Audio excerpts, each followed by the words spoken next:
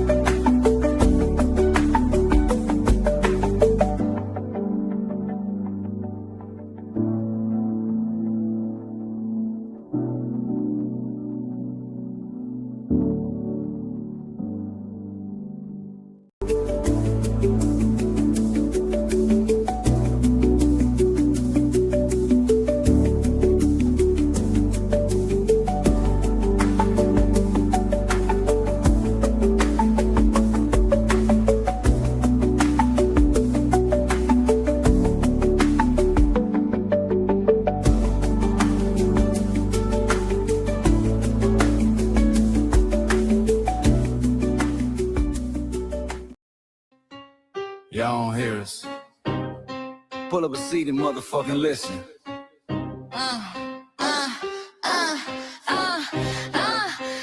Pull up a seat and motherfucking listen. Pack your bag, time to go home. Talking crazy on our soil where our blood and bones grown. This our grind, we outside on it. While y'all fools on the outside looking, y'all show no respect to Black America, so leave.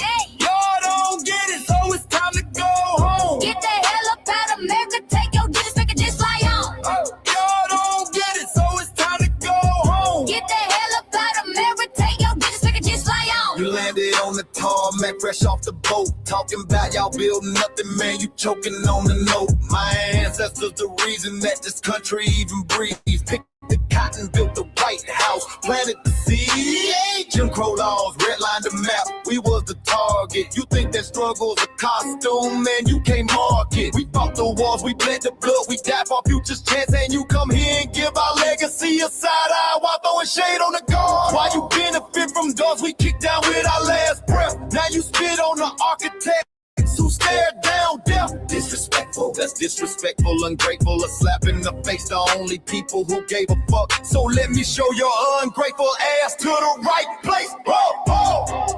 Pack your bags, time to go home. Talking crazy on our soil where our blood and bones grown. This our ground and we outside on it. While y'all fools on the outside looking, y'all show no respect to Black America, so leave. Y'all don't get it, so it's time to go home. Get the hell up out of America, take your digits, make it just fly on. Y'all don't get it, so it's time to go home. Get the hell up out of America, take your digits, make it just fly on. Passport, the visa, the privilege to be here. Cause my grandma did march for y'all, so disappear from our land.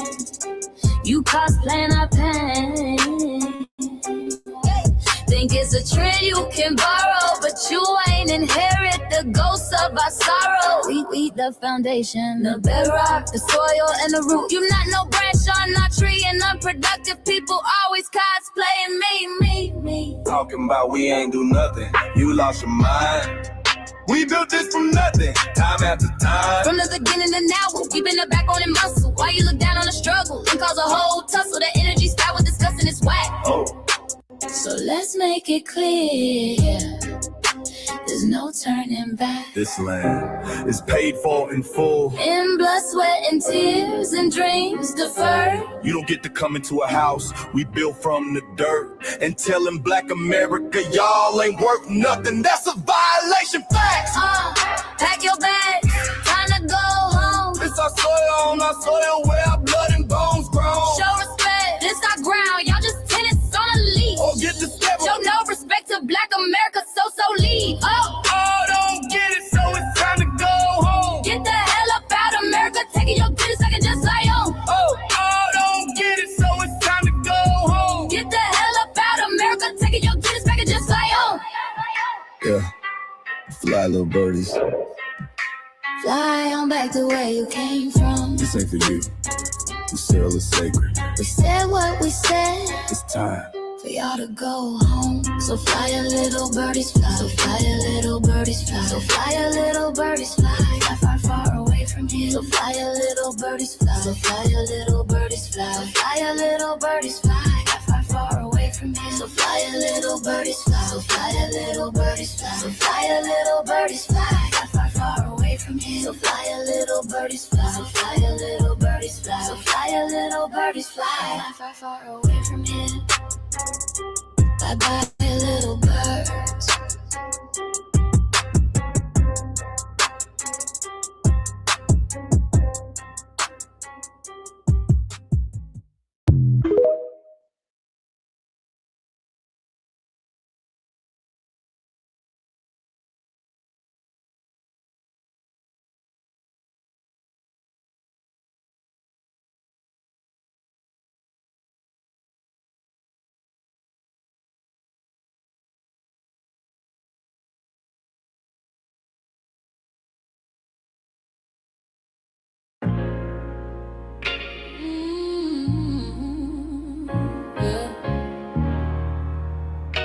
They thought we forgot, but we never forget. Yes. This one's for the rules. We built this land from dust and tears, 400 years, and we still here. They write new rules, but they don't see every freedom they got came off you and me. We planted seeds, they took the bloom. We lit the flame, they left the room. But we back now, no disguise. The spirit's woke, we realize all we want is what we earn. That sweat and blood, yeah, that table turn. You can't buy culture, can't fake that fight. This is our day, this is our right. We LBA. Say it loud, say it strong. We the heartbeat that's been here all along. Foundation of Black Americans, stand tall. We ain't begging for nothing, we built that all. Born from pain and grace, you can see the truth written in our face. We the soul, the sound, to fight the flame. Foundational Black Americans, say our name. They love our rhythm, but they dodge our blues. Use our voice when it fits their news. They take our sound, but not our scars. We the backbone, we the stars. Now the veil is gone, the mask is clear. We see the game, we know it's here. No more silence, no more lies. We lift that flag and watch it rise. Rise up. We the ones that made this nation breathe. Our flames to the power. Our roots are trees. We know worlds. It's rhythm and grace now, and now we reclaiming our rightful place. Can't copy courage, can't steal pain. You can't inherit soul by changing names. Our story ain't done, it's the revival. We guard the gate, it's about survival. We FBA, say it proud, say it loud. The world dances on what we vow. Foundational Black Americans, still we stand, still we fight, still we demand. Every block, every song, we've been right here all along. The soul of a people strong and free. Foundational Black Americans.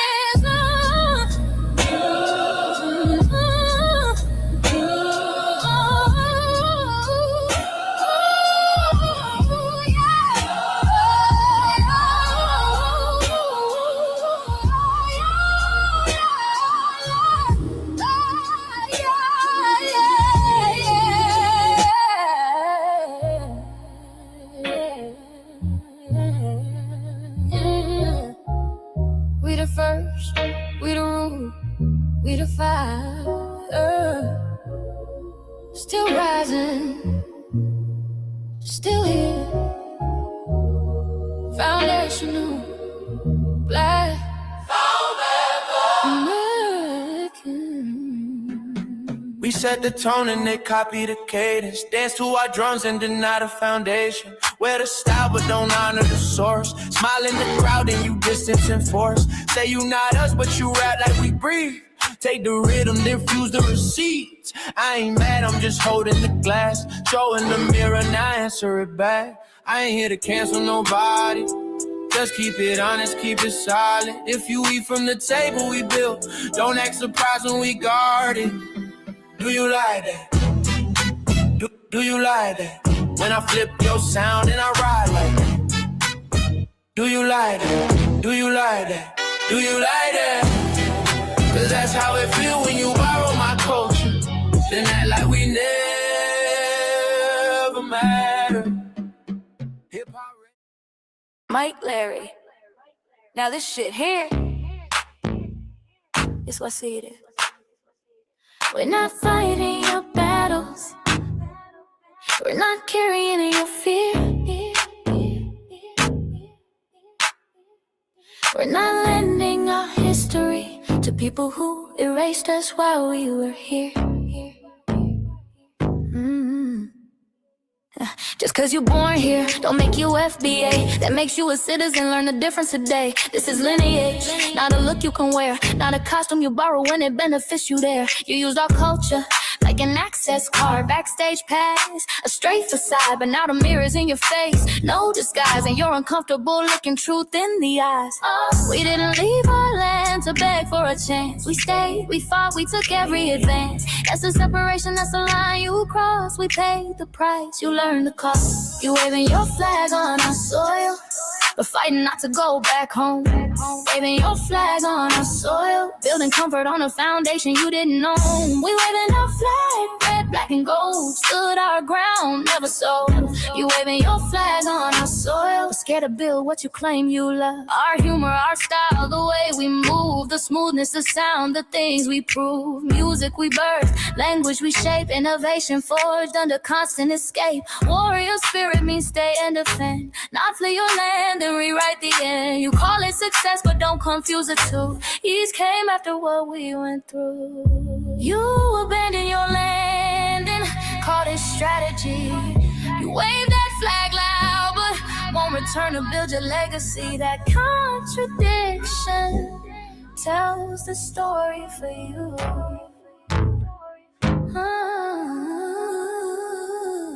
You waving your flag on our soil, we're fighting not to go back home. We waving ours where we were forged, every inch earned, every brick known. We can't be deported, and that truth changes everything. We can't be deported, and that truth changes everything. We know who we are, and now we see who you are too. Just because y'all born here doesn't make you FBA at all. It makes you an American citizen. It's biologically impossible to be us because it's a lineage, not some damn costume you can just put on to look cool. You immigrants and immigrant Americans has used our culture as an access card, a backstage pass to our culture. Now y'all have to look in the mirror. Our sense of humor, the aesthetics, mannerisms, the style of dress, the smoothness, the creativity, our genres of music, innovativeness, our slang, our warrior spirit by staying on our homeland and fighting and not fleeing to somebody else's land to beg for a better life and shit on the very people who fought to have us there. That's who we are. And we know who the hell y'all are waving your flag on our soil and fighting to make sure y'all don't go back.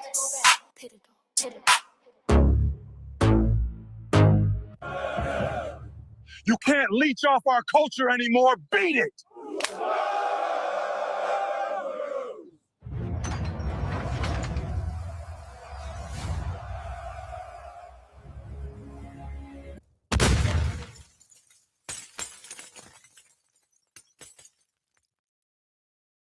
Mike Larry, man, you did it again.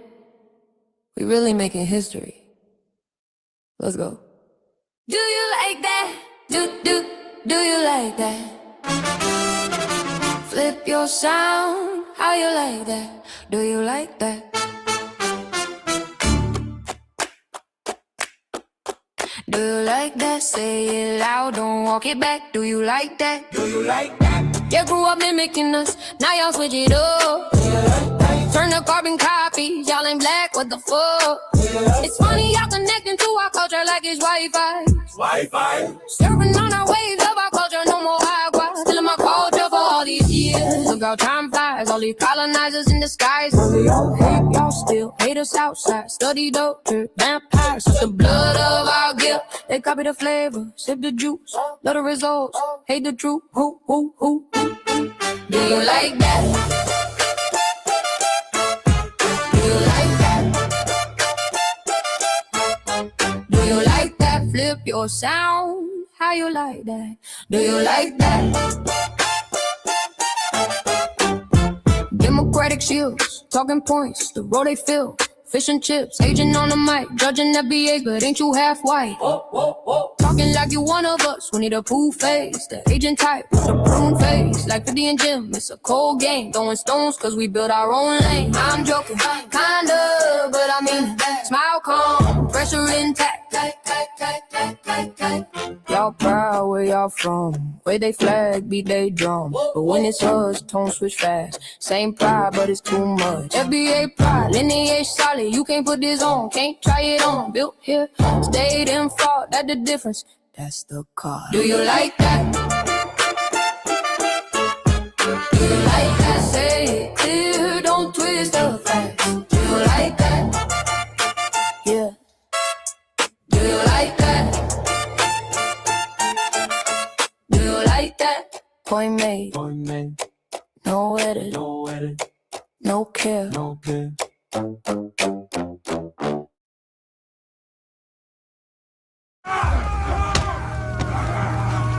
You know, erasing history is something that you have to do when it comes to conquest, domination, and destroying a people. If people knew who they were, what they were, and what they were capable of in the past, they will understand what they have a possibility or a likelihood of doing in the future. Foundation of Black Americans, we've always had a culture of resistance. We cultivated a culture of resistance on this land, and we've been resisting ever since we've encountered European domination. But nothing was really popping in Europe until the transatlantic slave trade, and that's where they amassed a lot of wealth. One thing that I think is unique about our culture as far as how we resist, how we fight back, is just the environment we were put in from day one. Being only 13% of the population, the white supremacists were very meticulous about keeping that population at a certain amount. There was never a period when we did not resist the encroachment of the white man. They have a natural behavior of authority no matter where they go. That's why they'll step up in front of us in the line at the store. We're not important, they don't even see us. We've never been able to excel. We've never been able to relax. We've never been able to just be, which means that existence is resistance. It must be something in our DNA, our historical background, to when something doesn't sit right with us, especially spiritually, in our souls and in our spirit, we just say no. We live resistance. You know, from the moment we're born, we're in resistance. And it's handed down generation to generation. And so I think that cultural resistance is actually in our DNA, in our epigenetics, and then it blossoms out into the culture. So there's almost nothing in America that we do, from song to dance to politics to the way we talk, the way we dress, having coded languages considered to be slang today. Everything about Black American culture is a form of resistance. Of course, they want to always downplay our contributions to the global tapestry because they continue to act like our number one export in this country is not Black innovation. Everyone understands that our resistance has been the cornerstone of what foundational Black Americans have always done. We are the life that breathes everything into this nation. The further back you go, the further Black you go. It's just simple like that, brother.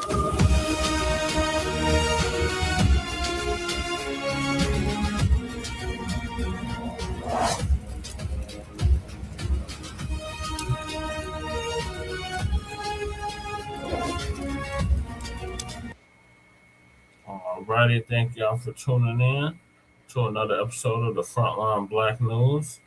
I'm your host, Tjay and Crewman, and I'm joined with my other host, Lady Tjay. She's sleeping in the background. And we got our West Coast correspondent, Shabaka Sankoria, Shabaka's Black Experience Enhanced, which we were just live for Shabaka's Black Experience Enhanced. Make sure y'all go check that out. And our cousin out of the STL, Black Joe, salute. Greetings. Incoming illegal migrant flood the city. And on this season 6, episode 20, part 3. Put the ponies in the barn. Yeah, damn it, Shabaka, keep them gators in the bottom of the hole of the shit where they belong. I already told them to leave town or change their name. What more can I do?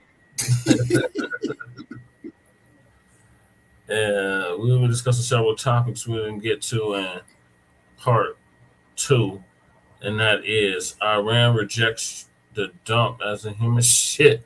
And we'll make that perfectly clear as ultimatum. Tensions escalate fast. Donald Trump says U.S. should take Iran's oil. Those are the 2 topics we didn't get to on Shabaka's Black Experience Enhanced, so I wrote them over here. Then we got Roly Poly Martin tries to shame and expose foundational Black Americans and instantly regrets it. Then response to 19 keys, foundational Black Americans are attacking Africans. FBA voters outraged after Democrat Rep. PRAMILLA JAYAPAL demands JAYAPAL. Oh, JAYAPAL. Okay. Yeah, JAYAPAL. Yeah, the hell with her. She's full of shit. Yeah, demands this for illegal immigrants. Reparations? Hell no. 50 Cent calls out Shreveport Councilman. He responds. Offset injured and shooting near casino. Little Tjay arrested. Joyless Reid in the sunken place. And once it's all broke. Dang. Police arrest Black renter teaching tenants their rights. And our unhoused neighbor news, our illegal migrant news, and our local Denver/Aurora news. And we are based out of East Denver, North Aurora, Colorado. We get the news from a frontline and Black first perspective. We are a part of the New Blacc Media and also the signal boosters of the New Blacc Media. We have been around for 6 seasons now and counting. And we have several platforms that are a part of the Frontline campaign. Frontline Black News being the first one, started back in 2020, 2021.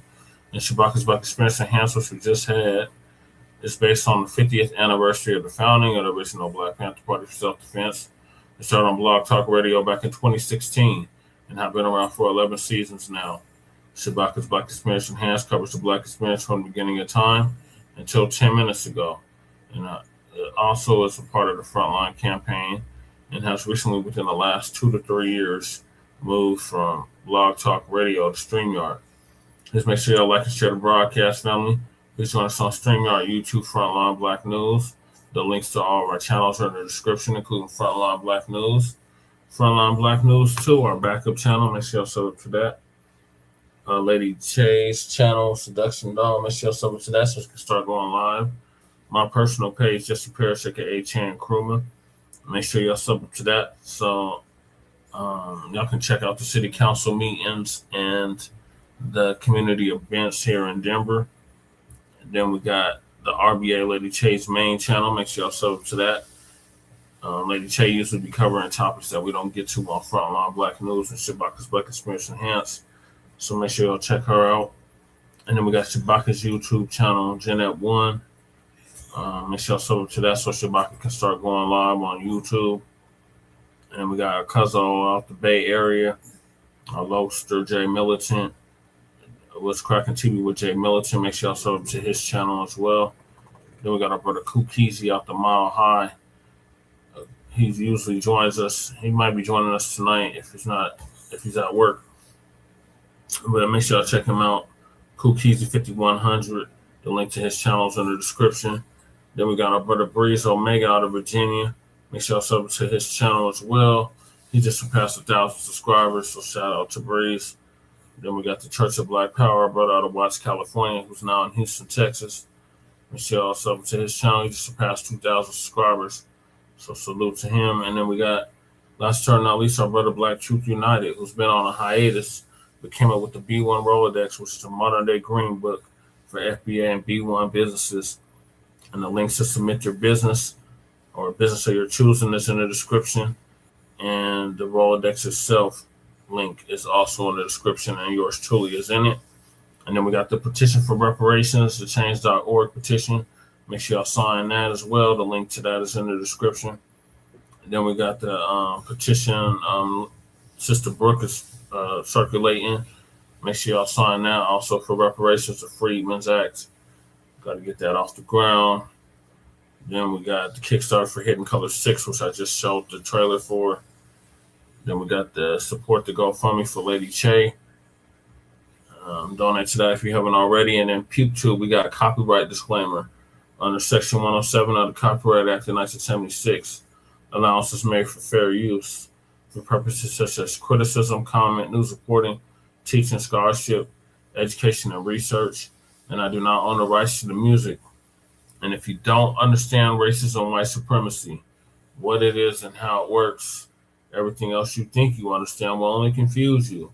In all 9 or 10 areas of human or people activity, and that is economics, education, entertainment, labor, law, politics, religion, sex, and war, and some say health and nutrition. In all 9 or 10 areas of human or people activity.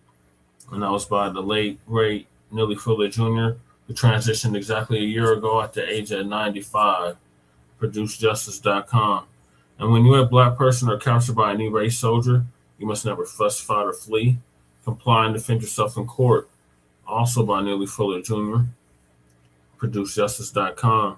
And last but certainly not least, we got racism, white supremacy as conscious and subconscious behavior to maintain white genetic survival, to prevent white genetic annihilation. And that's by the late, great Dr. Francis Chris Welston, a master teacher who transitioned exactly 10 years ago at the age of 80 and would have been 90 as of a couple of weeks ago. And the link to her ISIS papers, The Colors of the Code, or I think that's the full title, The Colors to the Code or Colors of the Code, is in the description. So those are the topics. Make sure y'all hit that like and subscribe button. All right, so the first topic is Iran rejects Trump's ultimatum. Tensions escalate fast. And greetings, Shabaka and Black Joe. Salute, salute. All right, let me share my screen so y'all can see this. So Lisa's gonna give us an update on that as well. Yeah, Abib. That's what they call us, Black Joe. They call us a bunch of damn Abibs, Jarirs, and Akatas. Yeah, I listed all of them, man. We ain't got no allies. Yeah, that left hook, right hand, left hook, double uppercut, put him on his back, lights out, toes pointing north. Mm-hmm. But you have to do that against the whole continent, Shabaka.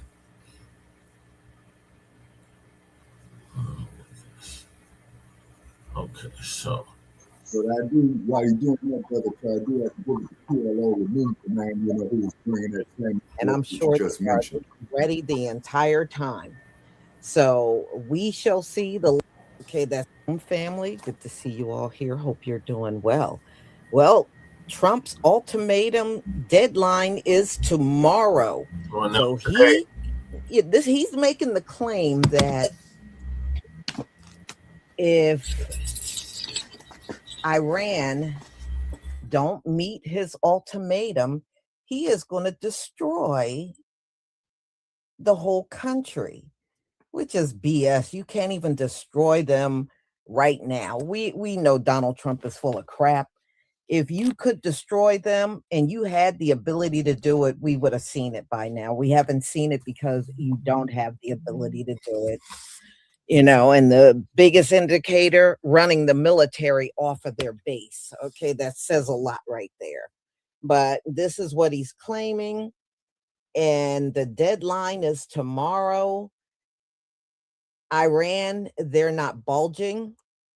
He made the ultimatum and they reject his ultimatum. And they said they are not concerned about it. And if he does try to do anything, they are ready.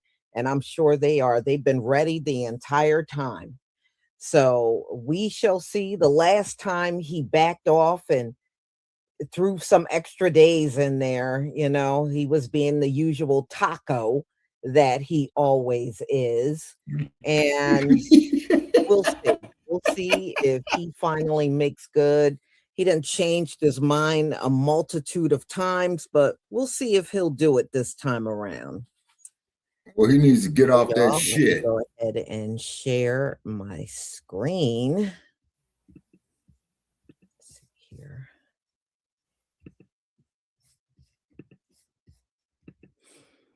Okay, please give me a 1 if you can see my screen.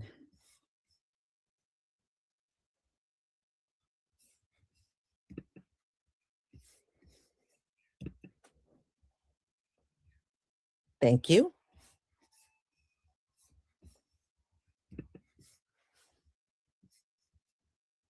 He rejected Donald Trump's ceasefire proposal. And now the world is asking one question. What happens next? Trump has issued a chilling warning, calling Tuesday a final deadline and declaring that for Iran, it could feel like a day from hell. He emphasized the strength of the American military and made it clear an attack is not just possible, it's inevitable. But Iran didn't stay silent. They presented 10 strict conditions for any ceasefire. First, they demand a permanent ceasefire, not a temporary 45-day pause. Second, they want the Strait of Hormuz turned into a secure, regulated passage. And most importantly, Iran insists that all damages caused must be paid by the United States and Israel. Now think about it. Would America ever agree to this? Highly unlikely. Which means, in reality, Iran has already rejected the deal. Meanwhile, global markets are reacting. Oil prices, which briefly dropped, are rising again after Trump's renewed warning. The clock is ticking and only hours remain before this deadline changes everything. As you know, President Trump has vowed to launch devastating strikes if the Strait of Hormuz is not reopened. What is Iran's official positions towards such threats, Iranians are not going to be swayed by such deadlines in defending their country. Such deadlines merely express the criminal intent of those who propose such deadlines. We will not allow the slightest threat to ourselves in defending our country. And our armed forces have shown how they will defend themselves against any aggression. It is up to the international community, the countries of the region, and all member states of the United Nations to stand against this trend, the trend of normalizing crime and lawlessness. Now, Iran, let's remember that Iran is not just defending the Iranian people. Iran is defending an order based on international law. For several days, Trump has threatened to commit war crimes against the Iranian people if the regime, who's unelected and that the people don't control, doesn't reopen the Strait of Hormuz. And we have this right here that came out recently, just a few hours ago. Apparently, they're trying desperately to reach the regime in order to negotiate a settlement. And they're basically saying, no, why would we? You just blew up our last negotiator. And then you have this, Trump saying he's moving the deadline that was supposed to be tomorrow morning super early to Tuesday. Threaten, back off, threaten, back off. It's dangerous. He's clearly unhinged. This is the worst negotiating style ever. Anytime you make a threat, you put yourself in a box. And if you don't carry it out, you look worse than if you never made the threat. Your deterrence is gone. Art of the deal. Massive defeat for Donald Trump, who just got exposed both by Iran and reporters in the U.S. after Donald Trump attempted another ceasefire with Iran. He wanted a 45-day ceasefire. Iran swiftly rejected said proposal, and they are not allowing Donald Trump to have an off-ramp in this war, despite how desperate the president is to try and get out of this mess that he's created himself. And now Donald Trump is claiming that he never even proposed a ceasefire and that the only one who will make a ceasefire is him. Well, it's Iran that has repeatedly rejected Donald Trump's plea for a stop in fighting. And why would Trump be begging for the fighting to stop? Well, the Strait of Hormuz is closed because Donald Trump started this war. And now Donald Trump is desperately begging Iran to open up this crucial oil passageway that Donald Trump himself forced to close because of this war. It's important to also consider that another reason this report about a 45-day ceasefire may have gotten published last night is so Trump can continue to manipulate the stock market, because Monday morning comes around, Trump says a ceasefire may be on the table, and now he's saying there's no ceasefire. So we'll find out what happens tomorrow, which Trump says is the deadline for Iran. We'll see if Trump blinks and Iran calls his bluff once again. For some analysis, joining sort of international relations at the London School of Economics. Great to have you here with us on TRT World. So the United States is asking Congress for hundreds of millions of dollars for this war. And obviously, Israeli parliament today approved its biggest ever, largest ever defense budget, over $40 billion. So money talks, Professor, does it not? I mean, from all indications, it seems that both Israel and the United States are preparing for a months-long operation, so-called operation, in the Middle East. Well, the Trump administration has asked for $200 billion from the Congress for the Iran war. More, so far, the United States has spent about $30 billion in the past 4 weeks. This is what we know, probably much more than that. But they're asking for $200 billion more. So what does this tell you? It tells you that the administration obviously has plans for a long war as opposed to ending the conflict soon.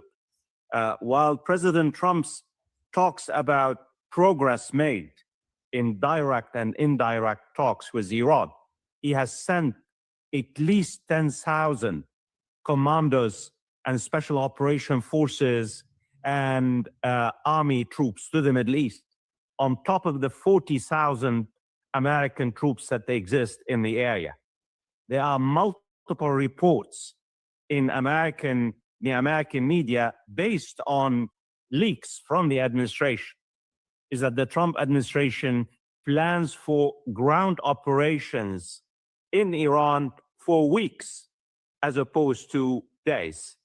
So my take on it, and the Iranians obviously know the game.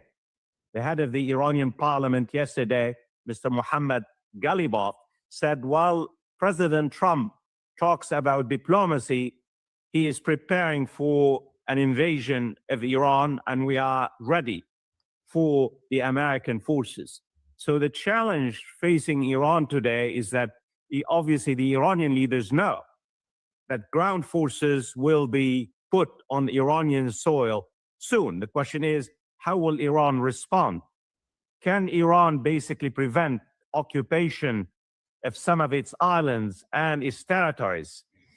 What kind of battles we will see in the next few days? But it seems to me, the final point, we are on an escalation ladder as opposed to de-escalation, as President Trump keeps sending conflicting and contradictory signals. I was going to ask you about that because just last night, President Donald Trump took to social media saying that the talks are going extremely well and a deal could be announced soon. And then a few hours ago, in fact, about 50 minutes ago, President Donald Trump posted again on a social media platform, Truth Social, saying that if Iran does not open the Strait of Hormuz, the U.S. is going to be attacking energy infrastructure, oil wells across Iran. So on the one hand, he adopts a de-escalatory tone, but within hours, his tone completely shifts. So no one really knows what's going on with President Trump. Well, even if you know, let's say we know, can you trust the president's words? Does he have any credibility?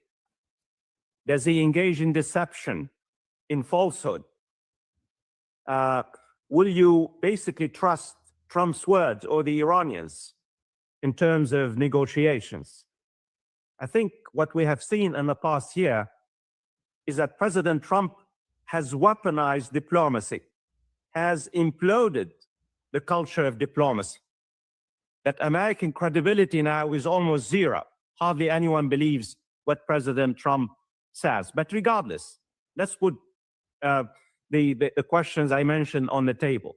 I think the divide between the American side and the Iranian side is so huge. And that's why, sadly and tragically, we might see more escalation or de-escalation. Because what the United States is asking Iran to do still is to surrender, to submit.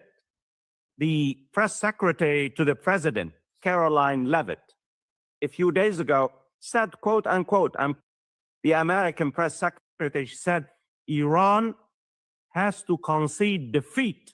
Imagine, she wants the Iranian leaders to come out and say, okay, we are defeated. What do you want, Mr. President?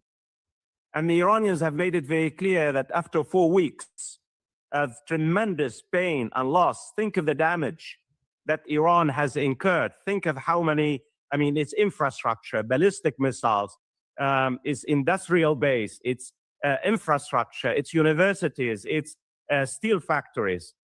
How do you expect, and of course, not to mention the top leaders, including the supreme leader, how do you expect Iran to surrender? So what Iran wants is basically guarantees that the Americans and the Israelis will not attack Iran again. I have a point I want to mention, put on the table. After the meeting in Pakistan yesterday, the foreign ministers of Turkey, of Egypt, Saudi Arabia, and Pakistan, the foreign minister of Pakistan flew to China today. My take on it is that the foreign ministers of the pivotal Middle Eastern states are trying to get Turkey to provide guarantees to Iran that if Iran accepts an endurable peace process or ceasefire, that neither the United States nor Israel will attack Iran. And that's why he went to China right away. So this could provide a glimmer of hope. Will China stand up? Will China provide guarantees to Iran? And I think the spoiler in all of this is Israel, Benjamin Netanyahu. Benjamin Netanyahu really is racing against time to destroy as much as possible of Iran's infrastructure and industrial base before a ceasefire, if and when a ceasefire is called in the US-Israeli war against Iran. Professor, let's try to think about the developments from Netanyahu's perspective for a second. If, let's assume for a second, if the war ends today, what would it mean for Netanyahu and his political future? I mean, it will be catastrophic for Netanyahu because Netanyahu has promised the Israeli public its regime change. Think of how many statements he has made. We are changing the face of history, that the Iranian regime would collapse like a house of glass, that somehow Israel could really somehow force Iran to submit to its wishes. So if the Iranian regime survives, Netanyahu is going to tell the Israeli public, okay, we've done a lot of distractions. Iran is no longer a threat. But of course, the Israeli public will realize that Netanyahu is playing games as he has been playing games for the last 3 years. I think it's a nightmare for Netanyahu. The worst case scenario for Netanyahu is a ceasefire now, because it really means that he will be exposed in the eyes of the Israeli public and Iran will remain standing. So, and that's why Netanyahu is really racing against time, ordering the Israeli military to do as much damage as possible, attacking everything, the infrastructure, steel factories, universities. I mean, literally trying to do as much destruction as possible before a ceasefire is called. President Trump is again threatening to destroy Iran's power plants and other infrastructure if Tehran does not reopen the Strait of Hormuz to shipping traffic. NPR's Dee Parvez reports the president is giving Iran until tomorrow night to comply. Iran is hitting back after President Trump posted an expletive-laden message on social media ordering Iran to reopen the Strait of Hormuz. If they don't comply, he vowed to destroy more of Iran's bridges and power plants. The official X account for Iran's permanent mission to the United Nations responded that Trump, quote, seeks to drag the region into an endless war. It added that his threat to target civilian infrastructure showed an intent to commit a war crime and urged immediate international intervention. Mehdi Tabatabai, Deputy for Communications and Information in Iranian President Masoud Pezeshkian's office, posted on X that President Trump had, quote, resorted to obscenities and nonsense out of sheer desperation and anger. He went on to use similarly insulting language, saying that the strait would open when Iran had been compensated for the cost of this war. Dee Parvez, NPR News, Vaughan, Turkey. I'm Corva Coleman, NPR News. For more of today's news, be sure to like and follow us or check out NPR News Now, wherever you get your podcasts. Ladies and gentlemen, it's very clear to me right now that Donald Trump is so desperate that he might actually surrender and give in to the Iranians. A source now quoted a US official working for the Trump administration said that they have given Iran several proposals in the recent days. So far, the Iranians haven't accepted them, but let me be very clear. If you are on the winning side, you don't give proposal, okay? If you're on the losing side, then you ask for mercy and give proposal and beg for options out. And the Iranians know they're now bargaining from a position of strength and they are not giving in. The Iranians are very clear. They want stopping of all attacks on them, stopping of all assassination, stopping of future attacks and assassinations, repatriations for all war damages, lifting of all sanctions, and stopping all wars against their allies in the region. It is very unthinkable that you can accept all of them. So the Iranians are holding back and say, you know, if you don't want, we keep on fighting. The Iranians have one nuclear weapon. They have the control over the Straits of Hormuz. Why is the control over the Straits of Hormuz so deadly? Well, the Straits of Hormuz, once choked, which what the Iranians are doing right now, will drive the oil prices higher, and oil prices now hitting over $110 and set to go even higher, and that will set world inflation. World inflation will eventually flow to Americans. The Americans will then get angry and vote the Republican out in the midterm elections. Inflation is creeping up now, and Trump do not have time. He cannot wait until November, then resolve this issue. Because once the inflation goes up, he will stays high and you will bite the voters all the way till November. So he's desperate and he wants a way out now. So it's my opinion that eventually he would have to surrender. Well, surrendering means giving in a lot of terms to the Iranians so that he will have a ceasefire and let the oil trade continue to flow in the Straits of Hormuz. This is a breaking news, so remember to hit subscribe as I bring you breaking and latest news that has implications to the financial market, the stock market. So I'll see you very quickly again. All right, you had to have messed up really badly to get a headline like this as the president of the United States. But the headline that we just got is that Iran rejected a temporary ceasefire deal from the United States. Of course, the United States has the military advantage. We even should have the economic advantage, but Iran has found a way to wage asymmetric warfare in such an efficient fashion against the Trump administration in particular. Prior administrations have avoided this exact scenario because we war gamed it out in the 2010s and 2015, 2016. We ran war games about what would happen if we started this kind of war with Iran, and many times it ended with the Strait of Hormuz being used as a tool to gain regional power. There are articles about this in the New York Times about the war games that were run. Apparently, Donald Trump didn't read that because his only briefings are repeated striking videos. But the headline that we got is breaking. Iran has rejected a temporary ceasefire proposal. Instead, it has formulated a response to the U.S. demands to end the war, according to Reuters. Iran's foreign ministry says they will announce their response to the U.S. 15-point plan when necessary. There was a headline the other day that said something like, Trump ready to wind down war, Iran ready to continue for 6 more months. Those two things, that juxtaposition side by side, shows the strategy. Trump is held liable by the American people.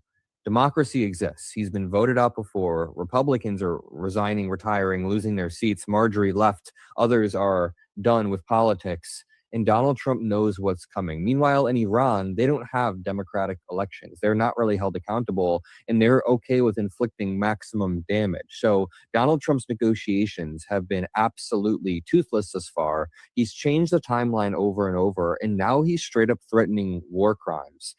He's not threatening military infrastructure. He's not threatening military bridges or military plants. No. He's just saying bridges, power plants, desalination plants. We will target the energy infrastructure of Iran, saying he's going to commit war crimes. The regime really doesn't give a shit if their people get hurt. That is a fundamental fact about Iran.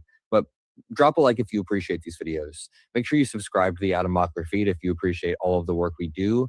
Genuinely, 2026 has been great because of you all. We've done a lot of great debates on CNN with other platforms. We've traveled around a lot and done panels, done meetings, and made sure we've done breaking news videos every day.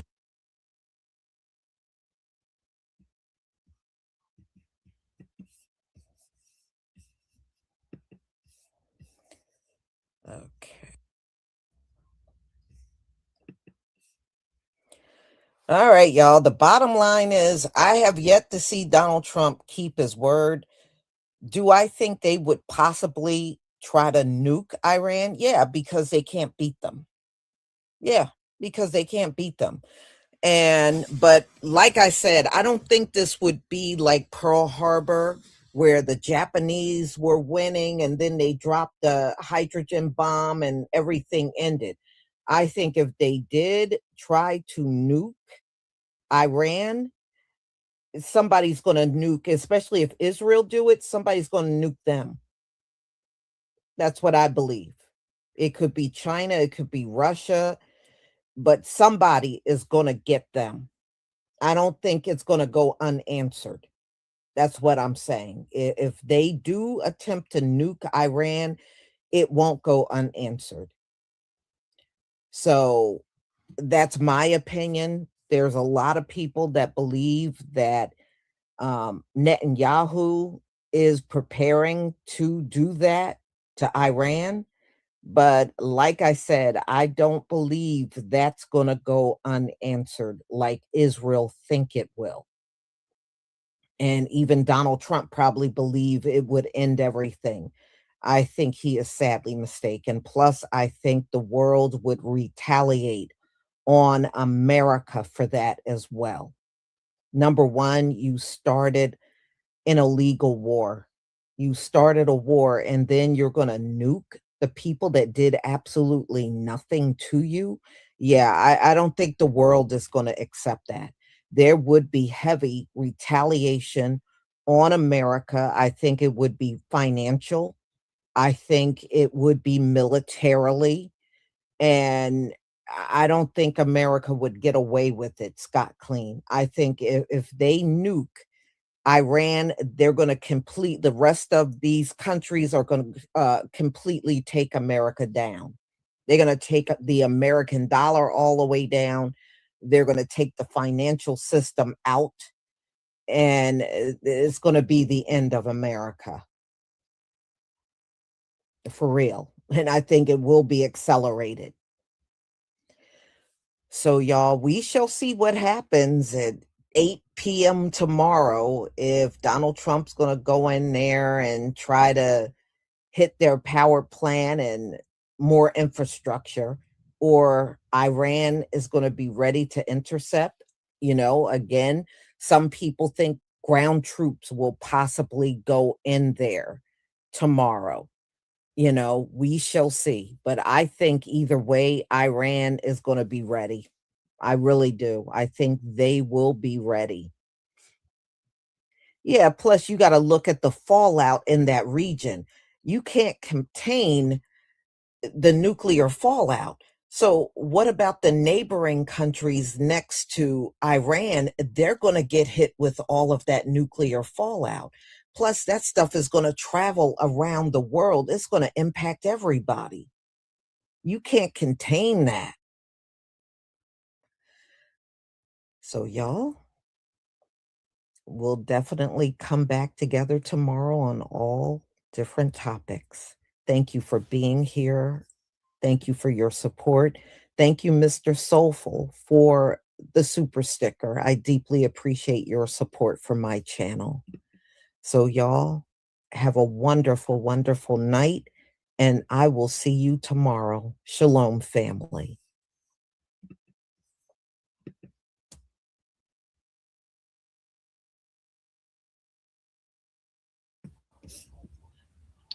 Shalom, family. Good to see everyone here. Hope you're doing well. Just another reminder, I have an everything botana sale going on where you can get it for 30% off. You can get it in the bottles, 4 ounce, 8 ounce, or the 4 ounce jars, 8 ounce jars.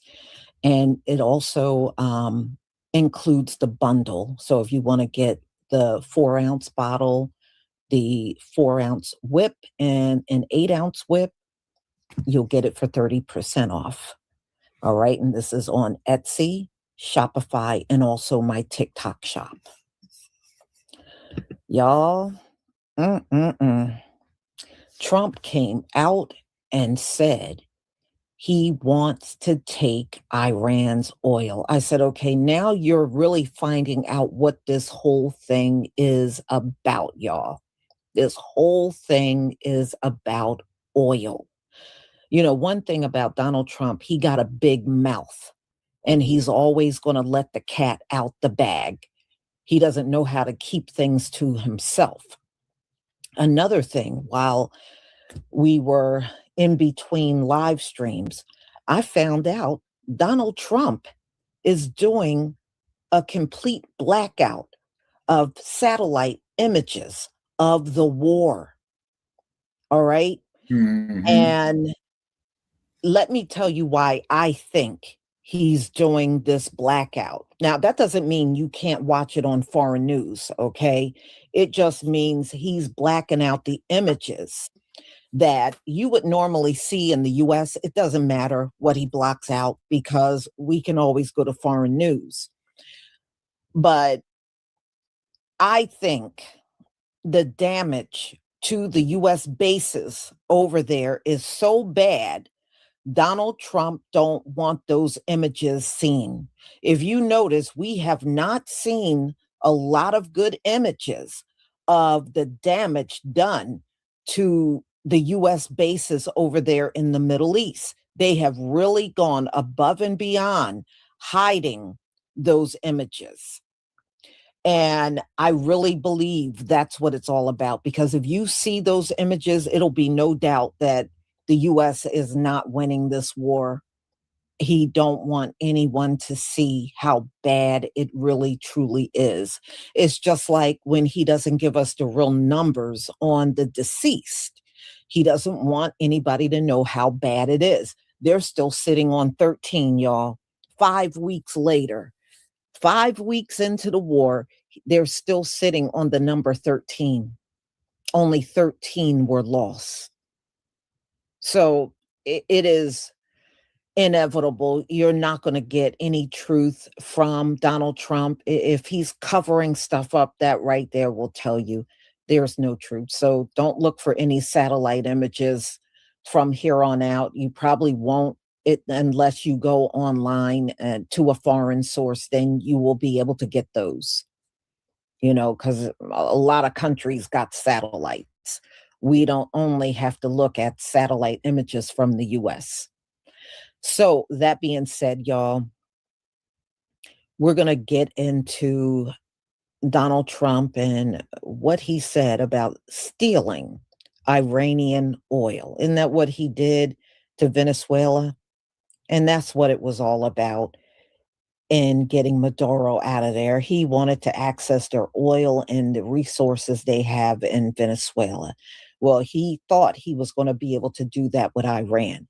They thought on that first day of bombing and taking out the Ayatollah, they were going to be able to go in and do whatever they want.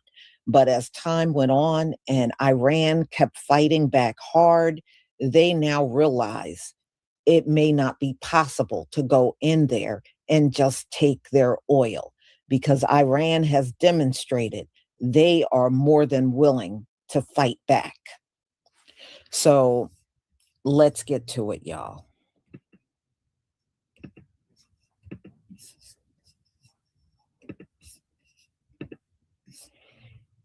Okay, please give me a 1 if you can see my screen. Now, you're going to see the first time Donald Trump spoke about Iran in an interview back in 1987. I want you to pay close attention to what he said and how that is applying to what he said just a few days ago. Thank you, everybody.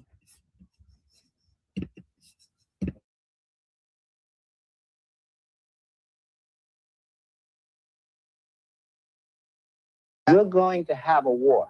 and it's going to start in the Middle East. Why couldn't we go in and take over some of their oil, which is along the sea?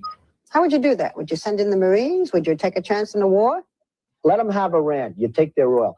That's what How? How? I mean, do we want a war? What do you mean go we in, take their oil? You go in. You're How gonna have do a we war, go Barbara. in? You're going to have a war by being weak. Okay, how do we go in? What do we do? Excuse me. Yeah. You're going to have a war, and it's going to start in the Middle East. What if the Soviet Union said, you do this to Iran, we're going to come in? I don't believe they'd do it. The next time Iran attacks this country, go in and grab one of their big oil installations. And I mean, grab it and keep it and get back your losses, because this country has lost plenty because of Iran. If I had my choice, what would I like to do? Take the oil, because it's there for the taking. There's not a thing they can do about it. Unfortunately, the American people would like to see us come home. If it were up to me, I'd take the oil, I'd keep the oil, and would make plenty of money. And I'd also take care of the people of Iran much better than they've been taken care of. It's been a horrible. Yeah, if it were up to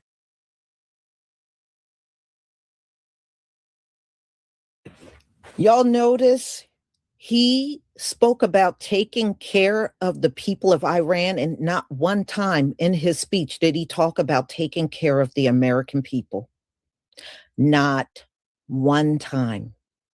But he did say take care, steal their oil, and take care of the Iranian people, but nothing about the American people. Let's go on.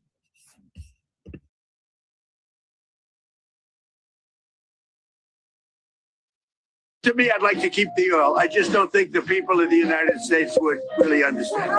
The Wall Street Journal this morning reporting the U.S. has struck 50 military targets on Karg Island in Iran. That is the strategic oil export site that could be the site of a ground invasion were the Americans to undertake such a mission. The Vice President, J.D. Vance, was asked about this while he was on a trip in Hungary and confirmed the strike this morning. My understanding, having talked to Pete and General Kane about this, is that we were going to strike some military targets on Karg Island. I believe we have done so. The president's deadline has been followed by us and everybody else, and he said very clearly, we're not going to strike energy and infrastructure targets until the Iranians either make a proposal that we can get behind or don't make a proposal, but he's given them until Tuesday at 8 o'clock. So I don't think the news in Karg Island it represents a change in strategy or represents any change from the President of the United States. What do you say to Americans who are not a fan of the war? They're foolish,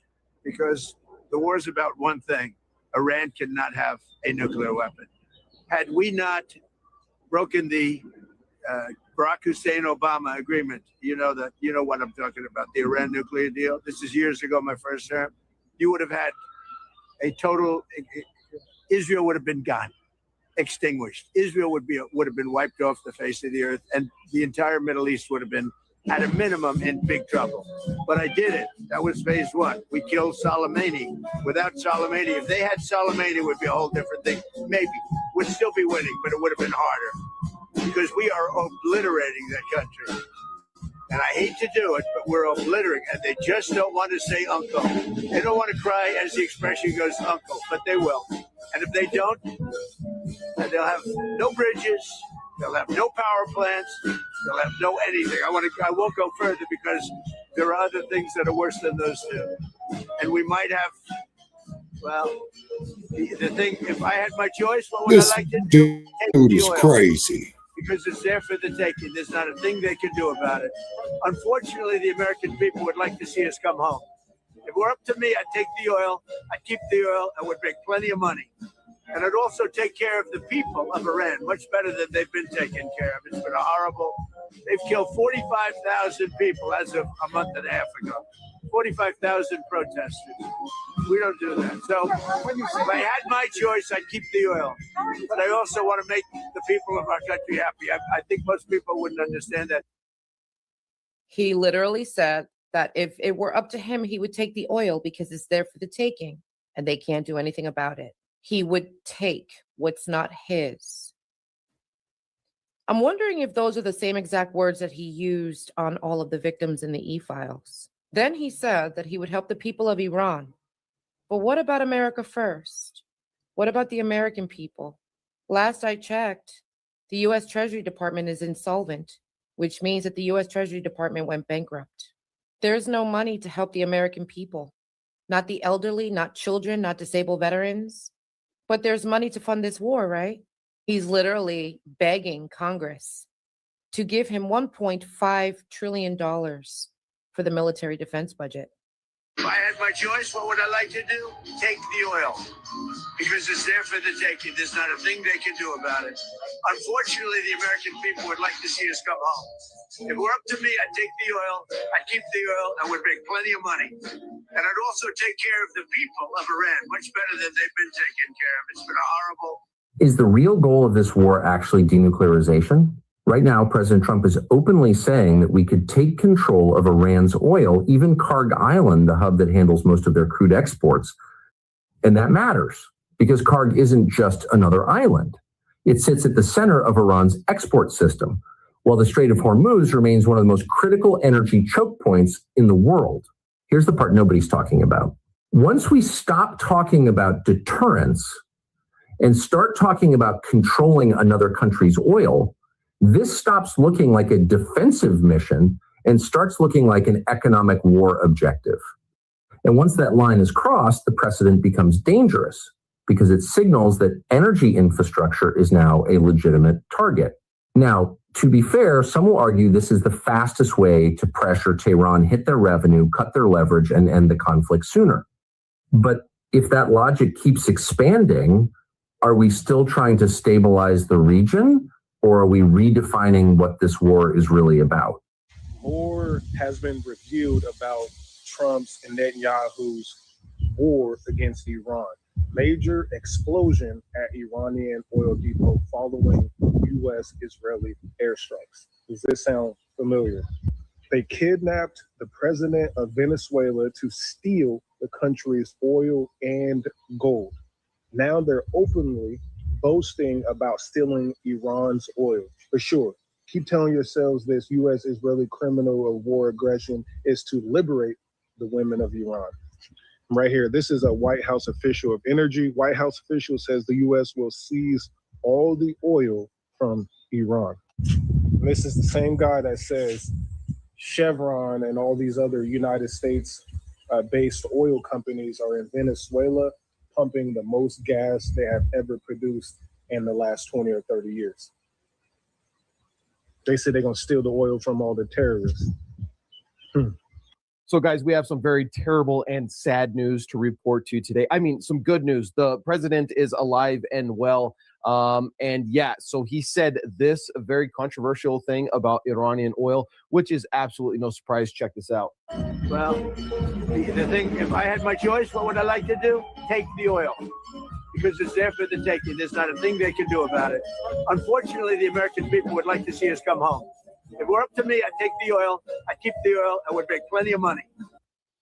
So Donald Trump being Donald Trump, you can tell that that's the real Donald Trump and not AI because he's talking about stealing stuff from people and making lots of money. So yeah, the reports were that Donald Trump was in the hospital. We still don't know if that was true or not. He may have actually had to go to the hospital for something, but it does appear as though he is now out of the hospital or didn't go to the hospital at all.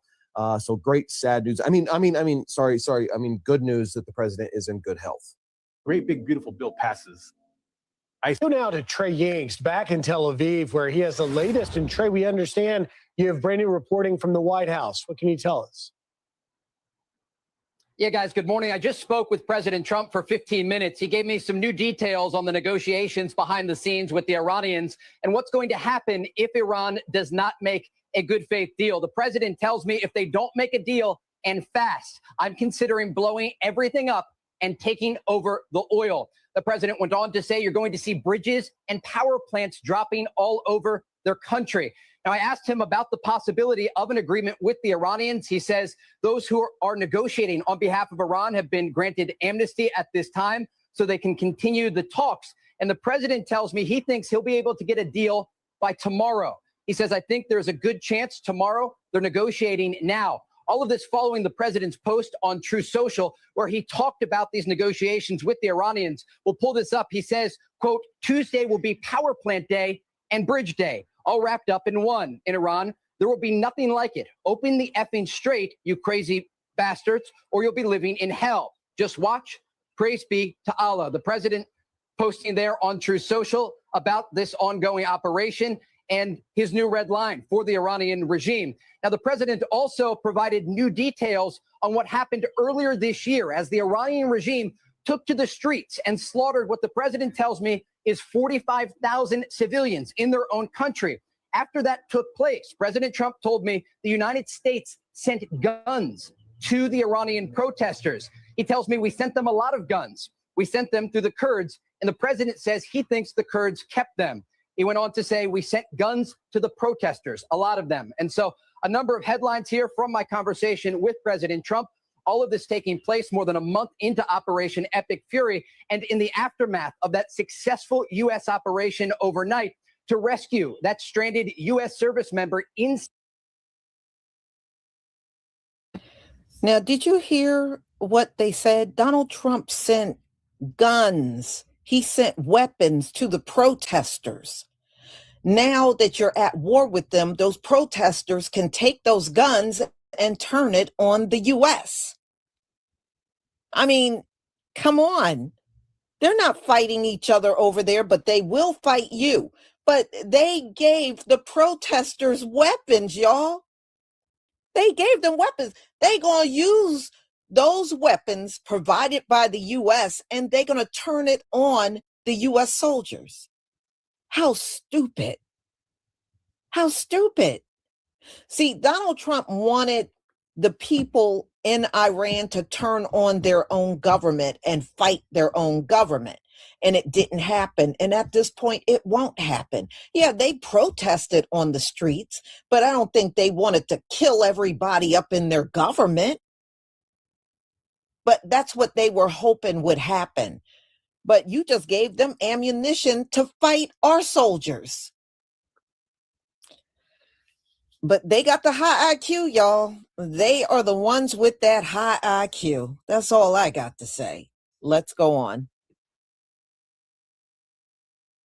Inside Iranian territory, the president himself ordering that operation after the CIA came on Saturday morning and confirmed that they located where this crew member of an F-15 that was shot down on Friday was located. Again, the president making that decision to send in hundreds of U.S. special forces deep into Iranian territory and successfully retrieving that U.S. service member.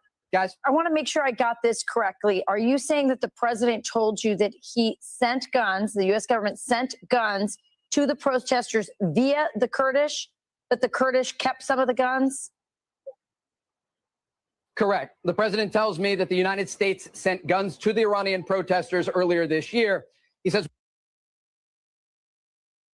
Right. So the Kurdish people kept some of the guns, but they did still give a lot of those guns to the Iranian people, y'all. They didn't keep all of the guns. So they kept some and they gave some to the Iranian people. So at the end of the day, you gave guns to people that now can turn those things on the U.S. soldiers, especially if you do a ground invasion. You not only got the Iranian military, now you got the civilians that are armed. That's all I'm saying. That's not bright. That's stupid. But let's go on.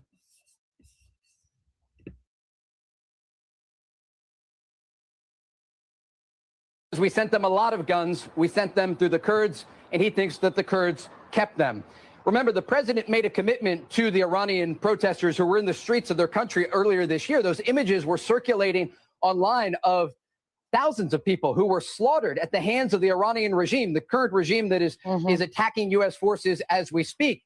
And the president made a commitment on True Social to those protesters, and he said help is on the way. And we are learning as a result of this call with President Trump that he attempted to send guns to these protesters in order to fight back and defend them.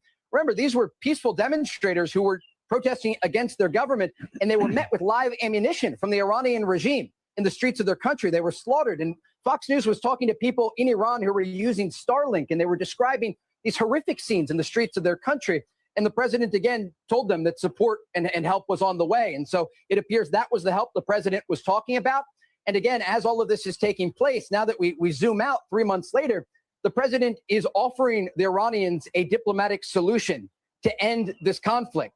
The same offer that he gave the Iranians before Operation Epic Fury began. Exactly. And remember, we know that at the negotiating table before this operation began, the opening position of the Iranian regime is that we have 460 kilograms of 60% enriched uranium, enough to make 11 nuclear bombs.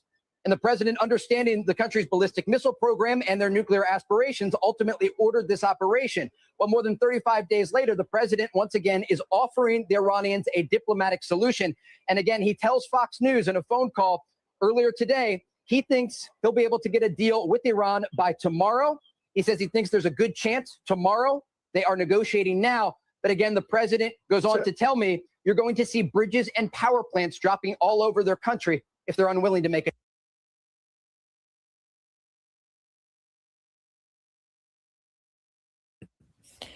All right, y'all. Well, I think if you would have left your generals in place, they would have told you not to do that. Don't drop any weapons anywhere in there, But this is the result of Pete Hegseth and Donald Trump making the military decisions. So this is what you get. All right. So the Kurds got some of the weapons. The Iranians got some of the weapons. And he wanted them to give them all. And so they would revolt and turn on their own government. And that never happened. It never happened. They may not have been happy with their government, but it didn't mean they wanted to unalive them. So, yes, it backfired. It backfired. But the thing is, nobody still knows whether Donald Trump is going to give the orders for the troops to go on ground. There's like 50,000 over there right now. And it could possibly be more, because over these last 5 weeks, they've been continuously sending more troops and sailors in that region. But see, they don't want generals with knowledge and know about warfare.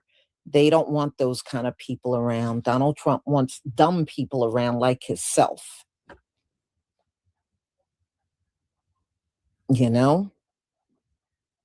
So y'all, I'm going to go ahead and conclude.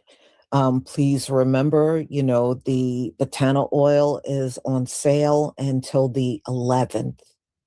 So take advantage and grab it up. I sure got a lot available, that's for sure. So I will see you soon.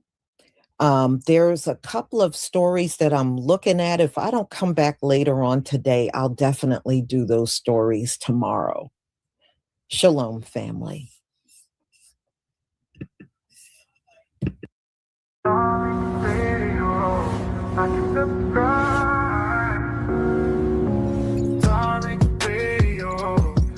Subscribe. Darling Radio, like and subscribe. Miss Tanjeez, hop on in, Tanjeez. Hey, what's going on, dude? Well, okay, what the hell, dude? Are you catfishing? I thought this was a... No, I ain't catfishing. I just came up for my wife. I want to ask a question. Oh, okay. That's your lady, dude? Yeah. All right. That's a nice looking sister on there. All right. Why are you using your wife's account? Because I don't get on this stuff, man. I don't get on all these panels and shit. Okay. All right. Yeah. Now, what's your name? I ain't about to call you Tanjeez. What's your name, brother? I'm John. John. Yeah. So what's on your mind, John? I just want to ask a question. Why you want to change the names now to Foundation Black America? Oh, okay. Because Jesse Jackson did it, Barack did it, and what's the reason for it now? So you think I went around changing the name? I'm not gonna say you did it, but if the world is talking about reparation right now, right? And don't you think if we get the name changed right now, we're going to miss out on a lot of money? Like what? Now, what do you think? Now, let's slow down. You say, why did I? What do you think I did? What do you think I did? Well, I ain't going to say you did it, but where did the name come from? Foundation Black America. I popularized it. Okay. Well, if you popularized it, what made you popularize it? I just said it because it made sense. But don't you think it's going to cause a problem right now? It's too late now. Everybody's using it. Well, don't you think that if the government going to pay black people out, they're not going to go by Foundation Black America. They're going to go by African American. No, they're not. I guarantee you. I guarantee you they're not, because anybody can be African American. The mayor of New York is African American and he's East Indian, sir. We ain't gonna let that happen. Barack Obama is African American. Why would we let immigrants get reparations owed to our ancestors? Well, they doing that anyway. They get everything. Don't you know everybody get everything before we do anyway? Right. So why would you want to keep a name that lets everybody eat off of us unjustly? Why would you want that? Okay, but don't you know in the courts right now, that name they gave us, African American, is in all the books. The Negroes used to be there, and they changed that to African Americans. So don't you think that it'll be a problem right now if those names would change when reparation come up? They're gonna say, who in the hell is Foundation Black Americans? That's exactly what we want them to say. Yeah, because that's who's supposed to get it. That's who's supposed to get it. Yeah. Who else is supposed to get reparations? As far as they're concerned, the African Americans are one that they enslaved and Jim Crow and went through the civil rights and all that kind of stuff. All right. So if they use African American, that's going to include people who just got here, who don't have a lineage here. Do you want them to get reparations too? No, I agree with that. But all right, I'm just saying, so we have to have language that's very specific, right? Yeah, but Foundation of Black Americans do not have the language when you come to the Congress and the Senate. They don't have that language. Yes, you do. Look, on my birth certificate, I got Negro. Right. So I know for a fact, if they gave out reparation to anybody, I'll be included. Okay. Because you would have to trace your lineage back to the foundation of the country, to the beginning of this country. Sure. That makes you by logic a foundational Black American. So what's your argument? My argument is, how old is that name? See, they gonna go by names. You just can't bring a name up and expect something to happen. That's what Jesse Jackson did. Jackson did the same thing to us back in the 70s or the 80s. Right, and they changed everything overnight. Right. But it also threw us out of everything. But hey, you all over the place. So you're saying you threw us out of everything, but now then you co-signing the word African American. So which one is it? Well, for me, I want us, you know. Hold on, brother. Where's your family from? I'm from Memphis, Tennessee. Okay. And that's where all that's the original everything in Memphis. Memphis, Tennessee, right? Yes. Okay. Yes. But how many generations? All of them. Where's your wife from? Where's your wife from?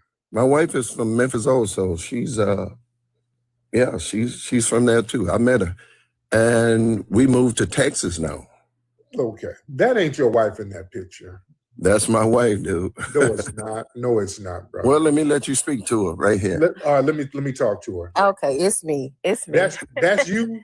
Yes, sir, it is. It is. With this Negro, that's you. You look at that. Wait a minute now. Don't call my husband no Negro. I'm trying to see what's happening. Where you from? Been married 30 years, sir. Really? Yeah, absolutely. Is that okay? Hold on now. That means that you're in your 50s. Yes, sir. Is that a filter? No, sir. That is a picture of me with no filter. Look here, Tariq. That ain't no filter. I'm right here with her every night. That's for real. Both of y'all get y'all asses on camera. Let me look at both of y'all. Let me see what both of y'all look like. I sound like y'all in there wearing dashikis and kufis and shit. The hell is he talking about? I want to see something ain't right. Lord. Man, talking about y'all in Memphis and Texas. They eat some barbecued bush meat or some shit. Where y'all from? No, we don't eat no damn bush meat. Hell no. Lord. No. No, but that's all. We just had a question about, because we hadn't heard about, the FBA, and I've been hearing it on TikTok. And I'm like, okay, so, what is this FBA? And so when I looked it up, I found out, I did a little research and I saw your name.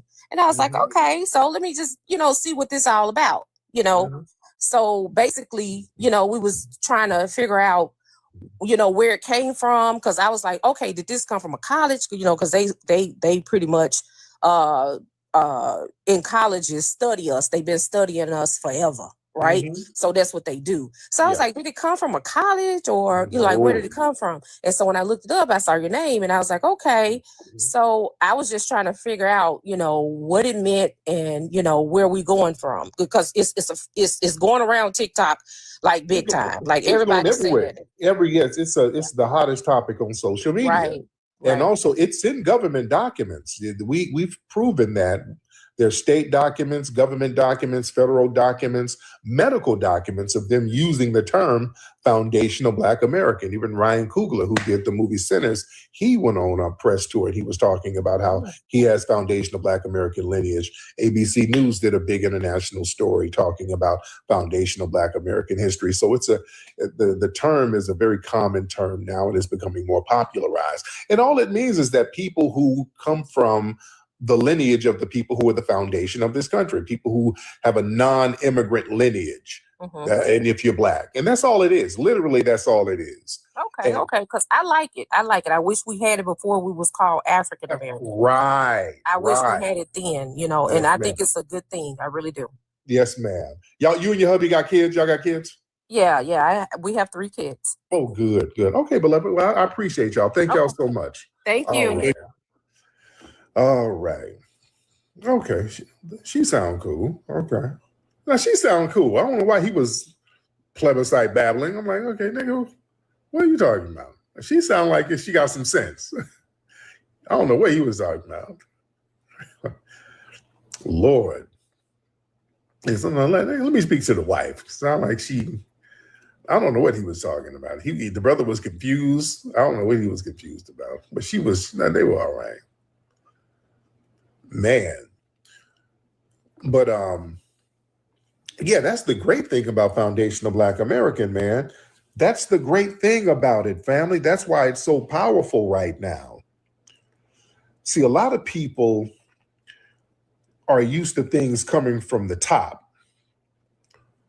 They're used to something coming out of a college, something coming out of a think tank. You see, and that scares a lot of non-FBAs, by the way.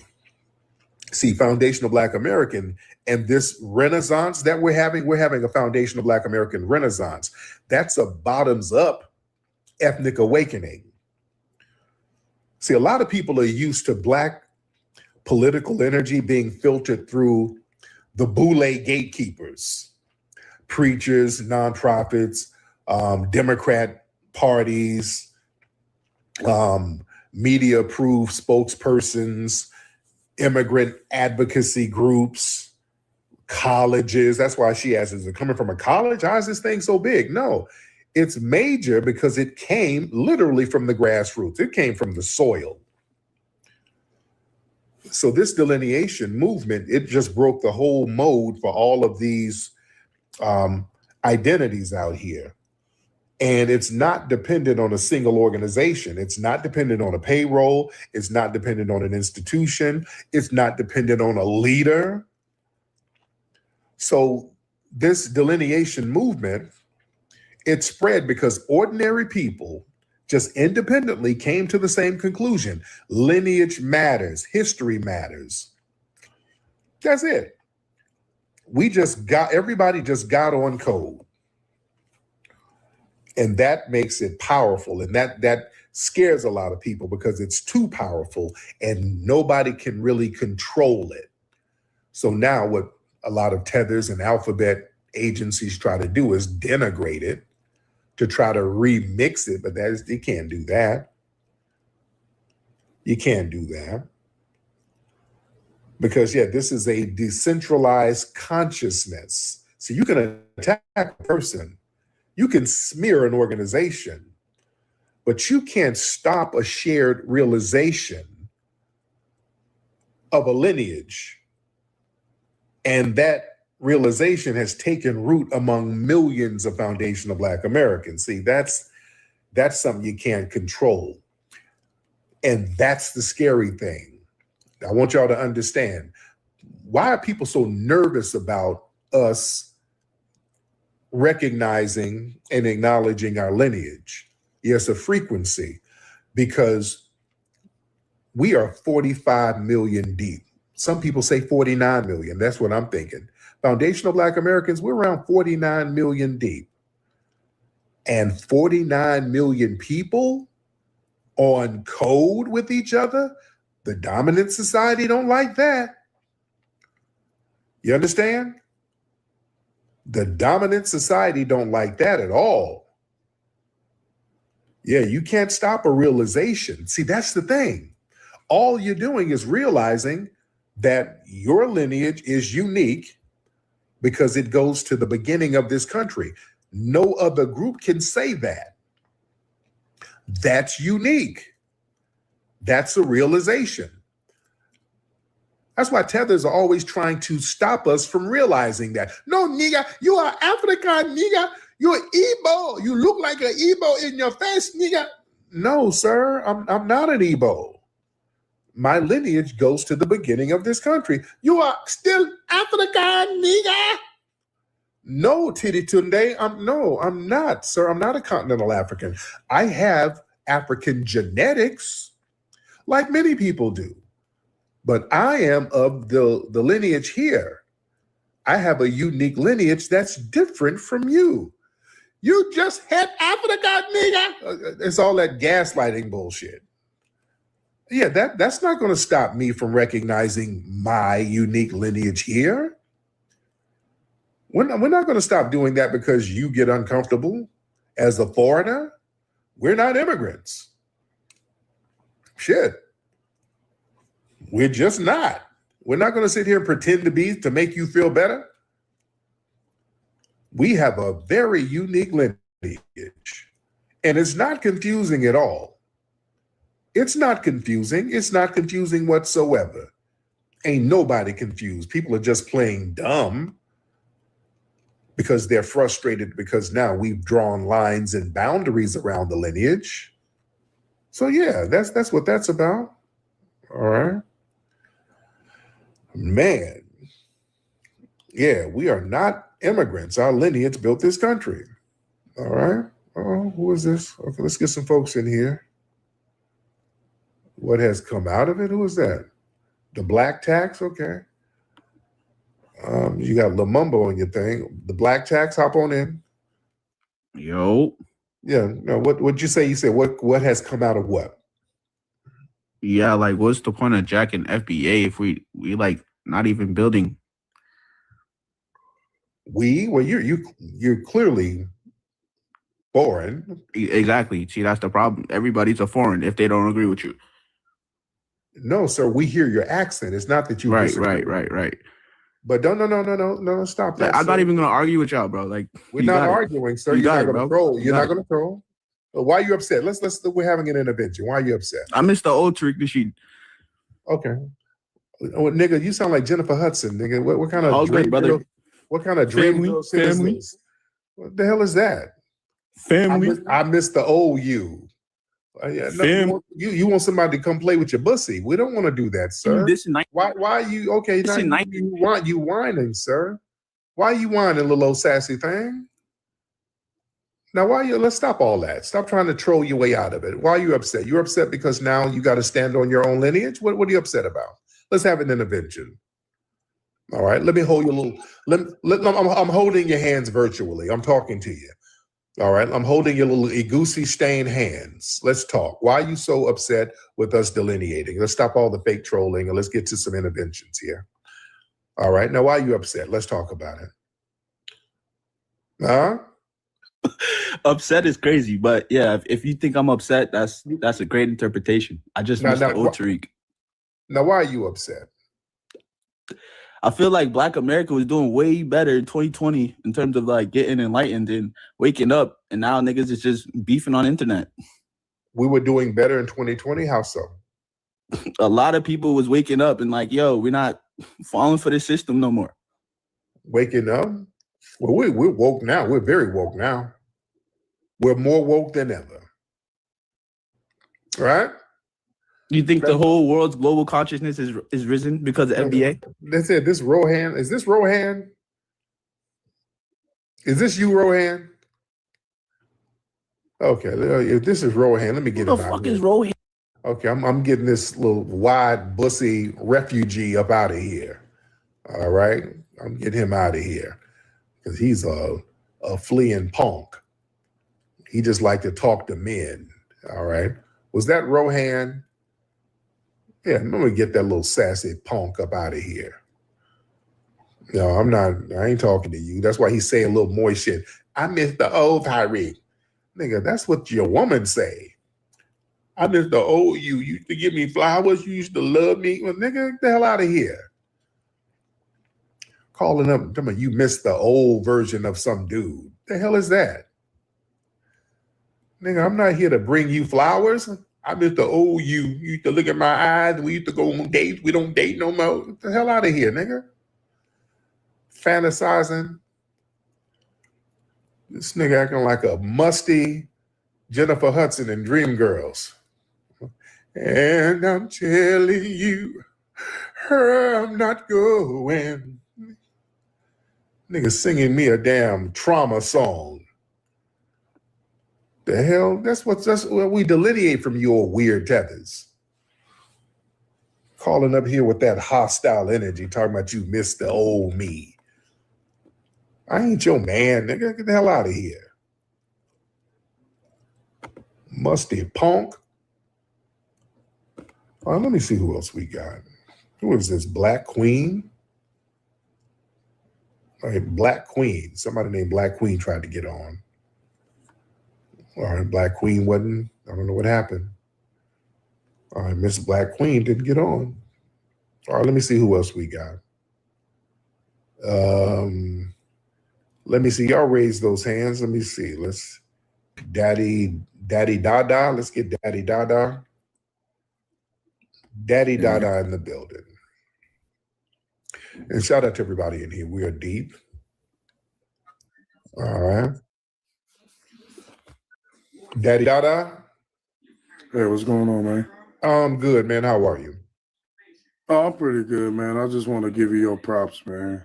Yes, You've sir. been putting it down for a long time, and we listen to you at my barbershop, and you know we like the work that you do, man. I just wanted to give you your props.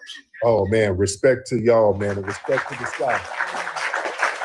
Shout out to the barbershop. Shout out to the barbershop out there. All right. Respect to those brothers. All right. Let's see who we got. Who is this? Tjay Realty. Hey, Tjay. Let me see who we got. What's up, Tjay Realty? Hey, Tariq, I'm glad to see you, catching up with you. I'm outside the country, but I'm Black American on both sides, chattel slavery. Yes, ma'am. I got on here for two reasons, because I know you spoke about it, but I don't think that we know the significance of the Ghanaian president, the resolution that was drafted between them, CARICOM, which is the Caribbean, and they went and got the sign off on the Congressional Black Caucus. And if you look at that resolution, it basically just calls us African. Yeah. It flatly calls us African, and they did that without our permission. That's why I understand the delineation and what you're doing, and I feel like we're not delineating formally.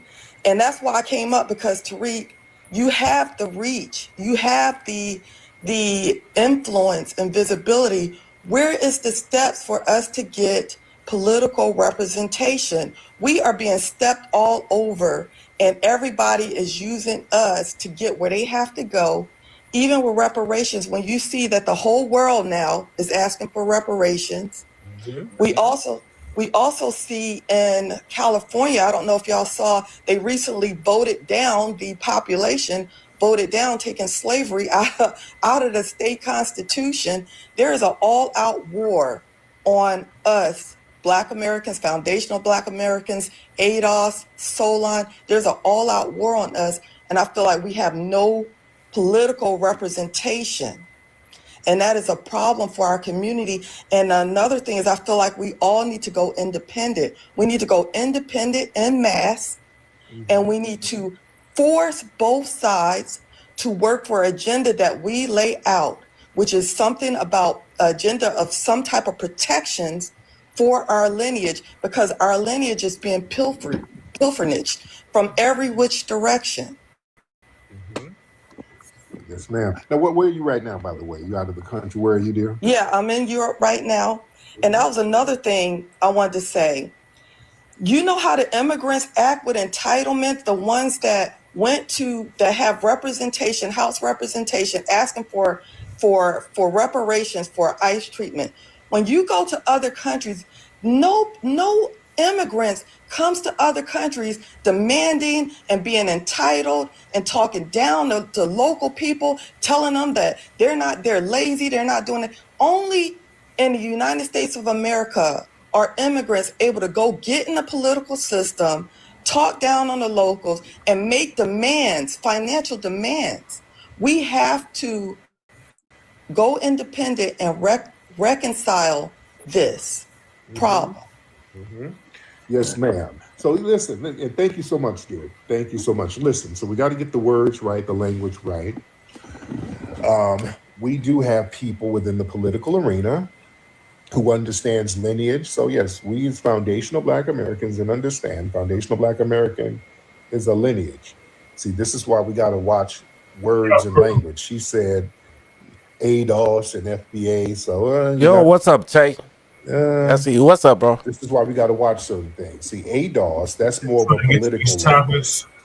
ADOS and foundational Black. No, that's how I know you fuck with me, because you sent me the email and sent me the link. FBA is lineage movement. It's lineage. Yeah. Like I probably talk some shit, but I didn't. You know what I'm saying? I didn't do nothing to make you not policy-driven political campaign. Right. Because you still sending me the emails to give me the links to up here, right? So I don't know what Shabaka was talking about yesterday. ADOS, I still rock with both of y'all. They have self-proclaimed leaders. All right? That's what kind of turned a lot of people off. My dad called me reprehensible, though, Jesse. There is no leader. No matter if people lie about me being a leader all the time, that's called lying. I guess I'm a leader. Never claimed to be a leader. I guess you're a leader. Mayor, Denver Mayor Tjay. Organization called Foundational Black Americans. If your dad's gonna call you reprehensible. Or an organization, they just made some shit up. There is no organization called Foundational Black American. There is no FBA movement neither. I'm not. Right. At all. There is no leader. Let's be very clear. My step pops told me I sound like Tyreek. I said, what? Because the code is the leader. Foundational Black American. My step pops downstairs telling me I sound like Tyreek. Grassroots collective consciousness. You Pan-African ass. FBA is a leaderless grassroots collective consciousness about lineage. The leaderless nature of it is very key, because foundational what is Black FBA, Jesse? You can't dismantle like pause it. Explain what FBA is. Or an organization, because it doesn't exist. I mean, this video's almost over, so let's finish the video. Okay, once the video done, please explain what FBA That's what makes it powerful. That's why ADOS fell off. Don't nobody use ADOS no more. ADOS completely fell off. ADOS was talking about policies, and basically they started acting as Democrat shills, and people got turned off by it. FBA, lineage only. And the Democrat shills try to say FBA is MAGA, and they try to make it a political group. You can't say I ain't vote for no damn MAGA. So who you talking about? Ain't no leader. I ain't getting no money from Trump. I ain't getting no money from nobody and don't want it. And I ain't MAGA and none of that shit. Now people just start lying to be lying, and like Cat Williams said, liars lie. Who knows why they lie? Liars lie. That's correct. See, ADOS, that was them trying to start a little political organization so they can get a little Democrat bag. And they switched up too, didn't they, Jesse? Black America, that's based on cultural power. They switched up from like FBA to, I'm a group now. So there is a difference. Yvette Carnell fucked that shit up. Yes, there is a difference. See, ADOS was very easy to disrupt because they had leaders. They're running around here talking about they're the leaders, and that made zero sense. It made absolutely no sense. When I would use the term, and here's the thing, did y'all know I popularized the term ADOS? Yeah, Tyreek did do that. That term. Tyreek did make ADOS popular. Until I started using it as a hashtag to describe. Shout out to you, Yvette Cardell. Shut up. Do you I would use it as a hashtag. Tyreek made your shit famous. Me and Tone would correspond. And he would use the hashtag ADOS. And I'm like, oh, that's cool. I can use that instead of typing out Native Black American, because that's what I would use.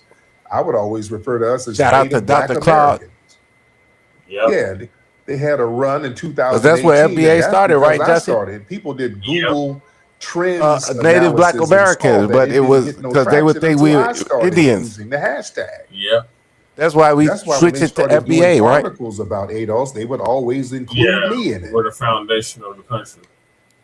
Because we didn't want to get they would always like include me in it, and they would always be with the white Indians or like black Indians. I would always You tell get people me? this ain't a group. When I say ADOS, American Descent, I'm talking about a lineage. I've always said lineage. And Strappy and all them, this is a group. We the leaders of everybody. White collar I'm not Strappy. with that. I have It doesn't white collar Strappy. I've never legitimized that damn group. No, you know, because she a lesbian. She wears a strap. I'm not with no damn That's group. what I just said, because she got a strap on. Yeah. So I would have to clear up a lot of confusion. I bet she because used it on tone. popularized that term for them. Then I would have to explain. I'm like, no. It's not. I don't want to be lineage. explaining It's not a group. That's where that group shit comes from. That group shit, that stigma of that group bullshit comes from them. Yeah, we're still wiping that. FBA is a off the group. lineage. Ain't that what they say? Yeah. FBA is a group. Like, I started using the term instead of Native Black American, foundational Black American, and that shit just stuck. That shit went heavy. Stuck. Yeah, it did. And it was clear. The messaging was clear. We FBA. It just caught on. You know? So we got to be very, very clear.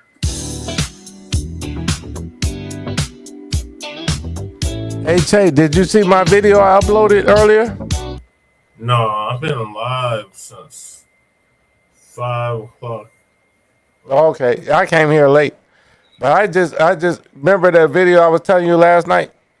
Yeah. I just finished uploading it. It's good. And then my boy Courtney, right? He's over there on Psychopathia. Uh-huh. You know Psycho, right?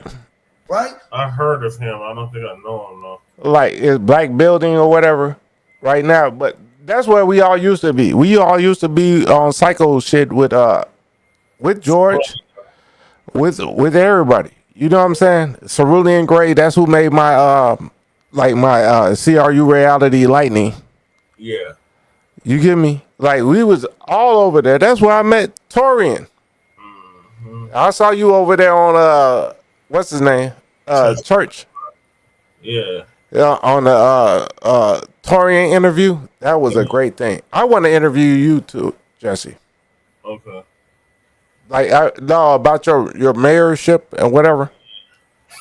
Yeah, we can get that all set up here in a couple of weeks. But let's see what George is talking about. We got Kahari in the building. Salute Kahari. We're at 303. And let me know if I'm talking too much, Tjay. Okay. So I'm here, but I ain't in my normal mode. Okay. You get me? So I ain't overdrunk. All right. So I'm here with you. So just let me know if I'm talking too much. Okay. Lady Tjay got a question. Go ahead, Lady Tjay. What is all this? What is all what? What the hell did you do to Lady Tjay where she can't talk no more, Jesse? She took pills. I don't agree with that. Yeah, I'm just fucking with you. I'm just fucking with you, Jesse. And what the Clintons was involved in. So many. So Roly Poly Martin is big mad. He tries to shame and expose foundational Black Americans and instantly regrets it. No, yeah, that's what I was wondering. Like, what is going on with this video? Sleepy pills. She took sleepy pills. Insomnia for like days. She has insomnia. I don't sleep for like 3 or 4 days at a time.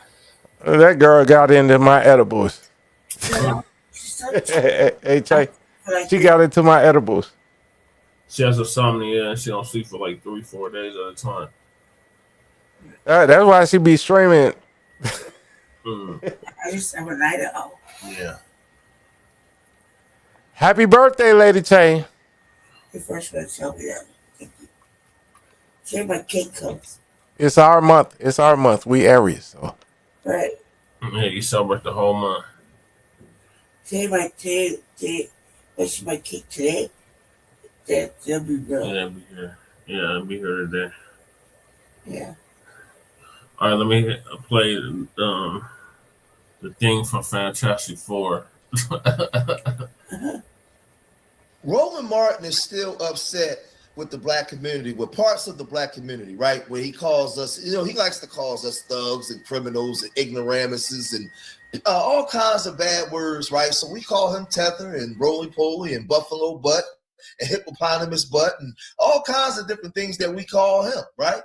Because he's always using his platform to disrespect us. Now, he's never invited anybody from any of these young people from the grassroots onto his show. And when he brought that young brother on the show a couple of years ago that opened up a school, he tried to really destroy his credibility, right? He disrespected him very bad, right? And we've been on his bumper ever since, right? So now with foundational Black Americans, we're questioning the Democratic Party. We're saying we're not rocking with that. But because we're questioning the Democratic Party, he's trying to make it seem like we're with the Republicans. We've never been with the Republicans. We know J.D. Vance is a racist. We don't care nothing about them. The issue is the Republican Party doesn't owe us nothing because we never was with them anyway. Our issues and vitriols with you Democrats, because you are the people we've been supporting since we was children. Our mamas took us down there and told us to support you guys. And we found out and we started seeing that you guys been sabotaging the whole time. You just as bad as the Republicans. You just act like you my friend. You act like you rolling with me, but you're not. You're the twin brother that when the Republicans was bullying us, you came out here and put your arm around me and act like you was my friend, but the whole time you had the knife in my back. You was never my friend. So now he's taking to social media and again he's going in on us, and we're gonna have to just break this stuff down. When I listen to so-called Black loving Black people, my dad is mad at me. Lots of smoke for Democrats, but they don't say nothing about this here. They don't say my nothing dad about sounds like Roland Martin. Markets and all of these little betting apps. My dad sounds like Roland Martin. Making millions and millions and accounts opening right before Trump makes an announcement. That's all. Y'all, last week, Trump pardoned 77 people who engaged in Medicare and Medicaid fraud. Straight ass fraud. But he still deporting your Haitian ass, Roland. One dude got arrested because he tried to extort somebody who owed him It's criminals running the country. I've been telling y'all thugs, gangsters wear suits. The Democrats was doing the same thing, right? When we look at the Clintons and what the Clintons was involved in, so many different allegations and scandals. Him and his wife. And that's the point. Hey, Tjay, that's what George talking about. Man, if you look at all of this shit, bro, it's crazy. Of course, he's not going to talk about that. You look at your own parents, crazy. Stop thinking that we're stupid. You get what I'm saying? We're not. You like what? Money for one of the pardons. So it amazes me when I listen to these people who sitting here, yeah, man, he buck dancing for the Democrats. When these people are doing what we said they were going to do, and pillage this country. What? Roland's not from this country. And had somebody in the comments say none of the people on this panel are from this country. So who are they talking about? Who are defending lineage? Let me explain something to y'all. The reason I can't. Now you say lineage. Now you say lineage. Oh, yeah, Did you hear that? He got Haitian descent. Well, that was my maternal, paternal grandfather's ancestors. So using y'all math, I got 4 grandparents, 2 on my daddy's side, 2 on my mama's side. So Don't defend yourself, bro. No. But none of his grandparents are from America. We gonna call it simple This math. stupid fuck We boy. gonna call it simple math. So if I got 4 grand. Why do he feel the need to have to explain it if we just ignoramus and dum-dums? Right. We just stupid. Why do he feel the need that he had to explain this to talk to us, right? Because he knows that we're gaining steam. He knows that there's a young generation that's disgruntled with the way that they're doing things. He knows this. He knows this. This is why he's speaking on us. Hey, did you know George is shorter than Lady Tjay though? One of them had ancestors that came from Haiti. That My means I bad. got 3 more. Shout That's out to George. 75%. You know George is like 5'1". Gonna act like that 75% don't exist. That's not stupid. George is shorter than Lady Tjay. But what I'm looking at But he right looked now, like a big nigga. we cover this stuff And I every wouldn't day. fuck with him. Ed Bloom, 'Cause right George will beat my ass. lawsuit against the Congressional Black Caucus Foundation saying That little short nigga will beat my ass. I ain't fucking with that Philly nigga. race based. They want to get rid of the money for the black folks. See, these little rich white kids, they can afford to come to DC and intern in somebody's office for free. These black kids can't do that. These black kids can't Roland work is for free stupid. in Nigga, the I live State in Olympia Department, Fields. Us in black kids can internship, do everything. in fellowship. What is he You gotta talking have about? money. These white folks going after that. He's just y'all need Nigga, we got money. I'm Olympia Fields. Flossmoor's right there. Homewood's right there. South suburbs of Chicago. Black niggas got money. What is Roland talking about? Last night on Ed Bloom and how he was taking money away, how they was responsible for taking money away. We covered this Ed Bloom thing. We covered this. Yeah, we've been covering Ed Bloom. What is he talking about? Hey, and Tjay, you know I was eating that hot chicken, that Dave's hot chicken the other day. Yeah, hold on for a second. I'm still eating it, but I got some White Castles today too. Like, what is Roland Martin talking about? And the front, and We've got money. We have money. We, you Rest of know the what I'm Black saying? Caucus Foundation of discrimination. Now he said that we wasn't covering this, right? Which is a lie, because he know that we're on it. The issue is we're not doing it the way he wants it being done. We're doing it all way lineage based for us, not for POC. Right. That's what he has a problem with. Oh my God, he said support the Democrats. And these people are attacking every facet of Black America every single day. Hey, if you pause it for a second, Tjay. You know why? It ain't no shock all of a sudden. Y'all start opening y'all mouths. It ain't no shock. I was just talking to my step pops. Remember, like, all right, you didn't see my video, but I told Dave Anderson, like, my step pops, his mentor was Hockey Matabuti, Don Lee. Yeah. Yes. You hear me? And it's like, what? Yeah. We're still here. We are still here. We are still, you know, we're still Black Americans. Like, I'm not African. Right. He's just cheddar babbling. Yeah, my bad though, Tjay. I just wanted to tell you that. But one of his boule called him out. So. Oh, Roland Boulay called him out Yep. on this stream.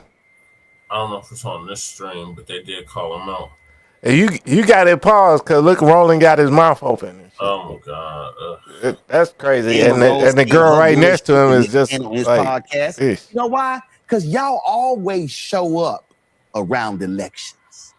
See, I find it real interesting We how a always whole around bunch of elections, nigga. We are always around. What are you talking about? We are around when it's an off election. What the hell is this? Right. It's not even election season. You still running for mayor right now. It is election season, but he talking about. But no, you was still running for mayor, whether it's election season or not. Right. I still support Jesse for mayor. We still support Marcel for Congress. Right. Like on season or off season. You about to lay back You're down? running for mayor now. No, I haven't filed. No. You're running for mayor. Which one are you running for? I got. Hey, Lady Tjay. Hey, Lady Tjay. Does Roland Martin turn you on? I can run for mayor. I can run for city council. Hey, do all of it, Jesse. Hell, since one day. Hey, but Lady Tjay, does Roland Martin turn you on at all anyway? She said, "Nigga, no." He said he's too fat. He ain't got no neck. He's just No motion. Yeah, he can't eat your cook. I'm sorry. I'll just be like, there's no way that Roland Martin turns anybody on. And I know, girl. You get me? I always talk shit like that. I'm a lady. Yeah, now you don't set Lady Tjay off. Now she gonna go. I know ladies. I'm sorry, Lady Tjay. Not girls, ladies. And I'm sorry, Tjay. I'm talking to your girl, my sister. She's my sister, but not. Yeah. No, to say is it Jesse? Yeah, But Roland Martin is not attractive to you, is he at all? talking about something else. Oh, we got the convention this Saturday, so I can get nominated for that. No. Yes. What are you talking about? I'm talking about the Unity Party. You're not ready. Oh, let's go. Hey, send me that shit, Jesse. I'll fuck around and come out there. I'll fuck around and get some money and come out there. You're not ready. Okay. You get me? Man, I support you, Jesse. We're ready. All right, thanks, crew. All right, I'm gonna go back to the video. these Simple Simon Negroes were real quiet last year. He's Simple Simon. They were real quiet when Doge was destroying. How was we real quiet last year when we was the one telling everybody we sitting on the couch? When Kamala was running, we was all going against Kamala to the point where even Janet Jackson says something. He's such a fraud and a liar. And we was so quiet. Why you speaking on us now? You can't talk about it. Right? Why you speaking on us now? Yes. You know we wasn't quiet. You know we was out there. Millions of dollars of contracts. They were real silent when they were getting rid of grants for black health and sickle cell. Oh, I thought y'all was super black. Oh, they were slack. Why was they getting rid of grants and all those different things for sickle cell, Roland? Why was they getting rid of grants, Roland? Tell us why, Roland. Tell us why they was getting rid of the grants. We'll tell you why. We'll tell you why. In climate change policies, key targets include get to the Roland Martin part. So reducing federal has moved to eliminate or cut several programs favored by Democrats, focusing on reducing federal spending, dismantling diversity, equity, and inclusion initiatives, and reversing climate change policies. Key targets include Department of Education, federal support for renewable energy, right? So key programs and sector targeted for cuts or elimination. Proposing he said that we wasn't paying attention to nothing. And why now they're cutting these things because of NGOs. Now why I want y'all to pay attention because this is important. George is saying the same thing that we've been saying, right? I talk to my dad. My dad thinks I'm dumb. My step pops thinks I'm dumb. Ghana soul slave. Like we don't talk about this shit all day. Social and community programs. You get me? Like they of low income home energy they come. program. I'm sorry. Hey, Jesse, would you pause it for a second, real quick? So, no, like I talked to my daddy, my stepdad, right? Yeah. And then they come in with the same tether arguments that we've already defeated. Right. Like a year 2 years ago. Like how are you coming with this argument? And then they'll tell me, well, don't let me finish. I'm like, I know where you're finna finish. And it's been defeated. Right. Like, stop talking to me like this. We already know Ghanaians sold Ghanaians. You know what I'm saying? Africans sold Africans. We already know that American Indians were sold as slaves here in America and sent to Africa. Like, why do we have to discuss this again? Like, we've already, like, my step pops is entire Pan-African. You know Ron, FBA Ron. Yes. And he'd be talking about like, oh man, all these Pan-Africans, why they got all these books behind them? Oh, go read the book. Go read the book. I read all the books. Yeah. And you're still a liar. Right. I still debunked you. He's like, what the hell? They got to update the information. They set in their ways. They're set in a time that And- no longer exists. And that's what I say, Jesse, because they got their books, right? Their books are set, right? The books don't update. Right. Internet updates. Right. Our Grok AI, you know what I'm saying? Like we can update that shit with the AI. We can, Jesse. We do so much research. Mm-hmm. You know what I'm saying? Like I could do more research between the time I get off this stream with you, and then you stream tomorrow. Nigga, we'll do so much research more than a college student back in the 70s. Right. You know what I'm saying? Like you know how we can go do the AI and like pay $30 a month for you know what I'm saying? Yeah. The ancestry.com or whatever. Right. We can do that. We can do that with $50 and get a whole college degree. And I know more than you, daddy. Yeah, they don't like that. All right, let me get back to the video, crew.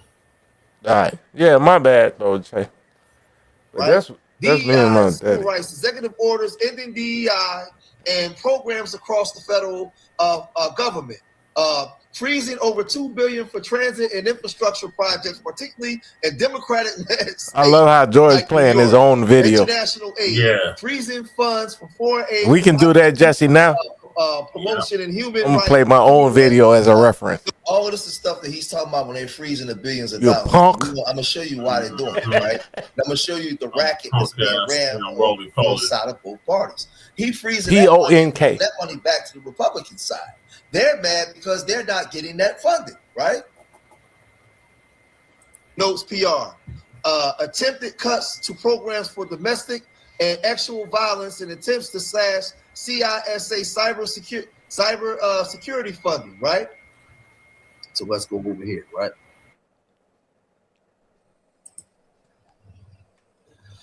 The Trump administration has initiated significant cuts to numerous programs funded by the USAID, America Corps, and other agencies targeting nonprofits. Why he scratching his ear at the same time? Organizations, NGOs, linked to initiatives like climate change, right? So George a fool. He scratched his ear at the same time he was.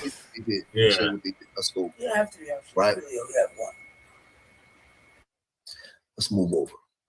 NGOs, non-governmental organizations, often benefit from the Democratic Party through substantial specialized grant funding, legislative policies alignment, and inclusion in policy formulation.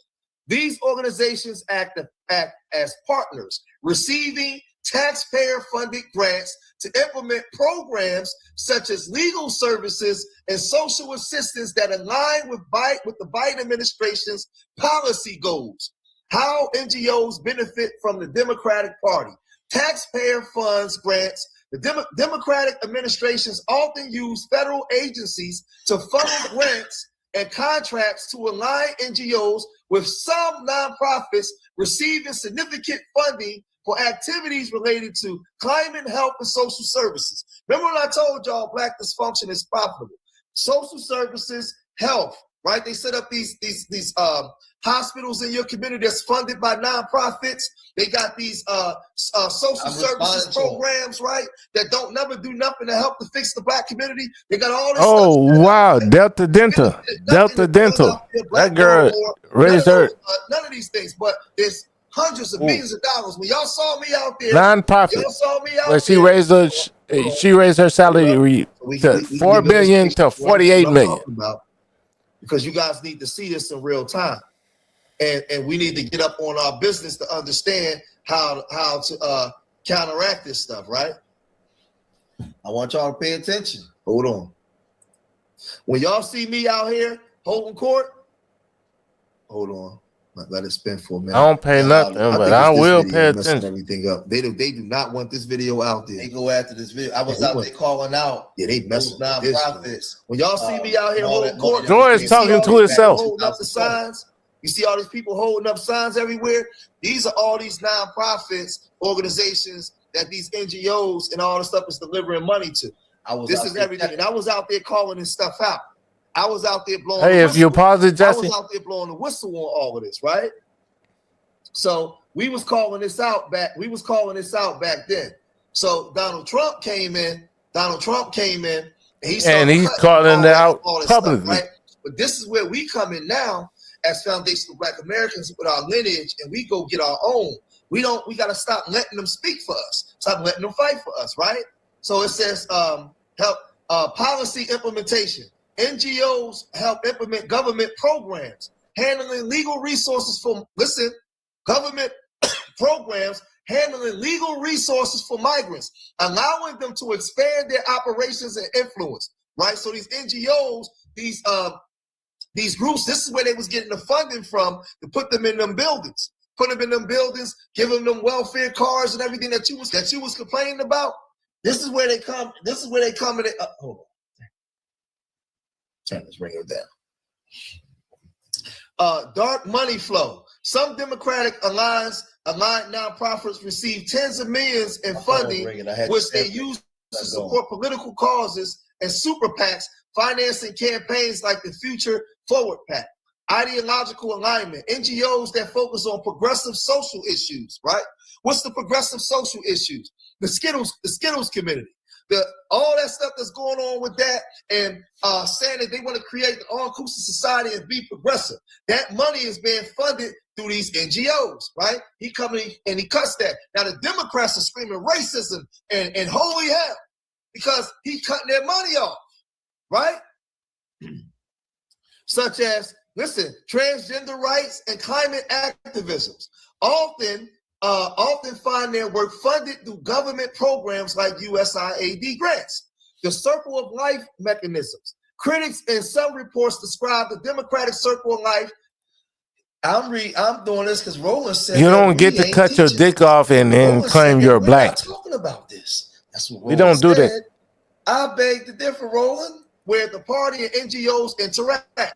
Government to NGO funding. Democrats empower award grants and contracts to nonprofit entities, right? These nonprofits wasn't going to people like me on the grassroots that's out here, right? That's out here doing this. They wasn't giving us the money. We got the 501c3s and the nonprofits. They was pushing us to the side. They was giving it to them W's. Right? That's how it happened. Grassroots people that's in there actually doing the work. Right? We got to understand how this thing works. Advocacy and mobilization. These NGOs use these funds for advocacy, voter engagement, and legal battles that align with the Democratic agenda, right? So now, if you don't agree with them, you don't get no money. You don't get no funding. Because what we doing on this block right here, this is our block. I don't agree with my daddy. So I guess what? I don't get the Elmina. Are you willing to be called a traitor to your own people for me? Huh? Yes, sir. Okay. Well, I've heard it before. I need to see it in action. So but you give me Tjay? Right? Coming down. This is them coming down and acting like they care, right? They care about the community. But they're there for a specific reason. They're there because they know that there's trauma in the Black community. So let's get back over to Roland, though. Let's get back over to Roland. I just wanted to show that because I wanted to show that Roland is a liar. Roland doesn't tell the truth. The truth is not in him. Hey, Tjay, you know, my dad leaves me a house, right? So he's going to mention grants for Black infant mortality because he's going to play to your sentimental value. He's not telling you the full truth. I got a beachfront house in Ghana right now from my dad. He ain't rocking with either one of them, man. I'm not rocking with him like that. We got these demands, and we're learning from the Asians, the Jews. My dad called me reprehensible. Lineage based, right? Not race based. Because anybody come here and be Black. Mighty quiet. Oh, but 2026 hits. And lo and behold, what happens? We got an election that's coming up. And all of a sudden, the usual suspects come running out from behind the rocks they've been hiding under. So I know some of y'all say, well, you know, I mean, you know, and then they always say, well, you know, you always calling us names. Y'all call me a tether, I'm going to call you punk ass some names. And what I'm saying is, all y'all now you want to say punk? Black people, y'all really anti-Black. Now you want to say punk? See, you're anti-Black if you. Now we anti-Black because he's going against him. I just showed you hear him Tjay? Set up my nonprofit. We ain't getting the funding. punk. They're getting the funding. It's going to people that's agreeing with them. I can't come out and say anything about the Skittles community. Man, they'll cut me. What? I can't come out and go against immigration while I'm in the room with them. PONK. There's no funding for that. There's no funding for telling the truth and defending your community. There's no funding for it. Let's proceed. Quiet about what these corrupt thugs are doing, but then you ain't saying nothing. So I just want to know, all y'all with your little USB microphones, with your little YouTube shows, with your little, ain't you on YouTube, show Roland? me how many Black families y'all have had on your shows. Ain't you on YouTube, Roland? By the cops, not from not CNN. I'll wait. Show me how many of Tjay, y'all ain't Roland down here with us. They go to your show because they've been conditioned to believe that you're going to do something for them and help them and get something done. Because you've been on TV One, you've been across the bootleg. So he been CNN. To the bootleg. We just started this, right? We just started the grassroots and trying to build this thing up to challenge you guys. You've been around. You ran the gamut. You've been around. So that's not going to work. He was there with Don Lemon on CNN. Just using talking points where, Roland, we see you. We know you've been part of that bootleg class that's been speaking for the Black community that's gotten nothing done. But for the bootleg class, a lot of the women are with this because y'all guys are fighting for women's rights. Because Roland is a woman. For the agenda to get money. So he's cutting funding for some women businesses. I disagree with that. I believe that the women should have their stuff, right? So now, like, he's trying to put it as if we're just siding with these Democrats. I mean, with these Republicans, because we disagree with them. When Black DAs are being attacked, I'll wait. Show me how many of y'all are sitting here. Why are you so moist, Roland? For Black women, 600,000 nobody deals with 700,000 Black men. The Black unemployment rate has gone up. Ain't it amazing how all of these loudmouths are mighty quiet about Black unemployment going sky high? So stop bringing the damn illegals over here to undercut us. You stupid fuck boy. If you have a real critique of Roland, I have a real critique. Illegal immigrants. But I notice you're real quiet about Donald Trump. And my last Roland is a fucking fuckboy. Let me just go ahead and say this here because I ain't got a problem saying it. And I told y'all I'm trying not to cuss. And I was really trying to hold back. No. You fat bitch. I'm really trying hard not to cuss, and I really want to go there. But you sound like a fat bitch from down south. It's amazing how y'all had a whole lot of where Kamala? Where Kamala? We don't see Kamala. Where Kamala? What's she doing? But y'all ain't got to say about JD Vance. He's a liar. We've been calling JD Vance and I've been calling JD Vance and Trump in them out forever, right? Again, it's a racket being ran.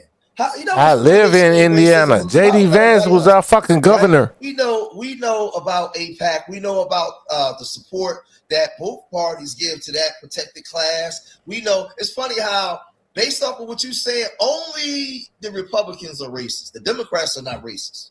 You can come in with a white spouse now. You could do all that kind of stuff. We're gonna excuse that, right? Everything is just Christy Norm, your husband can have titties. With the Democrats, it's only the Republicans. So we're saying that the Republicans owe us nothing because we never supported South Dakota governor can have this, her husband can have titties. He's being deceptive. It's amazing. It's amazing, you simple Simon Negroes. Where Kamala? Where's she at? She ain't doing nothing. Where's she doing? She ain't doing nothing for our people. J.D. Vance ain't doing a damn thing. We don't expect him to. In fact, J.D. Vance is dogging black folks. J.D. Vance still ain't been held accountable for the bull about Haitians in Springfield, Ohio. That was a lie. But y'all where this is from? Springfield, Ohio, Illinois, Missouri, or what? About, man, y'all sitting here, and I know all y'all gonna make your little video. Roland cannot say this shit in front of our face, Jesse. He can't say this shit in front of your face, can he? I don't need to. He can't say this shit in front of George. He can't say this shit in front of me. Yes, you do. You doing it because your names are meaningless. You know that, Jesse. Jesse, you probably choked this motherfucker out with this audience. Lies. So you gonna need to use my name. You wasn't getting the views on TV One. You ain't getting them now. It's hey, Tjay. Way more views than you. I've seen this Fox Soul, right? But some of them got more subscribers than you. They getting way more views than you do. Hey, Tjay, I've seen Fox Soul, right? When you go Tjay, live, hey, pause it for a second, right? Please, 1 second. Roland. That's why he's feeling the heat. I've seen Fox Soul. So I'm gonna go ahead and help you. I've seen Fox Soul, and you and Breeze Omega got the bigger views than that. Up for black people. You hear me, You Tjay? don't invite the black folks on your show. What you do is y'all is the new Blacc Media. We don't Media. invite the black folks on the shows, but he ain't never inviting none of us on the show to have a No, if he bring us on there, Roland will get crushed.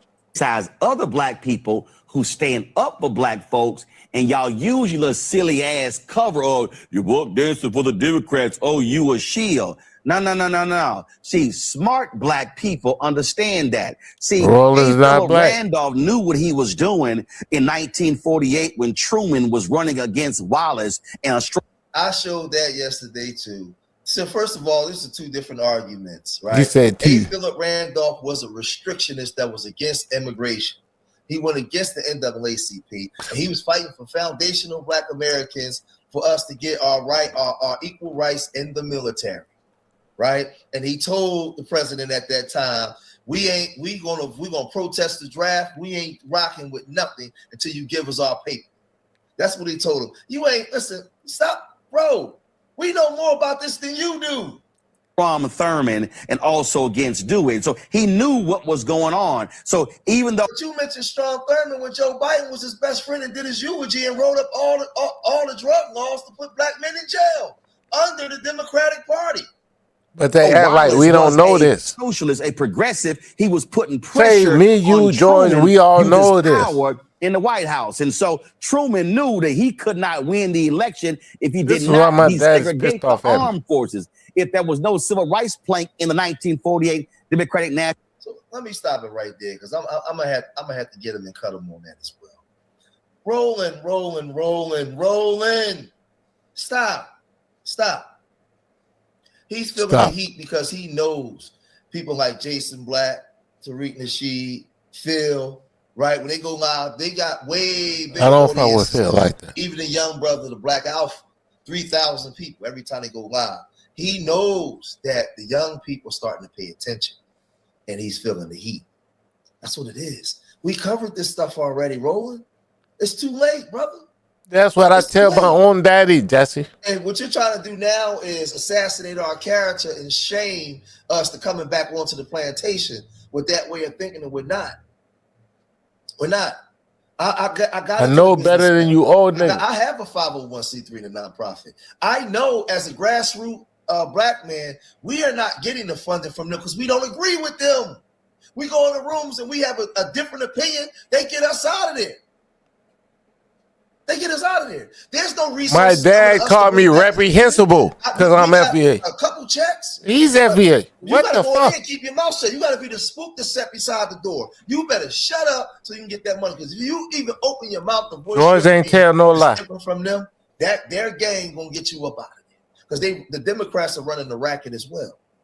And you better be in My own dad. for what they're thinking. The same way on the Republican side. And this is why My we go to own the daddy. grassroots and go to our own people. So y'all My let me know own what Ray y'all Gun think daddy. about this, man. My Listen, let me own keep daddy. exposing this. That's Y'all name let me Ray know what y'all Gun. think, man. If you made it this far in the video, hit that like button, subscribe to Street Media TV. Leave your comments in the comment section. Remember, I love y'all. Till the next time. Peace. For $7,500.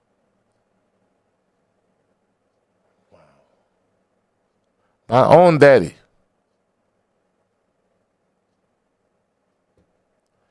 Hey Jesse, I'm finna send you this shit. AfricanConnections.biz. AfricanConnections.biz. That's my daddy's company. Yeah, you sent it to me already, cool. Since I'm reprehensible, they're selling fucking Juneteenth shit. But they got a good price though. They got a better price than everybody else. But Yeah, fuck that shit. No, I mean like fuck that shit. Why are they selling Juneteenth stuff? Why? What does Ghana have to do with Juneteenth?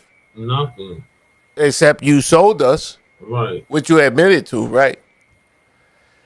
Look, my daddy and my stepdaddy, they be well, you know, is man, fuck that shit. You sold us. Right. I don't understand this whole conversation you're having with this, Ray, because they sold us. Why did they get to capitalize off of anything that happens here in America? That's what I'm talking about, Lady Tjay. They're not part of the fucking black plight. And they're not our ancestors, right? The motherfuckers that laid the reef, right? Not all from fucking Africa, cuz. No, but they're not African ancestors, right? They are our ancestors. They're not the Ghanaian ancestors because you sold them. It's it's a touchy thing, cuz like check it out. Them fucking DNA tests, you know, they've been known to be liars. They're there for data generating number population, okay? This is a fact. A true fucking fact. They say your data and everything, right? Anytime you go to jail and you're there for a felony, you know they swab you. So they sell your information too. Everything you put on. Oh, I got all my shit deleted. Listen to me. You know I had my charge. My shit got deleted. You can't delete that. Listen, you can't. You can only suppress your file or whatever. You can get that. Yeah, that's what I'm saying. Like, you know, I had my charge in Fargo. Listen, for that particular case, but if you get caught again, you don't say hypothetically. No, they said my lawyer said they deleted everything from the files. It doesn't work that way. Even so, if that case has been whatever sealed, okay, fine. But if you get caught for a different thing or a different charge, and it's a felony, No, they said they deleted my shit. They did. Lady Tjay. You can't believe them because it's not deleted. No, that's what my lawyer said. But that's what they said. They said they deleted everything. Like, cause you know when I caught that charge in North Dakota, right? Listen to me. No, you hear me, Lady Tjay? I'm sorry. I had like 8 felonies. Stop playing. I'm telling you something I know. They said they deleted my shit. You believe anything. Stop drinking the Kool-Aid. Listen to what I'm saying to you. Okay, they don't delete it. If they sealed it, it's because there's a reason for why they sealed it, right? So they sealed it. Let's hypothetically play with that. They sealed it. Now you like North Dakota got a law to where if I shoot somebody, forget it. Fine, you're not listening. I'm listening to you, Lady Tjay. I'm saying there's a law in North Dakota that says they have to delete the file. Everybody lives in North Dakota. You're taking away from the actual fucking fact of what I'm trying to say to you. Okay? So just forget it. You're the wrong person to talk to you about this. No, I'm listening to you, sister. I'm listening to you. Nobody ever listens to me, and then they find out why they fuck later. Go ahead and explain it. These DNA tests, right, are like then proved to be false. They're most of the time they're just there for number of generations or population generating. Okay, so it might have a little piece of truth, right? Like maybe in order to make a good lie work, you need at least 75% of the truth to make the lie work, right? So it's just like that. Well, so they might need a little bit of blood. So your blood shows that you got like Ghanaian blood or, Ethiopian blood, whatever the fuck kind of blood is, right? Like mine.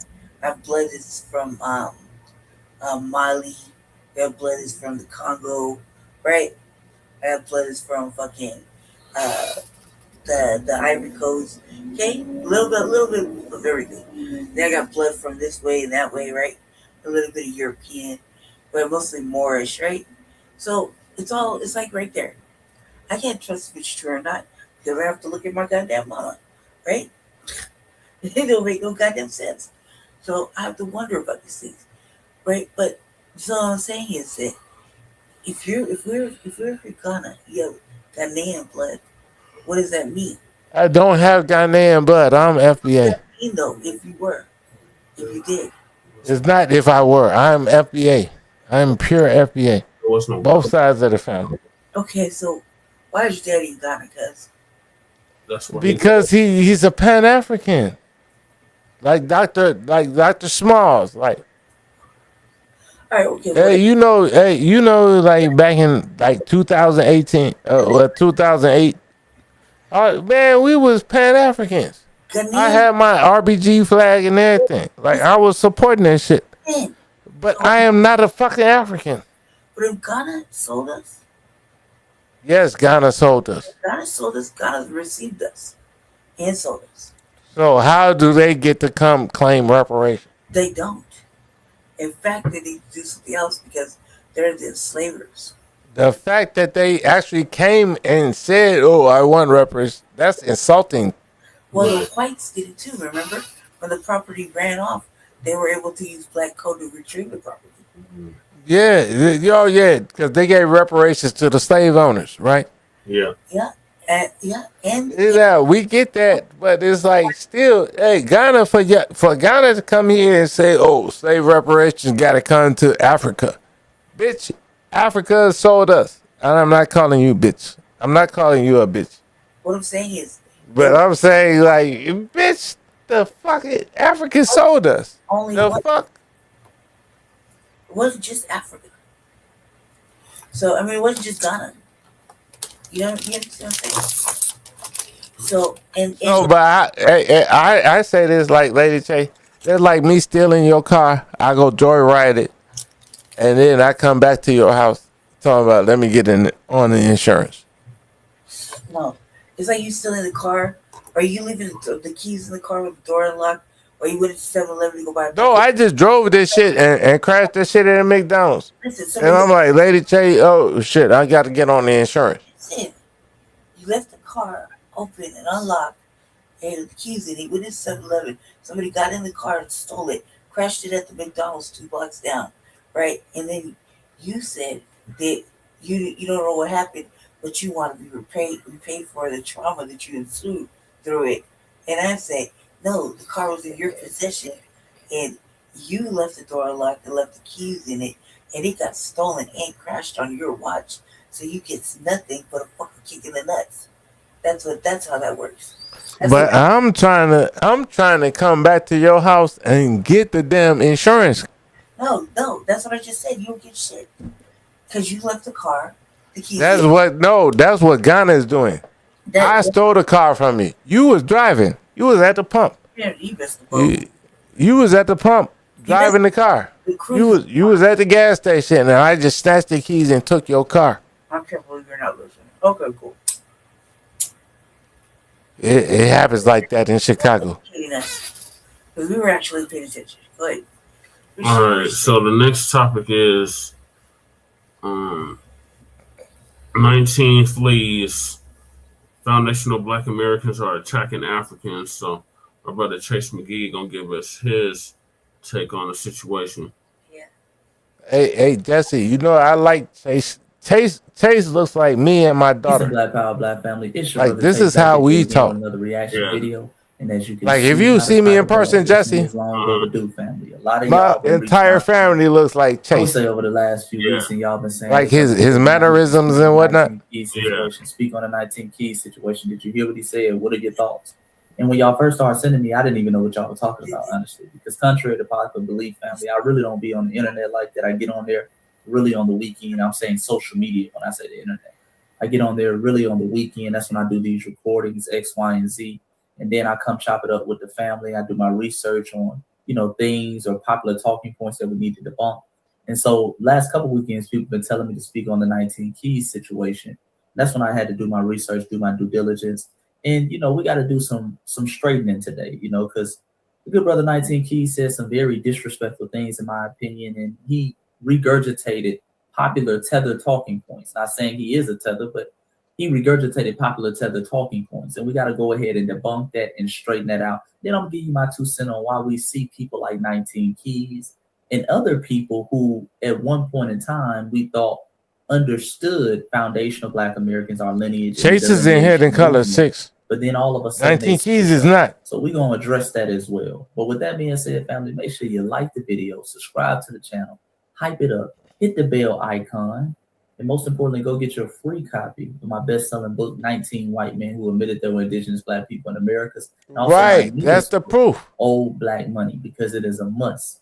We tell our story and we speak up for the land. Chase on point. Said, let's get straight into the response and we'll react into the day.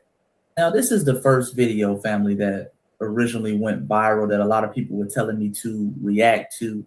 And this is with 19 Keys. He's sitting with one of his day one homies. Whenever I come across 19 Keys, when I see him at Invest Fest, I'll be seeing this young man, if I'm not mistaken, with him. So this is one of his day one homies. And I guess they're doing a little chop up on his podcast. So this might be Keys' podcast. And this guy's kind of like the co-host. And, these are some of the original comments that got the FBA family pretty upset. So with that being said, let's lock in and listen to this. There's a lot. So the diaspora wars, to me, there's some validity in it, only in the sense that everybody's right, and you're right, and there's a degree of being wrong at the same time, right? So essentially, a lot of this is centered around foundational Black Americans. That is a lineage-based group who does act like an organization or a movement with a center head, which would be Tariq Nasheed. Now, he says that he is not the head of it. It's a lineage, right? And we are not a group, but he definitely acts like, the leader of the group, if you will. Okay, let's pause right there. Oh, who is this nigga that said that 19 Keys is a fucking one thing that I foul? didn't like, and that a lot of foundational Black Americans didn't like as well, is this whole framing. Every time they start framing and talking about diaspora wars, they have to frame foundational Black Americans as the source of it. He said a lot of the diasporas is centered around FBA, aka pretty much saying that, foundational Black Americans, you're the source of the diaspora wars. And they always try to make it seem like everything was hunky-dory in the quote-unquote diaspora before FBA just popped up out of nowhere. Let's be clear. Prior to us delineating and acknowledging our ethnogenesis as foundational Black Americans, people were throwing shots at us left and right, and have been throwing shots at us left and right for decades. Okay? Before we called ourselves foundational Black Americans, West Africans were calling us Akatas. Okay? Before that, people in the Caribbean and Jamaica, places like that, were calling us Yankees. Okay, over there in East Africa, they were calling us Abids. They were pushing negative and derogatory stereotypes like Black Americans are lazy, Black Americans don't know where they're from. Okay, Black Americans have no culture. We've all heard this. This has been going on for decades, family. This isn't a new thing. This is long before foundational Black Americans. So a lot of foundational Black Americans, myself included, we get very offended when people try to make us the source or act like diaspora wars is something that is started and pushed by foundational Black Americans. Chase said that shit way better than me. I get offended. And have gone unchecked. Man, hey, Chase. Man, have gone unchecked. I'm on some fuck these people. Why is it a diaspora war the moment we respond to the disrespect? Because that's what everybody wants to Tjay, do. I'm on some fuck my daddy type shit. Like, fuck my dad. They're calling you out your name, but why you gotta call them a tether?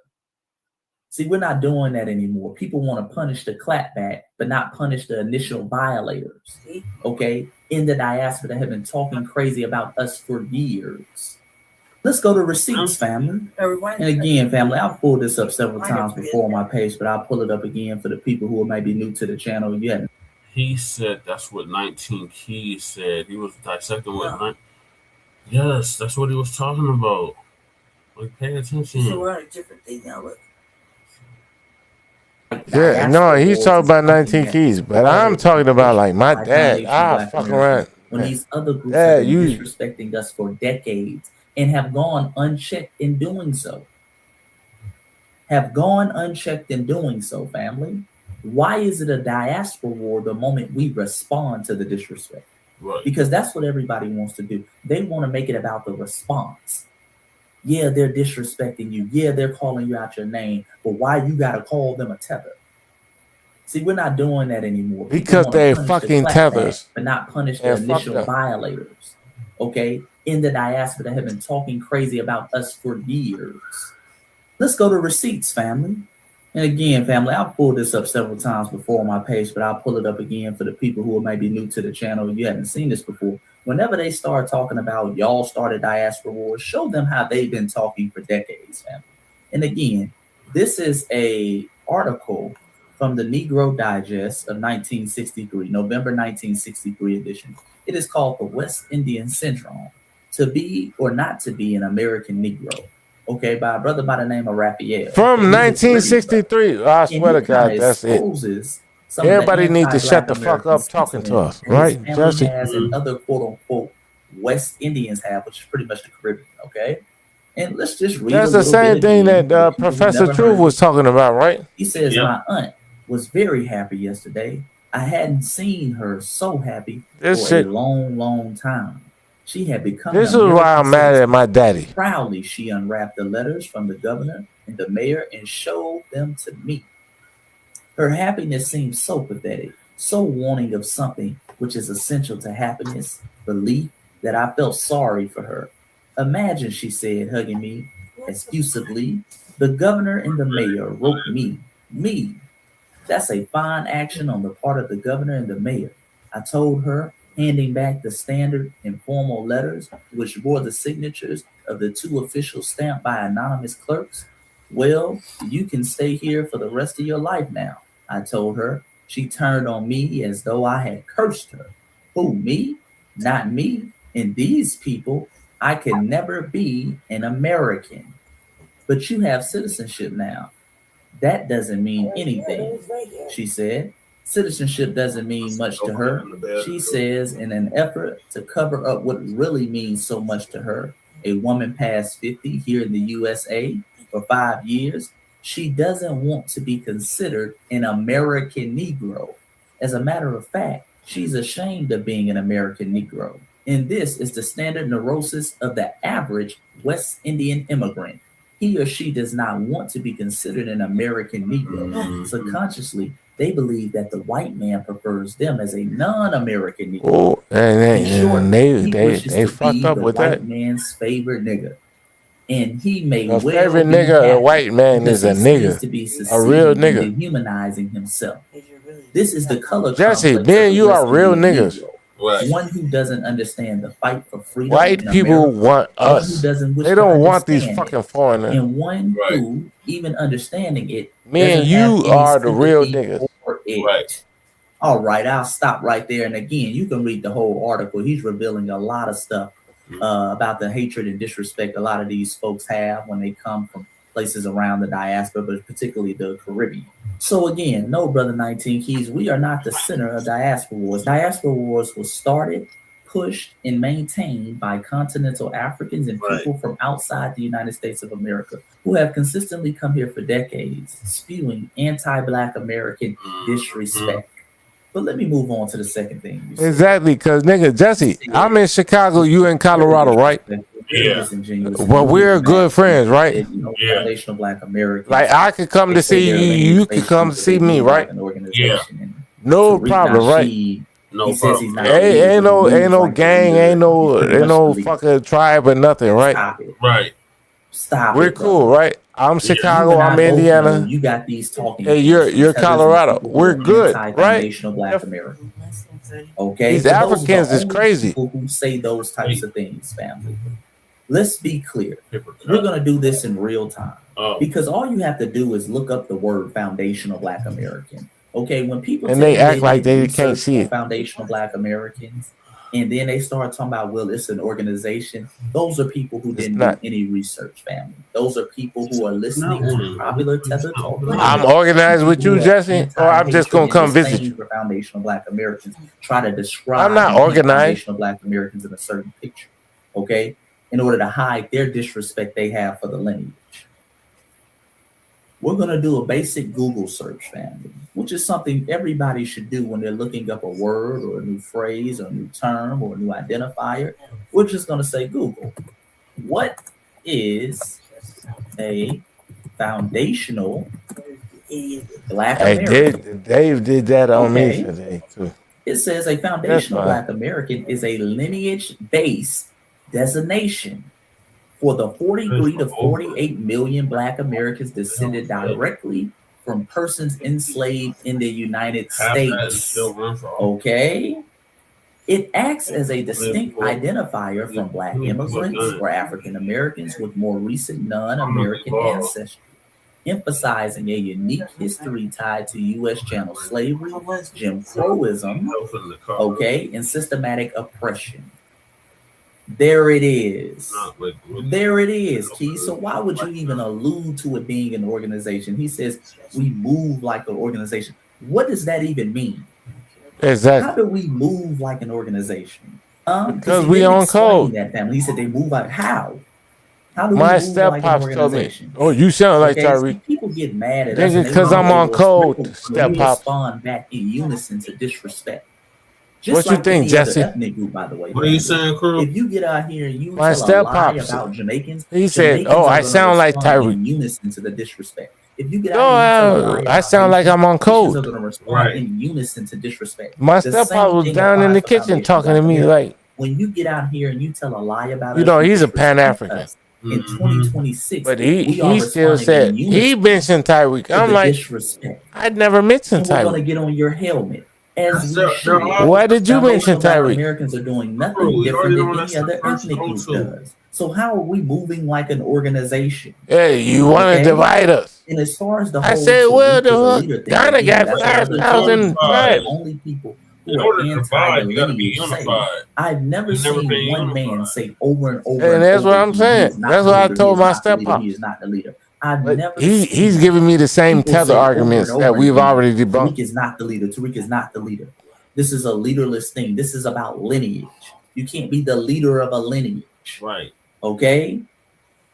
But And then yet my people step still pops come out here telling and me, want to make this man well, the you leader. still sound like Tyreek. And what's even more disappointing, Brother 19 Keys, because I know you're a very smart and intelligent brother. Okay? Every time we see each other, we show nothing but respect. Tariq sat down with you on high-level conversations on your show, and he addressed this very thing. Because you tried to call him a leader, and he said, no, I'm not a leader. Let's go ahead and play the footage, family. I come There a we lot go. of people, you know, I've seen skits on HBO. I see sometimes, you know, political pundits, they poke at you. They always throw your name in the pot, and they synonymize it with Hotep. But Hotep, of course, is not a bad thing Not in the bad first word, right, place. but they use it as a pejorative. Right. They weaponize Hotep. Yeah, like he But interviewed Tariq. what is it about Tariq Nasheed, you know, that the mainstream, right, Black Americans don't like? And because I believe they see Tariq Nasheed, you know, as a leader, right? Which I always say I'm Oh, not. there we go. Right. Oh, okay, there it is. There it is. Our brother Tariq says it again and again. He says this constantly. And even Keys acknowledged it earlier that he says he's not the leader. So why do you keep trying to make him the leader? Why do you keep trying to allude to him being the leader? We don't say he's the leader. The only people, again, who say Brother Tariq is the leader of something are people who have an angle or axe to grind with foundational Black Americans. Those are the only people who say that. All right? So why is Brother Now my 19 stepdaddy saying don't. that? My I stepdaddy think don't. Keys actually 4 years ago revealed why. Okay, why does he keep trying to make him the leader? Okay, What is the big threat about Tariq Nasheed? Let's listen.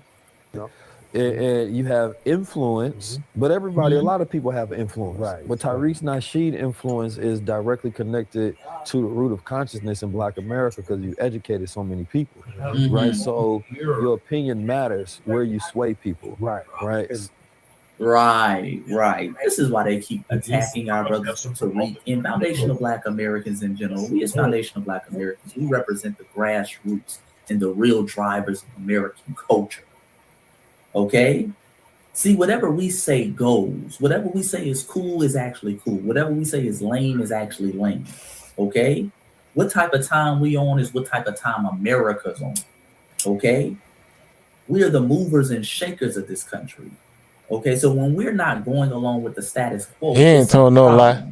It's messing up bags. It's messing up relationships. Chase ain't told no lie. Black Americans is the shit. And identifying with our lineage. All right. So what they do is they need to make Tariq the leader. And look what we exposed about him. But in order for them to do that, they need him to acknowledge or say that he's a leader. Which he's never. But he's not doing that.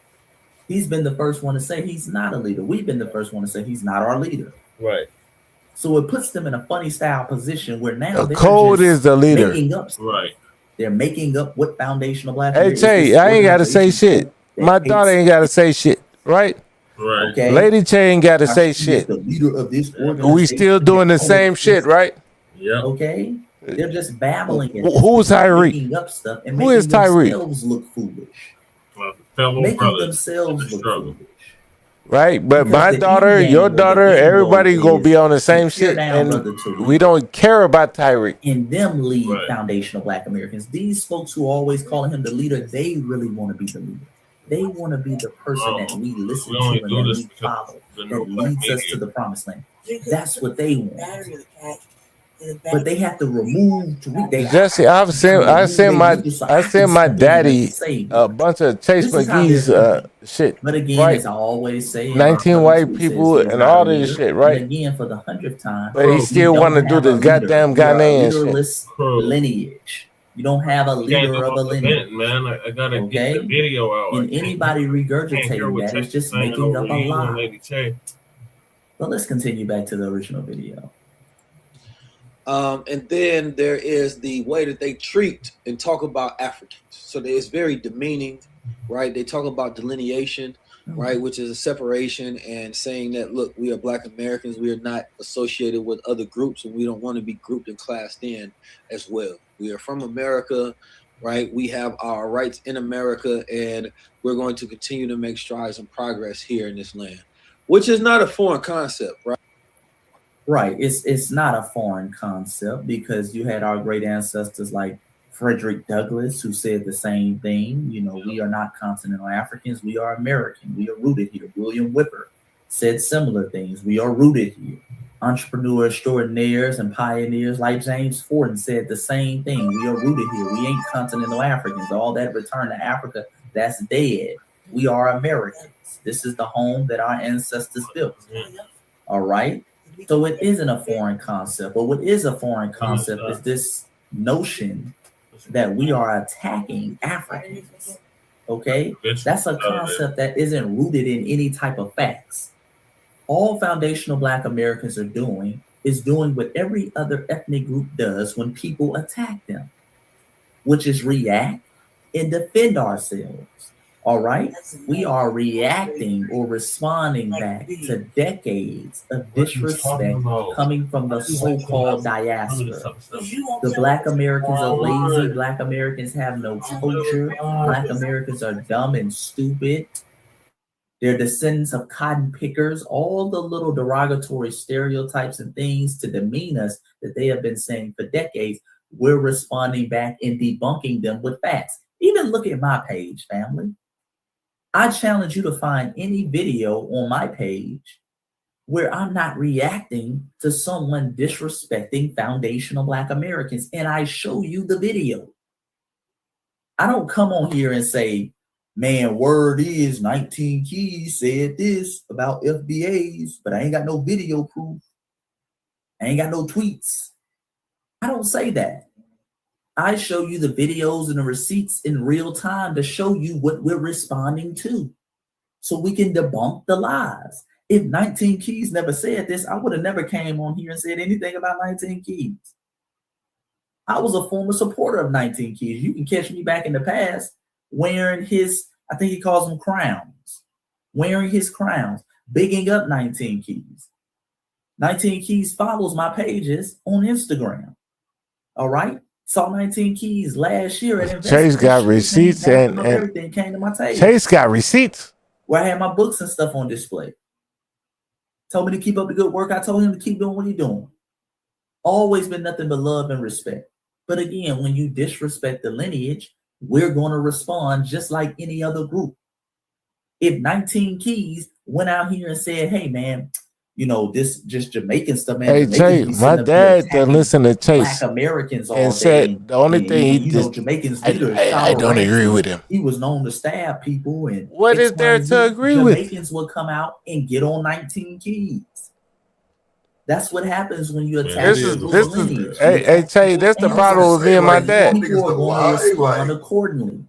So again, we're defending foundational Black American heritage, lineage, and culture, family, which is our right to do. We're not sitting up here attacking anybody, especially not physically. All we're doing is defending verbally.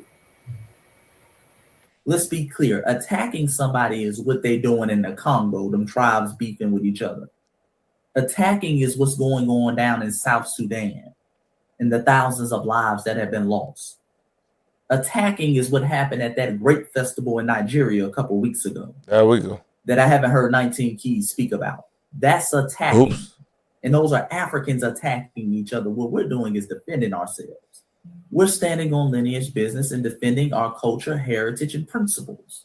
Again, family, this is another example and why it's so disheartening when you see brothers like 19 Keys said this, who's in the movie Hidden Color 6 with me, by the way. Now, I think Brother... Not anymore. Not anymore. Me and him were in the movie Hidden Color 6 together. Okay? And I'm here to tell you, not anymore. Pretty much all FBA time. All FBA history. That's all I talked about, at least on my part. You dig? Those are the only questions I was asking. I'm sure everybody was pretty much asked the same questions, but just had different responses to them. Okay? It's about foundational Black American heritage, history, and culture. All right? So if he felt like we were attacking Africans, why were you in the film? And again, you had this very conversation on your high-level conversations with Brother Tariq. And he broke down this very same thing. So I know you're not ignorant to the facts. Let's play that clip. It's just about FBA and Africans. Mm-hmm. Some people believe that, you know, it creates a separation between the two. Mm-hmm. That some of the content that you put out, as you know, you speak about the histories of Blacks, that it creates a wedge between Blacks and Africans, and you know, others across the diaspora. So is that the intention, right? And do you recognize that? And how do you look? What the fuck is the diaspora? The relations between foundational Black Americans, Africans, and the rest of the diaspora. To determine or to designate our lineage as foundational Black Americans, it's just a lineage designation. It's just like saying an African American. African American is just too vague because you have. And notice again, Brother Tariq is setting the record straight. This is 4 years ago. Keys is not ignorant to these facts. That's why it's disheartening to see him say things like this. So when he talks about, oh, it's moving like an organization, he knows those are BS talking points. Why would you even regurgitate those talking points? Okay? People who immigrate over here who are African American, but that doesn't describe us because we didn't immigrate anywhere. We're the only non-immigrant group. You even have white people like Elon Musk who says he's African American. He was born in Africa, now he's American. So technically he's not lying. He's an African American. So we are determining our own lineage name, foundational Black Americans. Logically, that makes more sense. So other groups shouldn't feel bad about that. That's just our lineage. That's all it is. What happens is a lot of people are used to us fighting for them. And whenever we accomplish something, that gets thrown into the pot of African American, and people can benefit off of it when it's convenient. But when it's something negative, they can distance themselves from us. or when they do something constructive, they can distance themselves from us. For example, when you have artists and entertainers who win awards, or you have somebody who's an immigrant who wins a PhD or who earns a PhD, all of a sudden they're Nigerian American. You dig? So now they've made a distinction themselves. Cheryl Lee Ralph, I love Cheryl Lee Ralph. She just won an Emmy for the first time. That woman has been African American and Black her whole career. The minute she won an Emmy, Jamaican American actress, Cheryl Lee Ralph won an Emmy. Yeah. So people go out of their way to distance themselves from us. Okay, I get so what that you're saying. win could go to their lineage. Yeah. But if a Jamaican was over here selling drugs, he's just Black. So if a Nigerian pulls a scam, he's just Black. Right. See, we have to absorb all the negative, but then they differentiate themselves with all the positives. So we're saying as Foundational Black Americans, let's tally up our accomplishments. Let's point out our lineage so that we don't absorb everybody else's trash. Right. So they're like, hey, wait a minute. Yeah, that's not cool. That's not cool. Yes, it is cool. We are a very unique people, and there's nothing wrong with that. Even though we still do have African genetics, you know, culturally, we are a different group as Foundational Black Americans, just like Jamaicans. Jamaicans, they have African genetics, but they have their specific culture. Right. Haitians have African genetics, but they have their specific culture. So when we say Black people created hip hop, we talking about foundational Black Americans. Yes, indeed, because people are running around trying to tell this lie that it was started in the Caribbean. It wasn't. Then they tried to say that the Puerto Ricans started it. Not true. I saw something today. They said that Asians had a part of hip hop. I'm like, wait, how did that happen? Everybody wants a little Everybody piece, wants man. to get a piece of it now. You see? I've seen them videos where they were putting out to counter the narrative that, you know, we've been doing we've been rapping, right, on beat. We've been dancing, break dancing since the 30s. Yes, and notice, family, 19 Keys is not pushing back on what Tariq is saying. He's agreeing with it and adding to the facts. He's encouraging it. He's adding to it. He said, hey, man, I've been seeing the same thing myself. Okay, go ahead, Keith. And that very specific rhythm of hip hop, you know, and that particular thing that is known as hip hop today, that is spread around the world, right, is one of those things that is owned, right, by foundational Black Americans. And specifically in that context of understanding how it became successful, right, and where did the contributions come from? Because even when there's videos showing that some of the famous Caribbean DJs were saying that, no, we got this big speaker box stuff from Americans when we was DJing over there. Right. So we have records of this. Yes, indeed. Right? And people may try to contextualize Holy and shit. say, well, this 19 Keys? Jamaicans got this shit from Americans? Right. So, you know, no other people suffer from hip hop but us. When we get killed, they don't share in that. Whoa, so 19 Keys just said. Brother 19 Keys is agreeing with what Brother Tariq says. Okay, he's not pushing back on it. He's giving the examples and he's adding to the facts. So this is why it's disheartening when we see you get up here and try to act like FBA is something it's not. You give the illusion that it's an organization and it has leaders when you sit down with the very man who coined the term and he's telling you all these things aren't true. And what was really disheartening, I went back into my deep dive and doing my research, and I never even saw this video until, doing my research, X, Y, and Z. He was on a podcast called the Viral Way Podcast. Let's check Say, I never seen this video. This shit is great. Refer to us as a psyop. And I'm Thank like, you. damn, Thank you, Tjay. really going in on us. You're welcome. I I seen this video when it first dropped. Like last year sometime. All right, let's play that.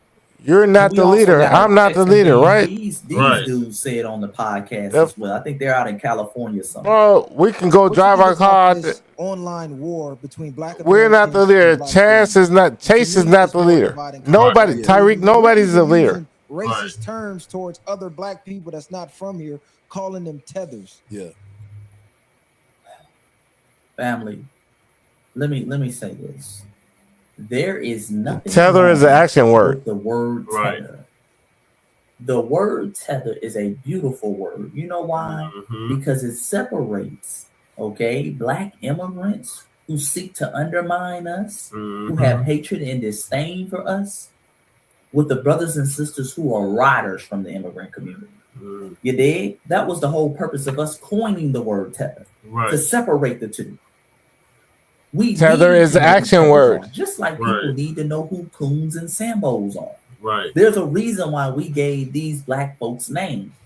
We didn't just call them black folks. That's a coon. That's a sambo.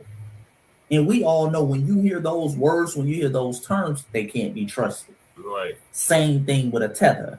Okay, when someone gets labeled a tether, we're giving codes to other foundational black Americans that don't trust this man. Right. He looks like you, but he's from a completely different background. Exactly. Different Exactly. mindset, most important. Okay, he cannot be trusted. That's a good thing. And it's funny how no Hey, one Tjay, I has be an drunk as issue hell, with but you us can calling trust people me. sellouts, You get me? Jambos, coons. I ain't These no are all tether. words that have I been ain't no. used You get me? to describe black Americans who seek to undermine other black people and stop the progress of our people. No one has an issue with those words, but they draw the line at tether.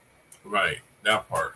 These same people who get mad at us for tether will Hey, call hey, us hey, Tjay, grifters, I'll draw the line at you, black Shabaka, or mangas. whatever, right? They We'll got all cuss type each of other names out, for us, right? but then when we call someone a tether based But off their Shabaka's not a tether, and you're not a okay, tether. it's an issue. That's where they draw the You line. get me? Stop it. Like we still here. You know I'm at my desk, and I still rock with you. Keep calling them I out. am not We a need to know tether. who the tethers are. My dad's selling Okay? Because Ghanaian the shit moment we stop calling them out, family, Juneteenth, is the moment they slip but into he's political still not a tether. the moment they slip on a reparations board. I don't agree with And we him, look but he up is and still we not missing a a vote tether. for reparations, okay, in the form of I'm cash so payments mad to at it foundational though. black Americans based off what we went through here. Hey Tjay, Then we look into this I might dude's have to fight background my and we daddy. realize he was a tether. But we're still viewing them as black. No, I ain't See, gonna we have to fight learn him. from our But you mistakes. see how it is. We've always addressed the domestic sellouts, but never the international and the foreign sellouts. And that's what we're doing now. We're addressing the tether class. So keep calling them out as such and don't let people shame you into not doing it. And always remind you Exactly. tether is an I action-based word. Someone address is the not a tether tether class. just because they have an immigrant background. Even Your if they actions are make my you a own tether. father. Okay? Pure I FBA. know some cool Jamaicans, cool Nigerians, cool people. Okay? They're not tethers. Tether is when you're a Jamaican and you come over here and you start talking about black Americans have no culture. Black Americans don't know where they're from. And y'all need to stop whining and complaining about the police. You just need to pick yourself up by the bootstrap. You're a All that tether. bullshit. Your words and your actions, what you're doing, Exactly. the stereotypes you're pushing, and how you're undermining foundational black American progress makes you a tether. It's an action-based word. But let's continue. And I see that online time and time again. Hey Tjay, I'm finna jump off of here. I'm gonna listen to you. I gotta go to sleep. Our brothers and Okay, sisters cool. overseas. So Thanks we for got Love you, bro. coalition here. Love you, and bro. there. Why are you separating Love you too, yourself? bro. You're already Peace. separated here. All right. I'm Muslim, I'm Crip, I'm Blood, I'm this, I'm that. Like, what you think about that? And again, I hate to keep pausing, but we can't let none of this slip by. No, we don't want to unify with tethers. Right. We don't want to unify with tethers. The whole point of identifying them as a tether is because they seek to undermine us. The closer you let a tether get to you, the more dangerous that tether is. Yeah, I don't want to unify with tethers. Sir, who made that comment? Do you want to unify with a coon? Hell no. Huh? Do you want to unify with a sellout? Do you want to get close and build a bridge with a sellout? Someone who literally will sell you out? Hell no. That makes no sense. But then they tell us, well, man, that tether is your brother. No, he is not. Right. Okay? We might be skinfolk, but we are not kinfolk. Exactly. I think number one, it's important to be able to recognize your American roots and who we are and what we've been through, because I think that really connects us all. Because we all then came from the same situation, circumstances. There's a level of loyalty we have to that storyline and our reparations and what we need and our contributions to the world and our self-pride. And then there's that respect that we have to have in between each other. You understand me? Between Africans and blacks, Black Americans, right? To where it's like, we have been fighting for all people across the planet Earth. Recognize that, appreciate that, because all of a sudden everybody has now started to pick up all of these different nationalities, when at first it was just everybody black, right? Now you Dominican, now you Puerto Rican, now you this, that, and the third. And so black people like, damn, my bad, I thought we was all one. You feel me? And so I think it was actually a lot of other people that start picking up these things and saying, no, we started this or we did this. But when we was doing this thing, you didn't say you was Puerto Rican doing this. You said you was Black doing this, participating in this. Oh, okay. He sounds very divisive. You know, he sounds like he's attacking other groups. I'm just going by what the premise he laid out in the last video. Because when we defend our lineage and heritage and culture and our achievements and what we created, we get labeled a hate group. Okay, Keys, okay. So I think that there's a level of having that identity, right, and that sense of pride within your culture that is key specifically for preserving it and growing it. But number two, I think that is also part of a psyop, right, that disconnects us because Africa is the best place to invest in over the next 50 years. They have the population growth. That population growth means that when they're investing, there's a whole new consumer base to where you're going to build new technologies out. All of the countries are going to be fighting for access. Wakanda family, Wakanda. Access to Africa as they are right now. And in the midst of Africa going through its biggest revolution, we're the most disconnected from that storyline. So I believe it's a psyop, right? I believe that there's an aspect in identifiers, right, that is key. But then there's the aspect that the enemy is utilizing that against us. So Tariq Nasheed, come holla at us. Because you the face of that movement, that whole tether and all that. We need to get down to that. And Is I you talked with to us Ty- or is I you talked to controlled Tariq about opposition? that actually. Because a lot of these niggas is controlled opposition, and I'm starting to wonder about a lot of these niggas. So come holla at us, Tariq. I talked to Tariq Nasheed and I asked him about that. And he said, you know, there's some extremes in every group, essentially, right? And I believe that to be true, but I think everybody has that same question, right? Like, why is this happening now? Oh my God. Okay. Okay, family. So Keys and these Negroes sitting up on the Viral Way podcast, they're wondering if we're ops. Are we controlled opposition? Are we agents? Okay, that's what Keys said he was wondering about. Okay, and again, I never saw this video until recently. It's very interesting. Okay, and as a side note, family, they're always looking for ops. They're always worried about ops, but they don't look into Pan-African organizations. Isn't that interesting, family? Now, understand the CIA has been funding Pan-African organizations since the 50s. Look up I think it's called the American Society of African Culture. This is documented, what I'm talking about. The CIA was funding them. The American Society of African Culture, they were pushing a lot of that, you know, exposing Black Americans to their African heritage, X, Y, and Z in the 50s and 60s. They were funded by the CIA. There was another called, and I was just looking at it the other day, called the African American Institute. Okay? African American Institute. They had CIA funding. Okay? I was just, matter of fact, let me pull up the paperwork. Okay, I don't want nobody to think I'm lying, family. Now, this is from CIA.gov. All you have to do is go to CIA.gov/readingroom/docs African American Institute. Big Pan-African organization that started in the 50s and 60s, family. Okay, and this is from the CIA. This is from one of their memorandums, okay? It says, this memorandum requests approval of action proposed in paragraph 6. And it's a little hard to make out, but you can make it out. It says, as you know, over the past weeks, an internal department group has been negotiating a plan for refinancing, okay, the African American Institute, AAI. That's what it goes by, AAI, by a combination of overt contracts with government agencies and grants from private foundations. This would make it possible for the CIA to withdraw in line with general agreements reached after several meetings involving the DCI.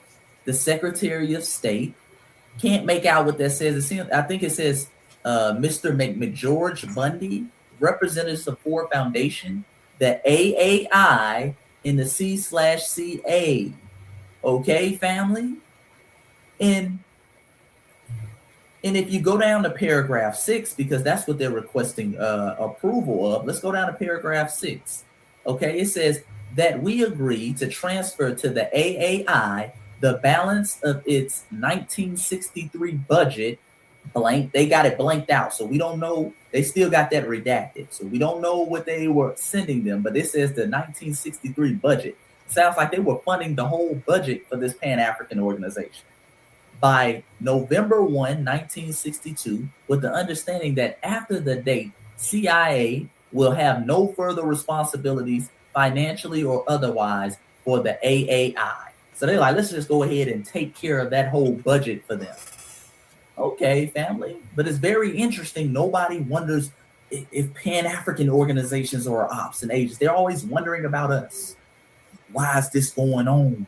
I think FBA equals FBI. I think FBA equals CIA. They always putting on their tinfoil koofies to figure out something about us. But then when we actually have paperwork on Pan-African organizations, all of a sudden, they don't see it. What? And by the way, family, they're still alive and well. I don't want you to think these institutions went anywhere. The African American Institute is still alive and well, family. Okay, they didn't go anywhere, family. Okay, this is on their missions page. This is why at the African American Institute, we take a transcontinental, multifaceted approach, bridging Africa and its diasporas into America to catalyze a more sustainable and equitable world. Okay, so they're talking that Pan-African, connect the diaspora. We got to connect with brothers and sisters in the diaspora. Okay, they're still around. And we got paperwork. We know they have a history of being funded by the CIA. Very interesting. And that's just a side note. But let's get back to foundational Black Americans because they're wondering about us. So let's get this straight.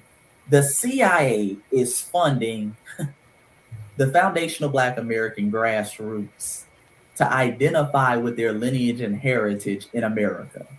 Okay, let's get this straight. CIA is funding a group who on 2 different occasions brought thousands of people to the nation's capital to fight for reparations in the form of cash payments to foundational Black Americans for what happened to our ancestors here.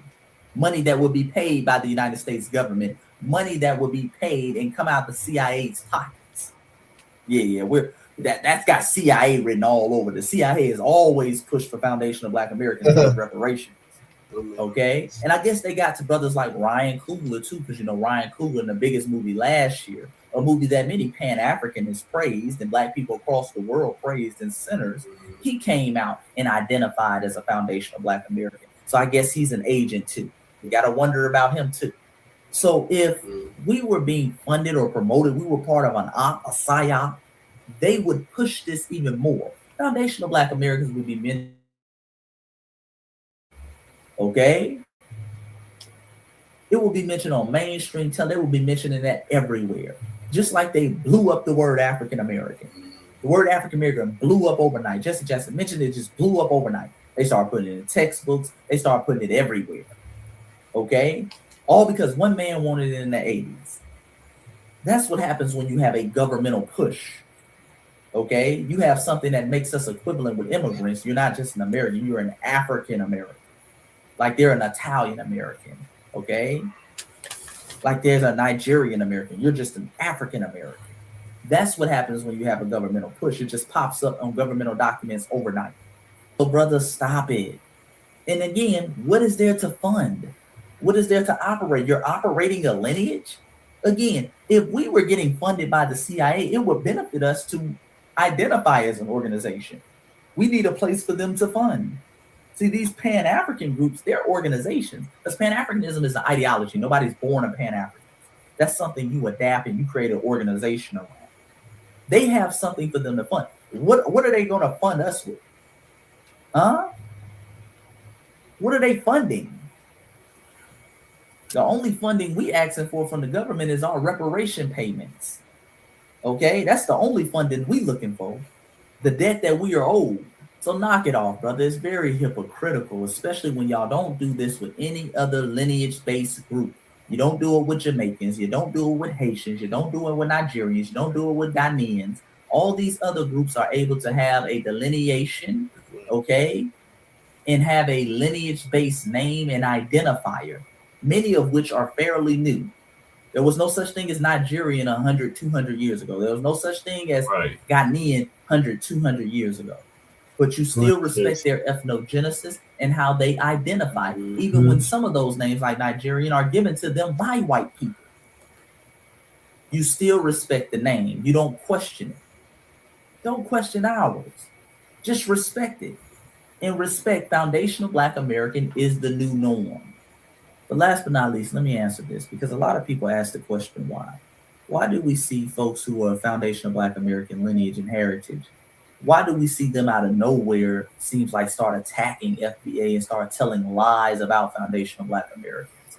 Lies that they know are not true, lies that have been debunked in real time, and they have had one-on-one interactions with brothers like Tariq and myself, X, Y, and Z, and so they know what it is and what it's not. Right. And here's the thing, family, because we as foundational Black Americans on the grassroots, we are the drivers of culture. Like I said earlier, a lot of that Pan-African money is drying up. And a lot of these folks, if you notice, when they start attacking foundational Black Americans, they're always kind of trying to do some business with Africa, okay? When I talked to Professor Smalls last time, Professor Smalls said some very derogatory things about foundational Black Americans. Yeah. He said, and he's come out publicly to say that he was about to receive an award from Ghana, and Ghana saw that video where he was calling out Ghanaians that I put out, okay? And they took that award back. And so in return, Professor Smalls kind of lashed out at foundational Black Americans, okay? Okay, 19 Keys, he just came back, I think, from Uganda like a month or 2 months ago. He was talking to the former president of Uganda. He's trying to do some business in Uganda. Okay, he's doing like some things with some coffee beans and stuff over there, which is cool. I have no issue with that. Okay, but then you come back and you start kind of talking greasy about the lineage. And so I feel like a lot of these folks feel like they're between a rock and a hard place.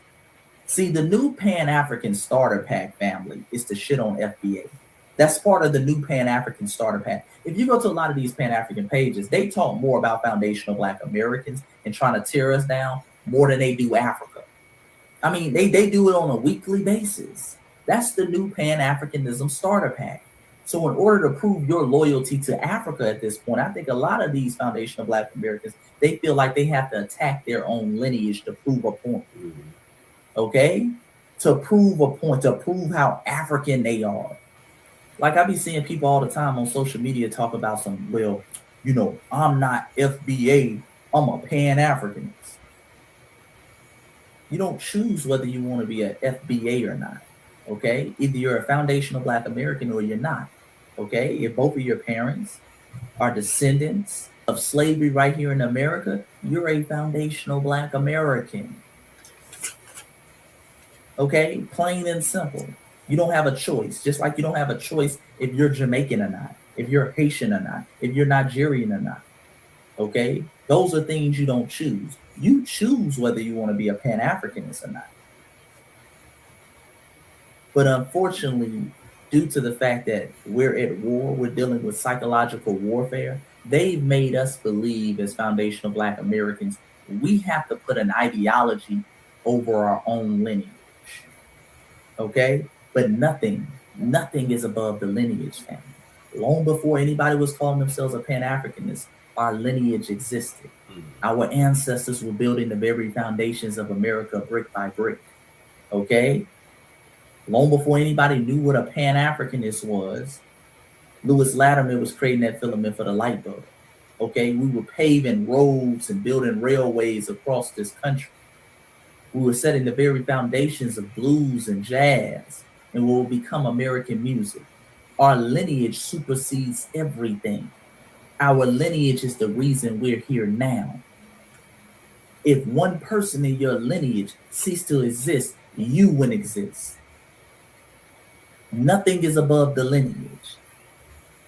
Okay, so even when we see brothers like 19 Keys, who I personally respect, I've personally gotten a lot of knowledge from him and followed 19 Keys for 8 years. And it was disheartening to see what he's saying. Even his response, I saw his live, and he was talking about some, oh, y'all just not like smart enough to catch what I was putting down, and y'all don't want to have a conversation. Stop. Yeah. Stop. You're not smarter than the lineage, sir. No one is. You come from a very intelligent bloodline. We know exactly what you were saying and what you were trying to say because you said it in real time. Mm-hmm. Nobody put psyop in your mouth. You said that. Okay? No one told you to say we attacking Africans. You said that. You push those stereotypes that have historically been used to tear down our lineage. You chose to act like it was an organization and we have a leader, even though you know we say that every day. We don't have a leader. We're not an organization. We're a lineage. You chose to do those things, brother.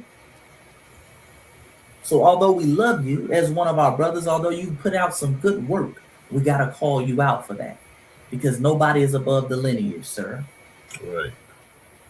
But maybe I'm tripping, family. No, you maybe got I'm no tripping. point, Tell me what you think in the comment section below. And also, family, tell me why you think Brother 19 Keys is speaking this way, and why we see some of these foundational Black Americans who at one point in time were cool with the term foundational Black American and representing the term foundational Black American, all of a sudden turn around and start attacking.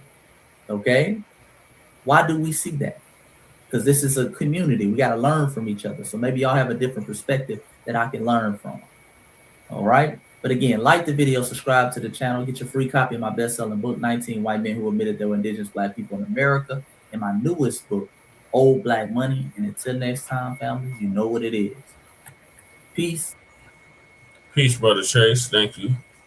Yeah, I don't know what the hell gotten into 19 Keys, but good analysis of the situation, Chase.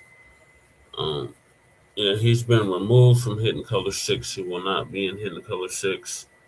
So the people have spoken. The FBA family has spoken, and he has been removed from Hidden Color 6. But our brother Chase is still going to be in Hidden Color 6, of course. But yeah, 19 Keys, I think he got contacted by the DNC or something, these pan-goofy organizations, to go after FBA and attack FBA. But it's not going to work, 19 Fleas. So moving along, we got FBA voters outraged after Democrat PRAMILLA, or whatever the hell her damn name is, wants to give immigrants reparations. So Brother George is going to give us an update on that, or basically our response to that.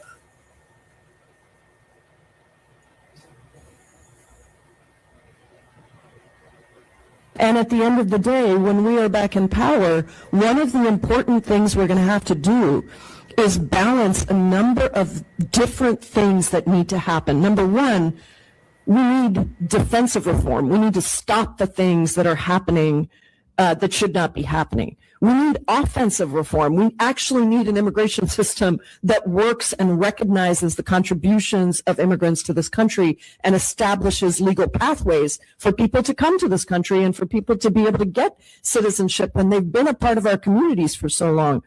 And then we also need offensive actions around prosecutions. We need real accountability, because at the end of the day, the people that have been inflicting this harm need to be prosecuted.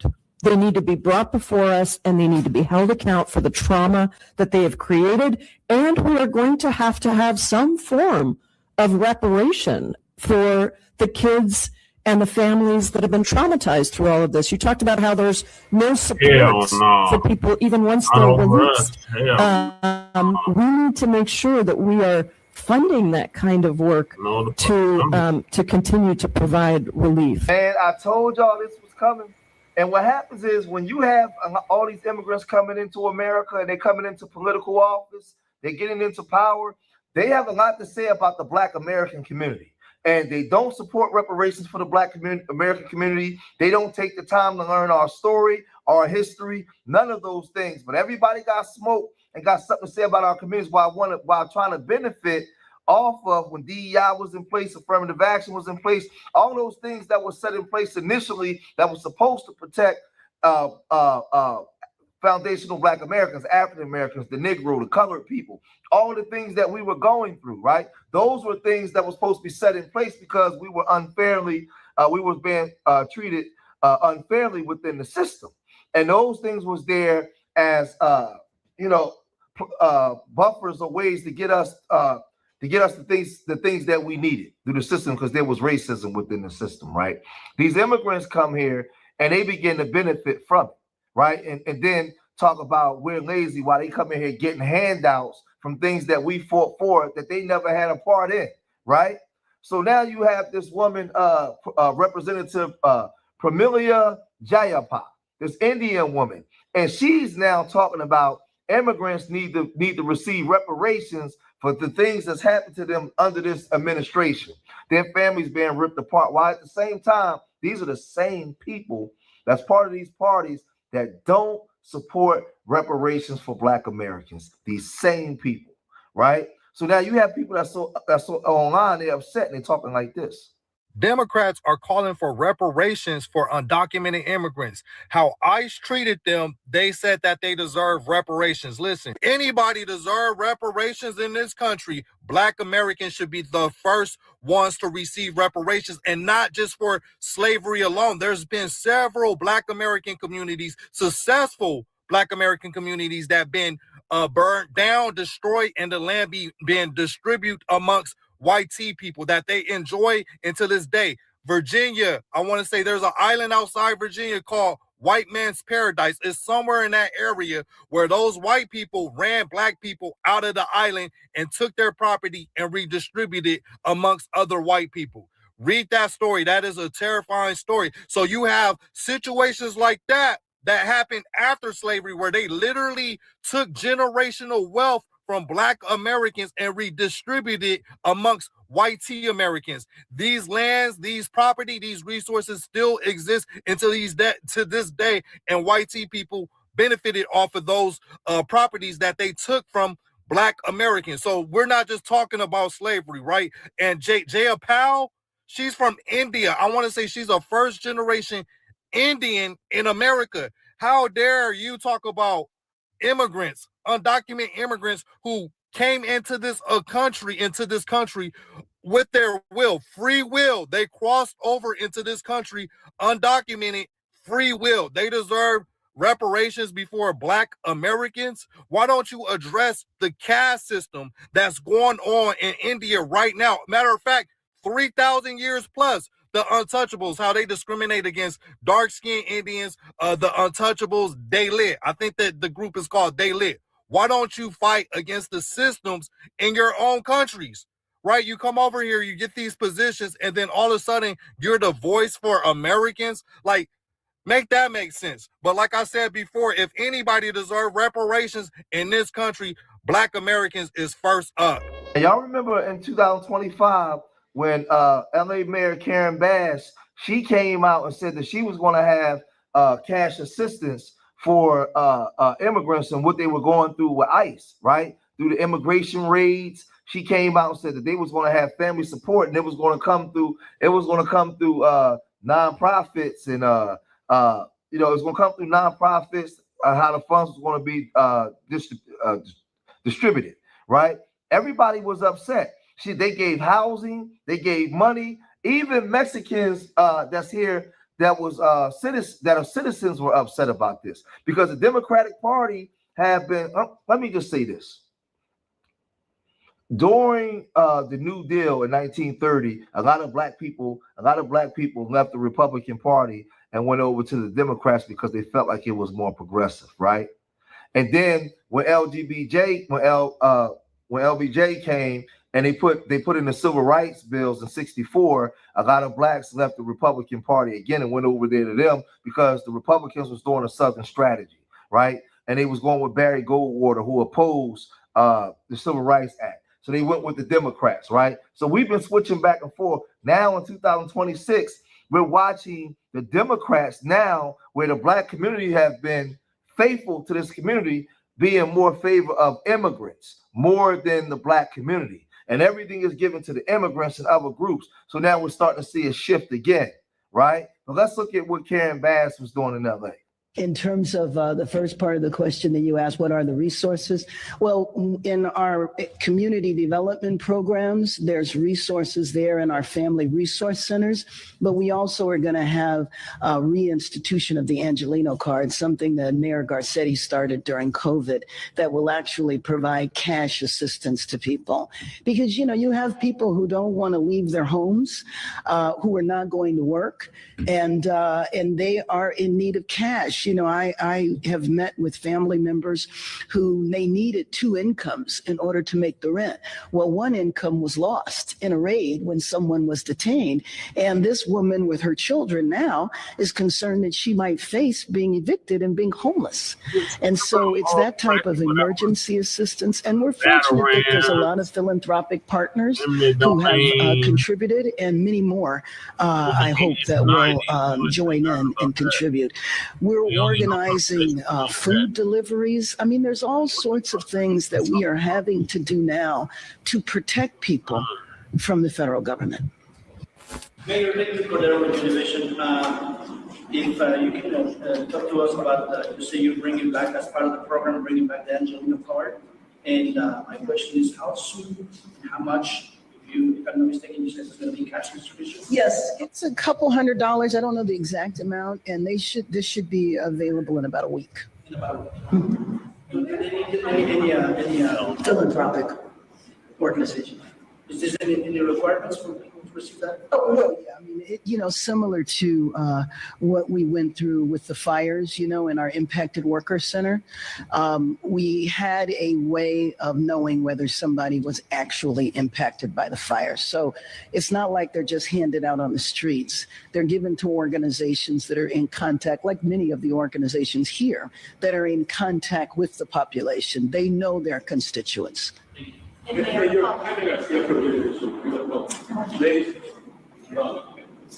with the 2 follow-up questions from my question and his question as well, with those cards, it's 100% philanthropic, or is any of that coming out of general fund, tax income? I wish general fund money for that. No. So the whole internet is in an uproar because, as Foundation of Black Americans, we've been pounding the road, man. And we've been, screaming as reparations. We already understand what happened with Ghana's president now coming to Philadelphia, coming to New York City, coming to these places to actually talk about the transatlantic slave trade. And people were saying that he was doing us a favor because he was speaking from a nation. But he wasn't really doing us a favor. They should have been doing this a long time ago, right? We can speak for ourselves. We have the right to go to the UN to talk about what happened to us with crimes against humanity and what they did to us. The whole world know what happened to us. Exactly. We are the only ethnic group in the world, that went through a form of slavery that was forced to go back under their oppressors. They was forced to go back under foreign oppressors to prove that you was human, right? They had slavery in South Africa where they were the majority group. Slavery in Jamaica, they still was the majority group. Slavery in the Iberian Peninsula, the Indian Ocean, and all these different places, right? But in America, they claiming that they brought people over from a foreign land to a land and mixed them in with some of the people that was here, where the majority of W folks were enslaving them. Once slavery was over, you had to now go and get jobs and be around these same people that enslaved you. That's never happened in the history of the world, only here. So the atrocities that we went through after slavery, right? At the 100 years after slavery, the things that we went through, right? When the small hats that protected class went through what they went through, they was given land and money to themselves. We was forced to go back under our oppressors. Yeah. That's the story that nobody want to talk about, right? So where you have countless numbers of hangings. But Tariq Nasheed, he also spoke to this, and he came and he said this. See, speaking of tethers, what's her name? That Punjabi Democrat woman, PRAMILLA. What the hell is her name? PRAMILLA JAYAPAL. Did y'all see what she said? She was up here talking about, oh yeah, the family and the children of immigrants, they've gone through so much and they've been disenfranchised and families broken up and people getting deported. So the children of immigrants need reparations. She sat here and said those children of immigrants need reparations.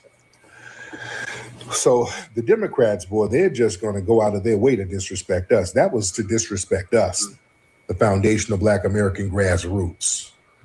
Yep. See, this is why delineation is so important, because these people are playing in our faces. They're going out of their way to disrespect us. They're going out of their way to disrespect us. Excuse me. So what they're trying to do, they're trying to hijack the reparations blueprint. See, reparations, it's not a catch-all buzzword for anybody who has grievance with the government. That word is tied specifically to unpaid debt owed to foundational Black Americans for centuries of our exploited labor. So politicians like JAYAPAL, they're trying to hijack our specific lineage-based language and claim and use it to cut checks for people who just damn got here. That's an insult to our ancestors who built this country from the ground up. See, whenever it comes to us, they always do line jumping.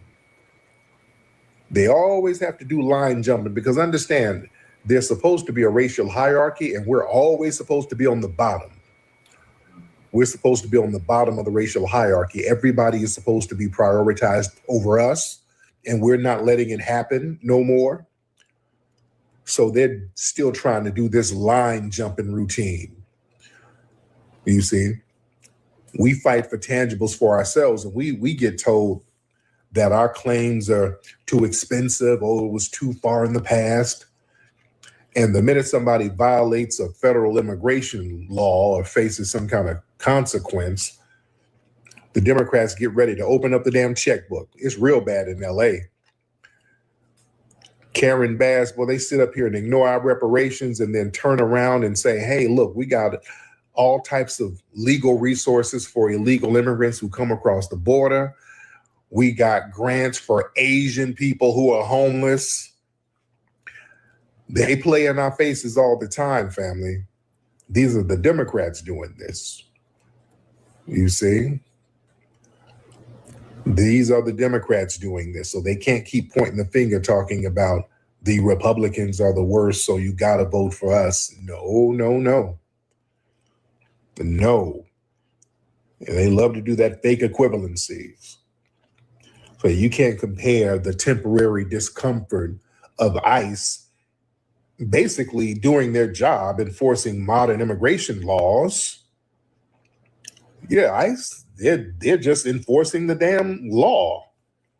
People are coming over here without proper paperwork is illegal. So I'll say this, man, like I said, we could talk till we blue in the face. We've had histories of years of betrayal from the Democratic and Republican Party, right? We know that I showed you guys within the Republican Party, right? We had to form our own form of Republican Party because of the lily white era, because they wanted the blacks out of the party. They feel like W's didn't feel like they had to compromise to any black folks, right? They didn't want no black folks in positions of power telling them what to do, right? So you had that issue. You had a bunch of broken promises and lies from the Republican Party, Democratic Party. Everything that happened to us in this country happened to us under this U.S. government. And these parties have been agreeing. They've been bipartisan. They agree with what's been happening to us, right? They know what happened to us. They know what Joe Biden and Strom Thurmond was doing. They understand when Richard Nixon and Ronald Reagan was on the phone calling Africans primates and black people, things that they were saying about black people. They know this. All of the presidents were racist. We already know this. We know what we've been through in this country. I'm going to say it again. We are the only ethnic group that after being enslaved was forced to go back under your oppressors. They said, okay, they freed you, now go back in the room with them. They put us right back in the room with them. We wasn't given land separate from these people. We went right back under these people. So now you have these immigrants come here and ain't been through none of the stuff that we've been through in this country. Nothing. All the generational traumas that's been passed down and lack of generational wealth that's been passed down because of systematic oppression, all of a sudden they say that they want reparations. You got to be kidding me. And guess what? The Democratic Party is saying nothing. So we'll be swaying again from the Democratic Party. But y'all gotta let me know what y'all think, man. If you made it this far. Yep, I agree with Brother George's analysis of the situation. This is a complete direct slap in the face from these damn Democrats.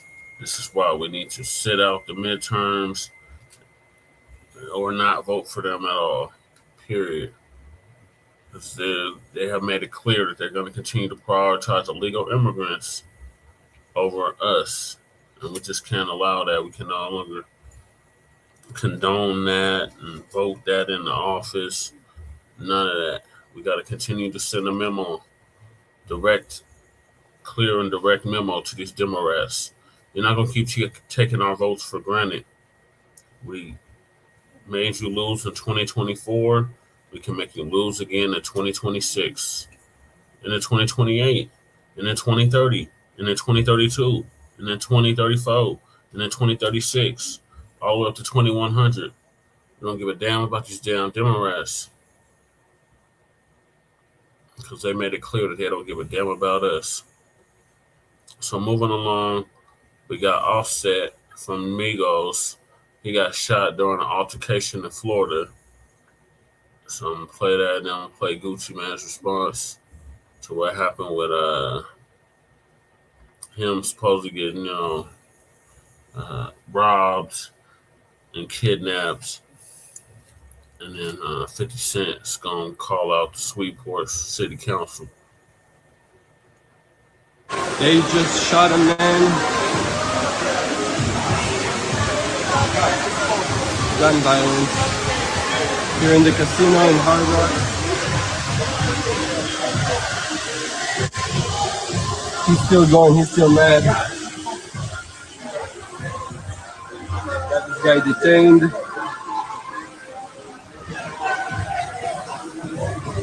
He shot a guy. This is the guy they shot. Oh my god. Oh, tasing? Everyone keep moving, please. Clear.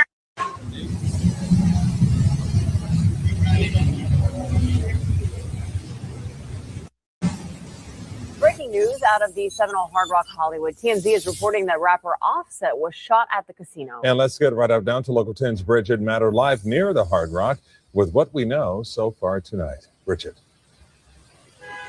Calvin, Nicole, the information is pretty limited at this point, but from Seminole Police Department, they tell us just after 7 o'clock outside of the Seminole Hard Rock in the Valet area, there was some sort of altercation, and that is where that shooting happened. Offset, he was taken to a nearby hospital, to Memorial Hospital, and he is in stable condition. Of course, this is all under investigation. We are working to get more information on this. There were also 2 people that were taken into custody as this investigation continues. We are told that there's no threat to the public at this point and that operations continue as normal here on the property for the casino and hotel area. Of course, we're going to be following up with Seminole Police, as well as trying to get in touch with reps for Offset to get more information on who he was with and what exactly led up to this. For now, we're live in Hollywood. Bridget Matter, Local 10 News. Yo, it's Big Ant, the spokesman, man. We back. Another edition of Urban Politicians TV, UPTV. Make sure you stay on your pivot at all times, man. Had to come tap in as it's been breaking news within the last hour or so all over the internet, all over the timeline that Offset was shot near a hotel or casino out in Florida. And I first and foremost do want to send prayers over to Offset and his family in this time right now. Full speedy recovery. They are saying that he's okay, but you know how these things go. So I do want to send prayers up over there that everything work out. And the write-up is coming from TMZ saying this. Scary update involving Offset. The former Migos rapper was shot near a popular casino in Florida. A rep for the rapper confirms to TMZ Offset was shot Monday near the Seminole Hard Rock Hotel and Casino in Hollywood, Florida. Per the spokesperson, Offset is fine and is currently at the hospital receiving medical care. The rep added, he is stable and being closely monitored. A rep for the Seminole County Police tells TMZ, we are aware of an incident that occurred at Valet around after 7 p.m. Monday outside of Seminole Hard Rock Hollywood that resulted in non-life-threatening injuries to an individual who was transported to Memorial Regional Hospital in Hollywood. The rep added Seminole police were on site immediately and the situation was contained quickly. 2 individuals have been detained by police. The investigation is ongoing. The site is secure and there is no threat to the public. Operations continue as normal. Now, with that happening right there, I don't know what would make somebody really be at a casino shooting somebody or why Offset is involved in it. I ain't finna get on here and speculate either and try to, when the news will come out, how it come out. But you seen that clip right there in the beginning. That was them detaining somebody as the guy was explaining it right there at the hotel. And I'm gonna tell you, like, this incidents happen at hotels all the time, but I don't know what Offset got going on. I don't know who he was into it with. I don't know if it was a fan just starting with him, or you know how this stuff go with rappers at times, but we do know, just keeping it 100, Offset spends a lot of time in these casinos. We know he spent a lot of time. We don't got to sugarcoat that. It's on the internet. He liked to gamble and things, but what led to this, all I can say, yeah, man, boys got to tighten up, but wrong place, wrong time, that can happen to anybody. We've seen Offset get into stuff in the past. We've seen him get into arguments that led to getting physical, and some people just don't play about it. Some people, when they get there, it can be into a back and forth. They be quickly to shoot. Boys don't be want to take a L, or there be something else with it. But I do want to say Offset got kids, man. Several kids. Most definitely want him to be here with them, raise his kids, see the kids be able to see their father and things like that. For most definitely, rest in peace and God bless to Takeoff, and condolences and prayers forever. Fly high Takeoff. We don't want to see that happen, bro. Like, just keeping it all the way 100. It's just too much. Man, 2026 been crazy. Capital C's been in full rotation. The controversy, chaos, confusion, and conflict and confrontation. Yeah, the algorithm been in rotation, crashing out, and this might have been a crash out for somebody, because you're shooting somebody on camera at a casino, 7 p.m., that's broad daylight still, because they don't get dark till 8 now. Cameras is everywhere. Police is on site. So now you're going to mess around and get an aggravated assault, depending on what went down. Discharging a firearm, aggravated assault with a deadly weapon, possibly an attempted murder, depending on the angle or how they shot him, unless this was a stage of ground situation while Offset was the aggressor, then it'll be all the way different. But, man, I don't know what's been going on in 2026. It's been a lot of stuff happening. It's been a real wild year. All I can say is, man, stay out the way the best you can. Stay on your pivot.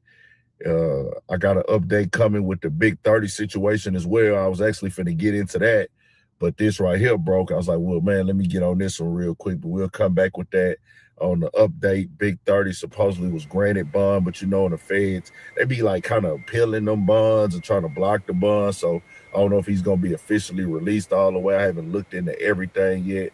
His lawyers have spoke. We seen earlier today, 21 Savage. It was started yesterday when he was jamming Pooh Shiesty, the FDO. So that hit all the blogs as, oh, he riding around the FDO. It must be some stuff with him and Gucci. And he sided with Pooh Shiesty and he died with Pooh Shiesty. He came back and said, nah, it ain't that. That was just a playlist, listening to the music. So I got that coming for y'all as well. But it's a lot going on right now. I can't even keep up with everything. It's some stuff going on over there in the NBA with Stephen A. Smith. He done got into it with Matt Barnes because he decided to call out LeBron and call LeBron like a tap dancer for talking with the people. It's just, bro, I can't even keep up with all this stuff right now, dog. So much going on in real time. I can only edit and shoot and record so much and get it back to y'all. It's like 3-4 other things I want to cover, but Offset, they say he all right, so I ain't just, you know, I believe he all right. I believe he's straight. We can't, yeah. It's just crazy, bro. I don't know, man. I just be like, bro, it's a lot going on, man. I don't know how y'all be feeling. I know we get desensitized to things, bro. But it's like, bro, boys is really getting shot like nothing now. Like, it's always something. Somebody getting shot, somebody getting robbed, somebody getting tested, squabbles breaking out, then they leading the shootouts. Yeah, man, it's wicked out here. Y'all tell me what y'all think, man. We got more coming. More videos, all that. 1,000 for shit show. Stay on your pivot. All right, so that was the news of him getting shot. Breaking news and an update. And this is who they say shot him. Rapper Offset shot outside of a Florida casino. Here's the update. They just shot a man Gun violence here in the casino in Hard Rock. He's still going, he's still mad. The rapper Offset has been shot outside a Florida casino. Here's what we know. A spokesperson told CBS News Monday night, "We can confirm Offset was shot and is currently at the hospital receiving medical care. He is stable and being closely monitored." Seminole police tell us the incident occurred at a valet area after 7 p.m. Monday outside of Seminole Hard Rock Hollywood that resulted in non-life-threatening injuries to an individual who was transported to Memorial Regional Hospital in Hollywood. Seminole police were on site immediately and the situation was contained quickly. We are praying for him, his family, as he recovers. We have some details. We don't have all the detail. Offset is a jewel to many, and reigning from the great musical culture of Atlanta. I have gotten to know his family over the years, his father-in-law and his mother, his biological mother. And remarkable people. There was a time during my talk radio days where a man who did something nice for Offset, didn't know he was Offset at that time, hit hard times himself, did not have a car. I was able to make contact with Offset's family. Within about 5 days, Offset brought the man to his home and purchased him a vehicle, a car. It was actually covered on TMZ. At that time, he was married to Cardi B. The rapper Offset, a former member of the Migos, popularized, was shot outside of a Florida casino and is now in stable condition. A spokesperson said Tuesday night Offset was once married to Cardi B, was being treated at a hospital after Monday night shooting. The spokesperson said in a statement, although his exact condition was unknown, police said his injuries were not life-threatening. The shooting comes more than 3 years after a personal tragedy for the rapper in 2022 Takeoff from the same group, Migos. Real name, Kirsnick Ball, was the cousin of Offset. He was fatally shot in Houston. Offset's rival, Lil Tjay, has been arrested in connection with the shooting of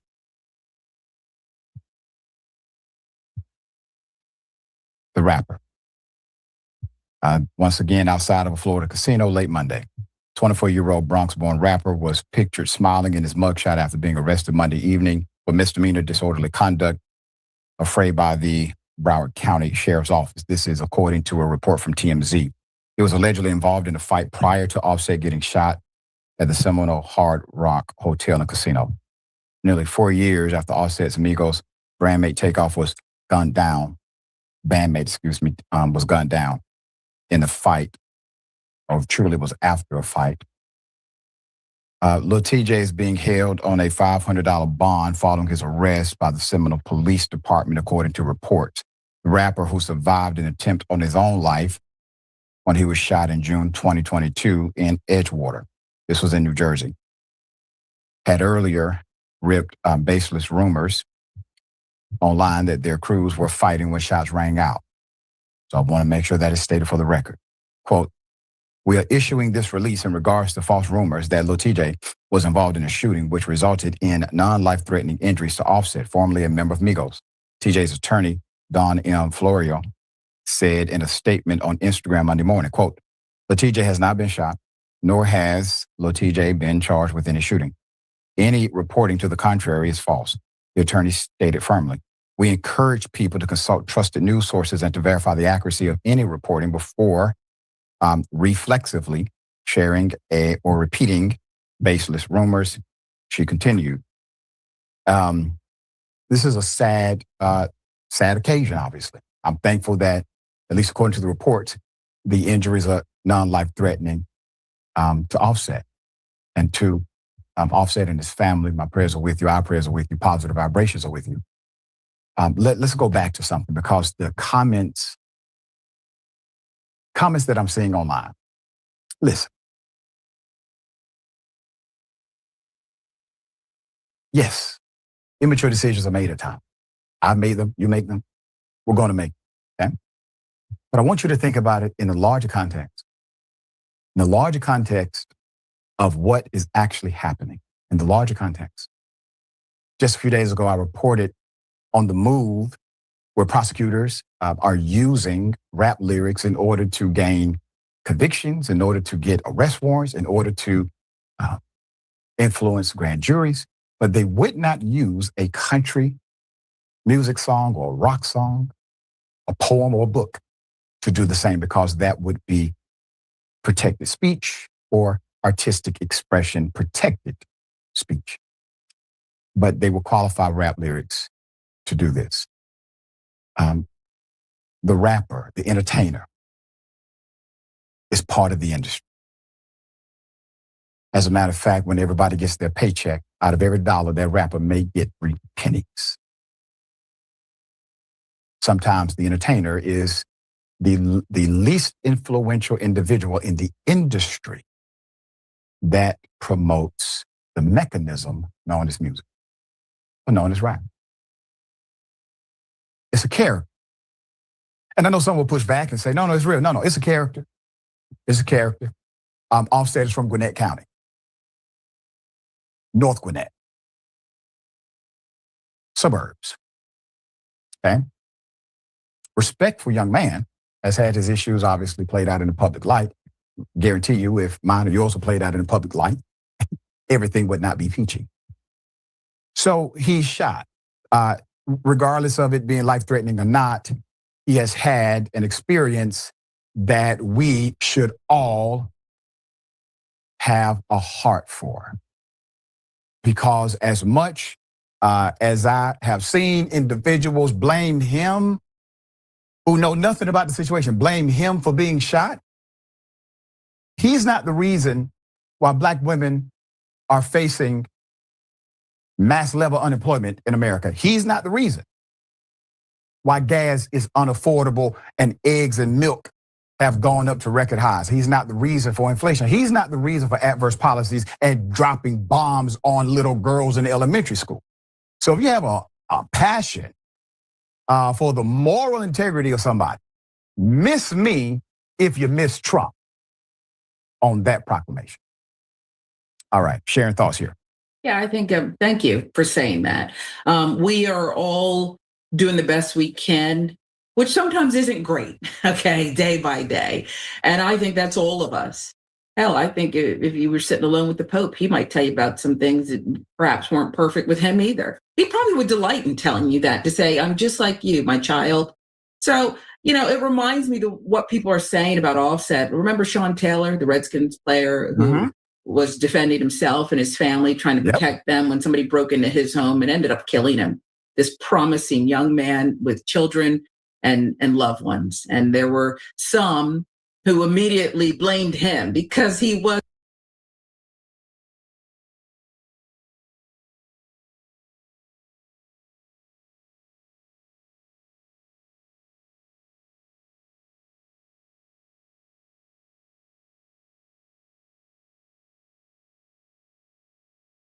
The last thing I seen was Offset looking at me like this. Yo, that shot me. That shot me. La la la is a rat.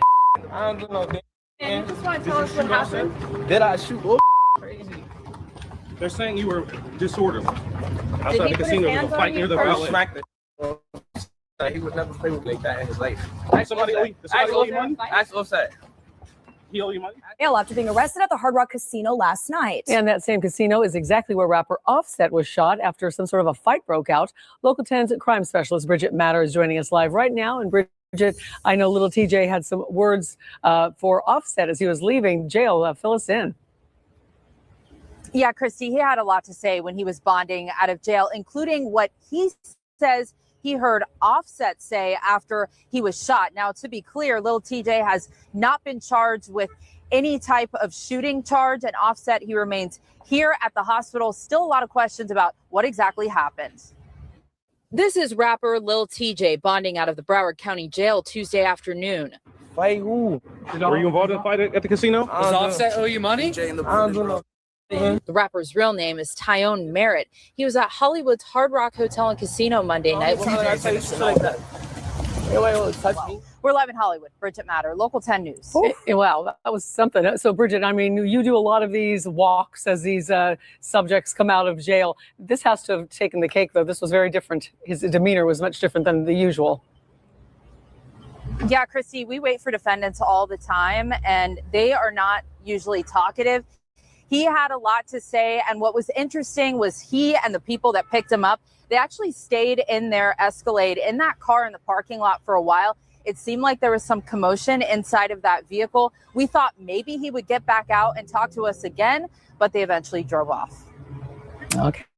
A very interesting day. Thanks so much, Bridget. Yo, it's Big Ant, the spokesman, man. We back. Another edition of Urban Politicians TV, UPTV. Make sure you stay on your pivot at all times, man. Had to come tap in on this conversation and situation involving Offset being shot after an altercation with Lil Tjay and his entourage once again. And I had a link in the description where you can watch that in full on Channel 10 as they've been on the scene since this went down last night. And I just could not believe right there as Offset responded to Lil Tjay coming out the jail and popping it, talking noise.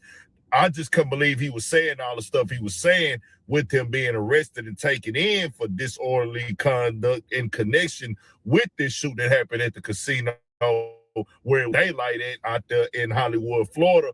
But he said, you ain't bust nothing. As in, hey, you calling me a rat, you saying I'm snitching, but you ain't bust nothing, no, you ain't do nothing, whatever. I'm really just more concerned now, like, what is Lil Tjay thinking?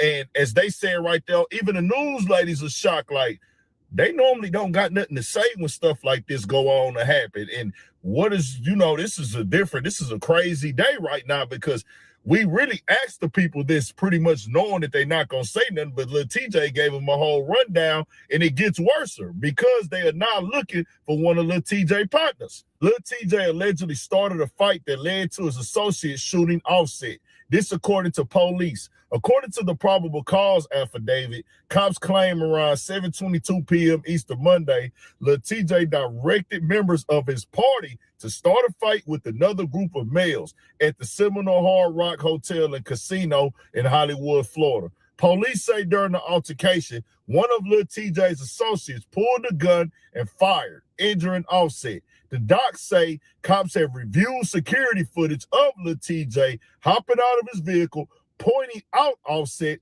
and leading his group over there to the rapper where the fight broke out. They also claim Lil Tjay filmed the incident on his phone. The fight between Lil Tjay and Offset's friends went on until police arrived, cops added. Nah, they said more than that right, but I just got to the main stuff.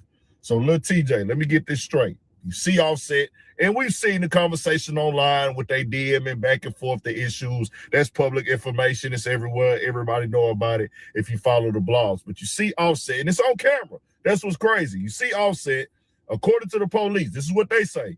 We watch video footage. We see him hop out the car. We see him pointing to his guys. They go Offset, go get him.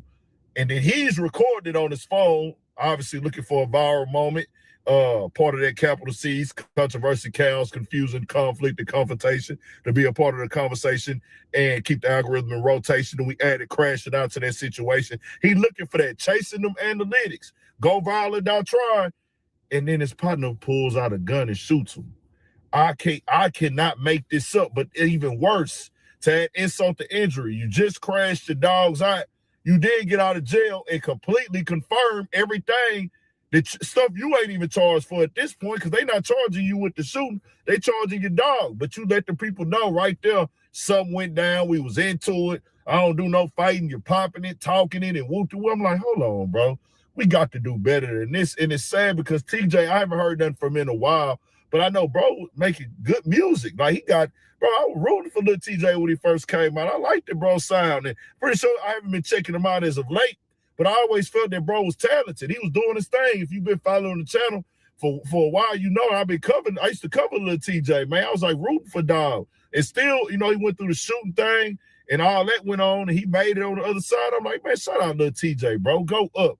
But this crashing out stuff, bro, it should never be a time where you think that it's cool and smooth and the thing to do to run up to the camera crew and start popping it and talk. Well, they gonna run up to you when you get out of jail.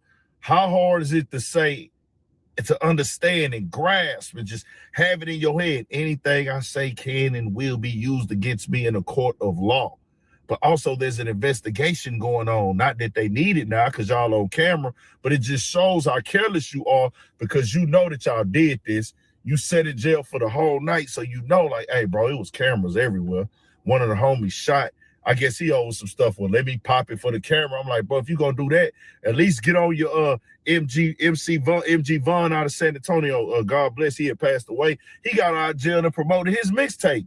Get on your POP, hold it down. Or get on your dude, you know, hey, man, hold it down, POP. I'm legally blind. Go viral off of it or something. This ain't even viral. You ain't even promote your music off of it. So what are you on there popping and flexing it for? And I'm like, bro, boys got to move better, man. Y'all could have lost. One of y'all going to possibly lose y'all freedom because they say y'all started it, innocent until proven guilty. But, bro, y'all could have killed Offset. And then what if y'all would have killed the man? You would have had a murder, and you could have possibly got an accomplice to murder. Like, bro, come on, what are we doing in 2026, bro? Boys got to do better. TJ, you're not a kid no more, bro. You a grown man. Like, what is really happening right now? I can't, bro, I really cannot even fathom this. This has got to be the craziest stuff that is happening. I'm like, I can't believe this one at all. This is just some ego stuff. 10,000, 15,000. Let's keep it 100 now. That ain't gonna be the yes. I get the principle. Don't let nobody play you. Don't let nobody take your money. If that's the case, allegedly. But what are we doing with it? It's like, bro, that ain't even the way I took it to. That ain't even enough to cover the lawyer fee. Just keep it at 1,000. Just keep it at 1,000 if the man would have passed away. But what's really happening? Now, bond and lawyer, 10,000 gonna be more. I'm just like, oh my God. Right. Like, hey man, I don't know what to say anymore, bro. This is crazy. Offset, he need to get his act together as well. Obviously, him and these casinos have been his downfall and problems and issues. But who am I? I can only just say, hey, bro, from the outside looking in, you got to do better as well and avoid these type of situations, keeping it all the way 100. But tell me what y'all think, man. We got more coming, more videos, all at 1,000. Tap into that urban. Yep, I agree with everything he said, urban politicians. So the next one is Gucci Man sends a message that he's not cooperating with law enforcement, basically. In his case,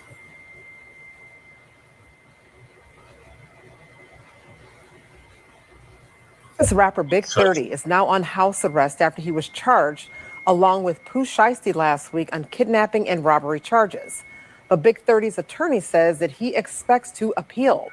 Fox 15 told you this morning that a judge in North Texas ordered Pooh Shiesty's dad, Lontrell Williams Sr., to be brought back to Dallas after he was also granted house arrest in Memphis. Fox 15's investigative reporter Kayla Solomon joins us live downtown at the federal court. Kayla, it was a packed courtroom for today's hearing. Yeah, Darcy, and a number of them were family members, loved ones, supporters of Big 30. Ultimately, a judge decided to assign him a $100,000 bail amount with standard bond conditions like a curfew, as well as an ankle monitor. But I heard from his attorney, Arthur Horn, who tells me he's expecting an appeal soon. Here's a young man that has turned his life around and is trying to make something of himself, and unfortunately has gotten himself caught up in a situation that has nothing to do with him. Rodney Wright Jr., also known as Big 30, was given a $100,000 bail by a federal judge with standard bond conditions. But attorney Arthur Horn says the fight to keep him out of custody isn't over. Going to file an appeal, and they're going to appeal the judge's decision, and we will have to have another detention hearing in Texas on the same facts just like you saw today. Right.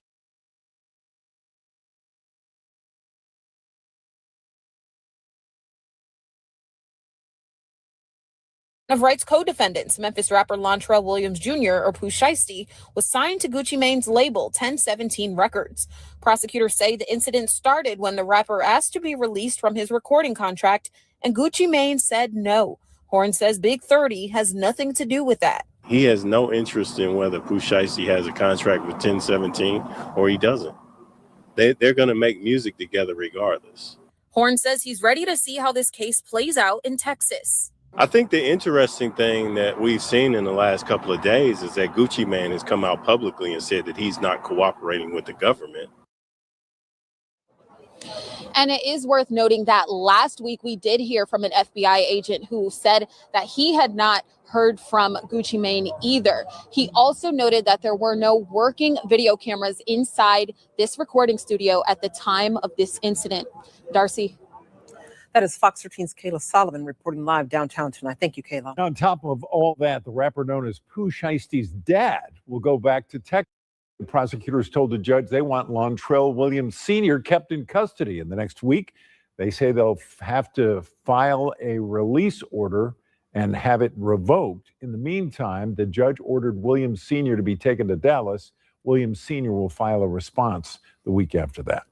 Yo, it's Big Ant, the spokesman, man. We back. Another edition of Urban Politicians TV, UPTV. Make sure you stay on your pivot at all times, man. Had to come tap in, and I had the links in the description where you can watch these clips in the beginning in full from Fox 13 Memphis, and also Action 5, where they kind of went over Pooh Shiesty's father's bond regulations as he has to come out here to Texas now, where he was granted bond in Memphis, but in the Texas situation, he's going to have to go through a whole nother process to get that. And I'm going to get into this write-up in just a second from TMZ to kind of highlight some of the topics as they spoke with Big 30's lawyer and Pooh Shiesty lawyers, Brad Cohen, who we've seen in this game plenty of time defend other celebrities. And I would have got to this topic right here yesterday, but I was tied up, had other videos. I was moving, doing some things, running some errands, but I wanted to make sure I came and gave that update. As y'all heard right there, that was 30's lawyer. He said out his own mouth, I didn't see it, but he claims that Gucci said that he is not cooperating with the federal government in any way, shape, form, or fashion. Now, we seen them statements from the federal complaint that they put out there. So they said that he identified Shiesty and he identified 30, but I got to come on here and update that and make sure I have that on the platform as well, that he said he is not cooperating at all. They are saying that a lot of stuff has been put together by the feds. We did see the update that there was no physical evidence in the form of a video that can be found of them doing this robbery. Then they also said that they don't have Big 30's phone, which they accused Big 30 of recording this as a form of like, hey, we're going to put this out there as in Gucci saying this on camera so he can't come back and say he didn't sign this contract. That's the alleged motive of this thing right here when it comes down to it. And the write-up says this: Pooh Shiesty and Gucci Mane were definitely involved in a situation today. Gucci was allegedly kidnapped at gunpoint, but the story told in the federal complaint could be a tall tale, at least according to attorneys representing two of the defendants. One of the lawyers, Arthur Horn Jr., who represents rapper Big 30, tells us his client will be pleading not guilty to the charges and denies all allegations against him in charging documents. Horn says clearly there was a situation between Pooh Shiesty and Gucci Mane, but he insists Big 30 only went to the studio with Pooh to make music. Horn says Gucci was in Dallas and popped into the studio, claiming there was a conversation that didn't go well between Pooh Shiesty, his dad, Lontrell Williams Sr., and Gucci, according to the government. The federal complaint says Pooh wanted out of his contract with Gucci, so he and his cohorts ordered Gucci at gunpoint to sign off on his release papers. Horn says it's alleged that while Pooh was in prison, Gucci made roughly $25 million on Pooh's music. We reached out to Pooh's attorney, Bradford Cohen, who tells us the prosecution case against Pooh may not hold up to close inspection, saying we're going to examine the accuracy of the statements from alleged victims in the complaint and what those individuals allegedly told them. He added, I'm not sure those individuals said what is said in the indictment. So all that is angled to, the feds ran with some things. Did they really say this? Were the police called? And right away, they don't know. Innocent until proven guilty for all parties involved. What they do have is them at the location. They also found the hoodie for one of the guys that was on camera. We see them with watches and stuff all in the photos. So that's pretty much that for that. But they have federal conspiracy. Y'all know what them conspiracies mean, where they just get you close to the fact, they'll run you down through there. That's how the feds get down with these type of things. But at the same time, you got lawyer money. Hey, fam, y'all ain't got no physical this. Y'all don't got no video of this. Y'all got they word versus mine. Where's the proof at? And then did Gucci and them have really say this? So it's just a lot of things going on. I want to make sure I got all sides side, innocent until proven guilty. The feds jumped out there, got everybody talking, including myself. I got to sit back and see and say what's what now. Shiesty most definitely on another level. The music is going even crazier now. And then also you see Big 30 was on the yard. Somebody put that video out. It was all over Twitter and the blogs yesterday. People were sending it to me. I said, wow, what is really happening? All this is being seen in real time. 21 Savage had jumped out there, was jamming first day out. You knew what that was going to do on the blogs. And he came back and said, no, that ain't that. I'm just listening to the music. That's all it was. It wasn't even that. But I'm like, well, you know that people was going to jump out there and say, like, you choosing the side or something of that nature. Let's keep it all the way 100. I'll keep y'all updated on everything that's coming with this. Shiesty going to have his day in court, and we'll see what's what. Stay on your pivot. Tap into that Urban Politics TV Patreon. Got some more videos on there that's out now and a lot more coming. Stay on your pivot for shit show. Like and subscribe to Frontline Black News. All right, so next topic is 50 Cent calls out Shreveport Councilman, and he responds. Welcome back. Curtis 50 Cent Jackson recently said he is disappointed in criticism surfacing online following his recent donation of $500,000 to numerous nonprofits in Shreveport. Fox 33's Maya Alicia joins us live in studio to share more. Maya. Alex, 50 Cent claims City Councilman Alan Jackson played a part in the online criticism. The councilman spoke with me today to set the record straight. Entrepreneur Curtis 50 Cent Jackson took to Instagram claiming a Shreveport City Councilman was, quote, creating negative energy around his $500,000 donation to local nonprofits. When we look at 50 Cent, he is a private individual. I understand this is his money and he has the right to spend his money however he deems fit. Honestly, I just think this is just a miscommunication. I'm open to sitting down and having a face-to-face conversation with 50 Cent to let him know how I'm feeling so he can hear that directly from me, and he's not hearing that third party. Councilman Jackson says he was not being negative and appreciates Curtis Jackson backing the organizations. So those accusations are false. I'm actually happy for all of the 9 organizations that were selected. I'm happy that 50 Cent is investing in those organizations and continue to invest in our city. The councilman says he never made a public comment on the recent donations, but reached out to Jackson's reps after hearing concerns from organizations in his district. And I appreciate everything he's done. I appreciate everything he's going to do. But I was elected by my district, and it's my job to make sure I can answer those tough questions for them. And so I was just trying to fill in the gap to make sure that they had a fair shot at the current funding that was on the table and possibly any future funding that he may or may not decide to give to Shreveport. Councilman Jackson says it is his job to fight for his district. I don't feel like this process was fair, and I just wanted to get more clarity on what the process was and then have a conversation on how we can make sure that it's better in the future. I'm not trying to make anybody upset, especially Mr. Curtis Jackson, because he didn't have to do what he did. So I do want to state again, I appreciate everything he's done. I appreciate everything he's going to do. Councilman Jackson says he wants to work with 50 Cent to make sure the city council has a seat at the table, so Shreveport is informed and knows how any future investments will impact them. Back to you, Alex. All right. Thank you so much, Maya. Okay, that's very interesting. So 50 Cent called out this Alan Jackson dude because the Alan Jackson dude don't feel like he's giving to the nonprofits that need it the most or that should be getting it. I don't know. We'll keep you updated on this. This is like from a week ago, so I just seen it in my timeline. I was like, oh yeah, I should cover this. So moving along, Joel's ass Reid is back at it again. She's in the sunken place. And once it's all broke, it's the same one those calling us Russian bots and all that crazy shit.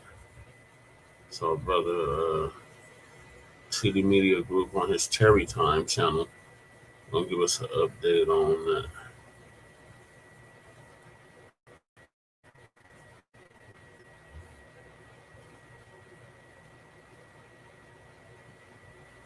Joy Reid, in essence, wants us all broke because being broke is good. If this isn't sunken place talk, I don't know what is. This is some straight sunken place nonsense where you're trying to justify being broke and paying high taxes, okay? And not having any money to leave over to your children. I kid you not. This is the foolishness that's coming out of her mouth. Sunken place behavior, sunken place talking points. Look at this. Is that if you go back before the 20th century, there were no income taxes, there were no regulations on business. You could earn as much money as you want, leave 100% of it to your children with no taxes. Right. What is wrong with that?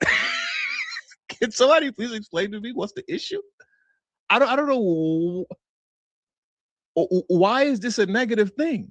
Why is this a bad thing? And you know what's crazy too? And shout out to Rob for putting this in the chat. Where is it? He said anti-wealth culture, pro-crime, right? Understand when Joy Reid is talking or any of these melanated political pundits and politicians are talking that are of my hue, all right? They're only talking to Black folks. Like non-Black people don't listen to them. They don't listen to Joy Reid or anything that she has to say or take her seriously, right? They don't. So this message is meant for Black folks, right? It's not even meant for Saul. Okay, it's meant for Black folks. It's meant to convince you that being broke is a virtue. It's meant to convince you that being broke is a good thing. It's meant to convince you that we're going to tax you into oblivion and then give it back to you. But what's the word I'm looking for? They're trying to sell you on taxing you, right? So that we can give it back to you. Reparatory justice is, I believe, this is the word I'm looking for. Reparatory justice. They're trying to convince you that you're going to get some sort of reparatory justice by getting taxed into oblivion. So we need to tax you into oblivion.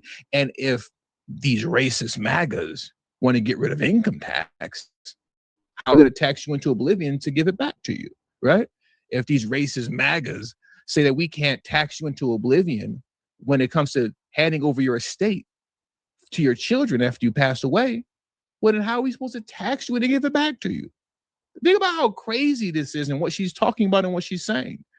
I'm trying to convince you that being taxed out the ass is a good thing and that making money is a bad thing and making as much money as you want is a bad thing. Listen to what she's saying again. That if you go back before the 20th century, there were no income taxes. There were no regulations on business. You could earn as much money as you want, leave 100% of it to your children with no taxes. Right. You could earn as much money as you want and leave it 100% to your children with no taxes. Sounds like a good thing to me. It sounds like a phenomenal thing to me. She's not done though. I'm going to play it from the top and answer the phone because now my wife is calling me. Okay. So give me more while I mute up as I like to do in the middle of shows. And I'm going to play this. Is that if you go back before the 20th century, there were no income taxes. There were no regulations on business. You could earn as much money as you want, leave 100% of it to your children with no taxes. Right. That's the world they want back. And to get it back, they need society to change. They need people to be less modern. They need people to want fewer things. This is the most idiotic thing that I've ever heard in my life. They need people to be less modern, and they need people to want fewer things. In a world where, in a world that's ran on debt and that's ran on consumption, our economy is ran on debt and consumption. How do you convince people and roll back the clock allegedly to make people want less things, right? And to stop consuming?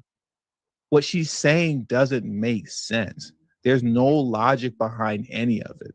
But I'm trying to convince you that Mamdaniism, because that's what she's spreading right now. She's pushing Mamdaniism, where we tax you into oblivion, that Mamdaniism is a good thing. These are the kind of people that keep you broke. Joy Reid will have you out here broke as hell, a broke victim that's asking for your government to tax you to death in the hopes that they'll give it back to you in some sort of reparatory justice from whatever happened in the past. That's crazy, whatever nonsense that she's talking about here right now. I can't even believe that something like this would be coming out of her mouth. No, no, no.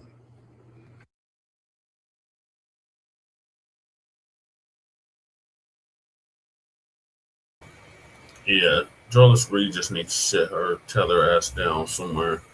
That's the same one that was calling us Russian bots and disinformation agents. So that's what I gotta say on that. So now we'll get to the legal migrant news, or migrant news, I guess.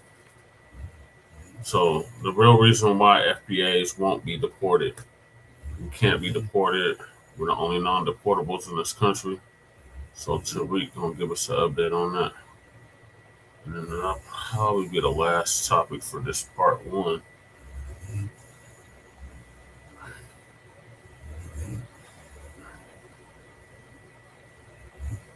Slapping dudes, slapping them African dudes.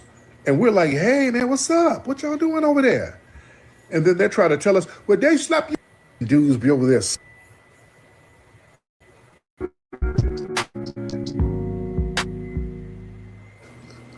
If you look at, have y'all seen some of the videos coming out of Africa where the Asian dudes be over there slapping dudes? Have y'all seen some of them videos, man? Man, there's several videos like in Kenya and places like that, and where some of those Asian business owners be slapping dudes, slapping them African dudes. And we're like, hey, man, what's up? What y'all doing over there?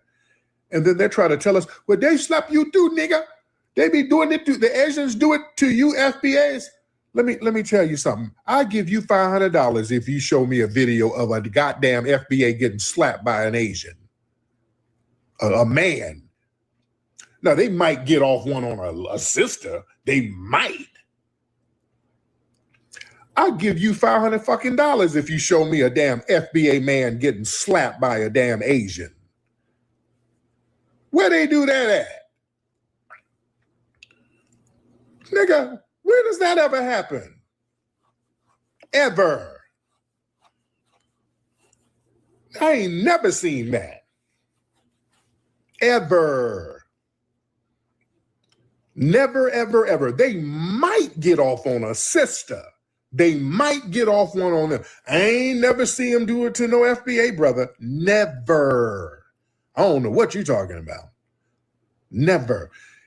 And another thing, though, they try to talk about, they try to rewrite history. You notice on some of these white supremacist websites, when they try to take little jabs at black people, they're like, yeah, we need those Korean rooftop store owners. There's like a little running joke where they use pictures from the LA riots in '92. They show these images of these Koreans that were standing on the roofs of their stores with rifles. So they always they're trying to rewrite history to make it seem like those Korean dudes on the roof were regulating. Where the hell my LA people?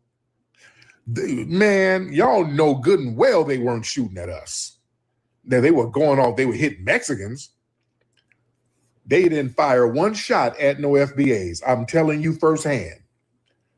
They didn't want them. Y'all know good and well they weren't bucking shots at no damn FBAs. Not one. Don't let these people lie to you. Them rooftop Koreans did not. For the record, don't let nobody lie. I'm telling you what I've seen and what I fucking know because I was there. They didn't buck a shot at the brothers. Not one. They didn't want that damn smoke. I promise you they didn't. They didn't want them problems. They were bucking on the Mexicans, but not the brothers. Don't let nobody lie to you. Please don't let nobody lie to you. Yeah? Yeah, people try to get slick after 30, 40 years. They start trying to rewrite history, and you're not doing that. No, no, no. Yeah, that's one thing I give South Central LA that. You ain't really running down on cats like that out there.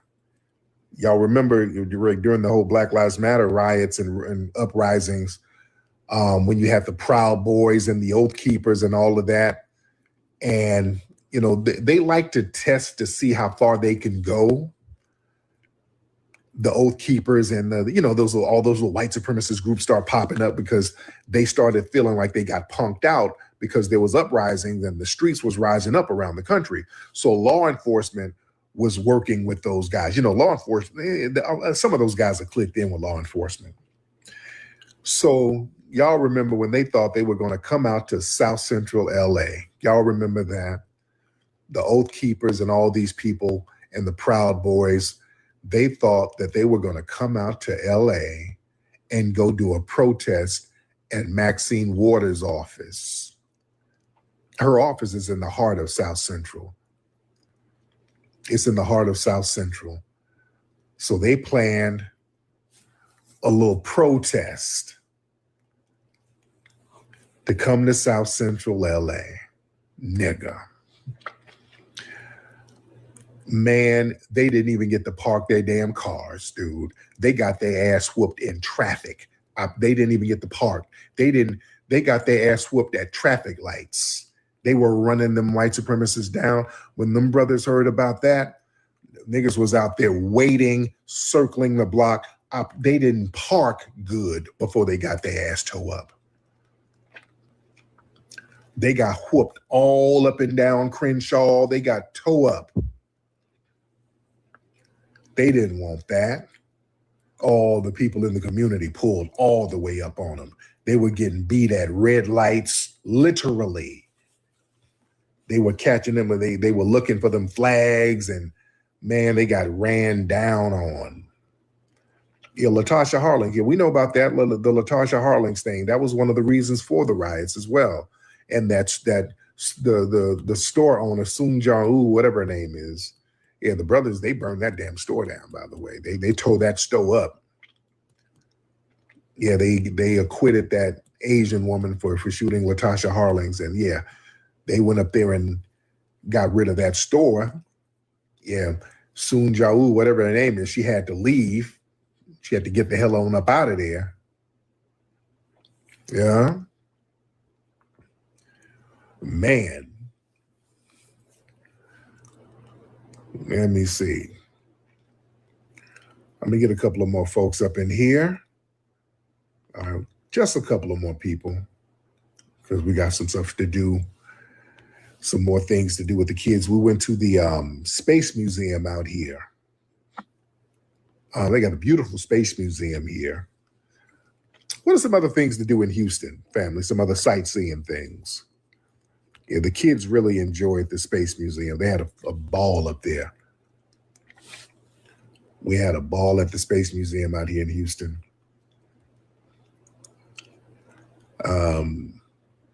Let me see. Jay Will, let's get who we got. Who we got? Let's get Jay Will in here. Let's get Mr. Jay Will. What's up, Jay? Can you hear me? I can hear you, Jay. How you doing, Jay? I'm good, brother. Hey, I'm in Houston, man. I'm actually from the city, brother. Oh, cool. Couple things. You might want to go, if you really want to get the real good food, you might want to go down to Alameda in 3rd Ward. Alameda. They got Alameda. They got a lot of good restaurants out there. Just ride down Alameda. You're gonna see all of them lined up. That's where the turkey leg hut used to be. Okay. What's the best? What's some of the best black barbecue spots? You know what? It's so many of them, brother. They're like on every corner, bro. I mean, oh, damn. Okay. Yeah, that and seafood spots. Your seafood and barbecue spots literally on every corner. You know what I'm saying? Okay. But just be careful out there because, man, Houston is the capital of thick women. So it's a lot of good trouble out in these streets, brother. You know what I'm saying? But other than that, no, the food is great, man. I just want to say Houston gets a bad rap online with some of the stuff you see, but 9 times out of 10, that's Tethers doing that. That's not the people from Houston doing all their foolishness, bro. And I'll land right there. There it is, man. Thank you. And you know what I'm noticing, nigga? Houston is baby Lagos. There's a lot of Nigerians. I've been seeing a lot of Nigerians out here. And I'm not saying good or bad. I'm not saying, and some of the people are very cool. There's a lot of them out here. It's baby Lagos out here, nigga. It's Nigerians everywhere out here. A lot of them niggas be scamming. Oh, what's up, Bill? How you doing, man? What's going on? What's going on? Hey, Tariq, I got a question. I came in a little late, so I don't know if y'all touched on this already. But tomorrow, Trump will be going to the Senate and talking about birthright. Yes. Now, I remember when the deportation stuff first kicked up a few months ago. A lot of tethers were saying, "Oh, y'all next. Y'all ain't safe." Even some ignorant FBAs was following behind that sentiment. We always echoed and knew that wasn't the case. Right. But what are you expecting then? Are you gonna give a special broadcast tomorrow following that? Well, yeah, I'm out here in Houston, so I'm gonna be out and about, but I'm going to be listening in. Thank you. I'm definitely going to be listening in because that's very important. And yeah, that whole thing. Let me tell you something, because a lot of these people got wishful thinking, talking about we gonna get deported. Family. Oh yeah, Trillburger. Yeah, I gotta try Trillburger. By the way, I gotta try it because I've been seeing Trillburger, so I want to try it. But what my brother just talked about, I want y'all to understand something. We, as foundational Black Americans, we're not going to get deported. Do y'all? The tethers really hate that. They really hate the fact that we can't and will not be deported. For several reasons. Well, we're the reasons for the 14th Amendment. You cannot deport the people who literally define what American citizenship is. That's what this hearing is about. That's what they've been saying. 14th Amendment was meant for the descendants of slaves, the descendants of freedmen, foundational Black Americans. That's one of the reasons why they really hate us delineating, because our delineation is recognized. There's a Supreme Court hearing on it. It's about our delineation and these laws specifically for our lineage group. You see? And we're standing on that. This was established, this 14th Amendment was to recognize us specifically after the Civil War. You can't revoke FBA citizenship. That means you got to tear up the 14th Amendment. So if you do that, the whole legal concept of who's an American, that just collapses. And we, like I said the other day, we are America's global soft power. America don't rule the world with just guns and tanks. You rule it with culture. Who creates the culture? We do. You understand? Foundational Black American culture is American pop culture. The music, the slang, the style, the sports dominance, that's our South power being exported globally. Saturday Night Live, they just did a skit where it was a white guy. He was like supposed to be playing a skit of a social media influencer. And he kept using a bunch of online slang. And the joke was, well, basically, you know, all of that slang is basically Black American slang, which is true. They know it. When you look at culture here on TikTok, culture on Twitter.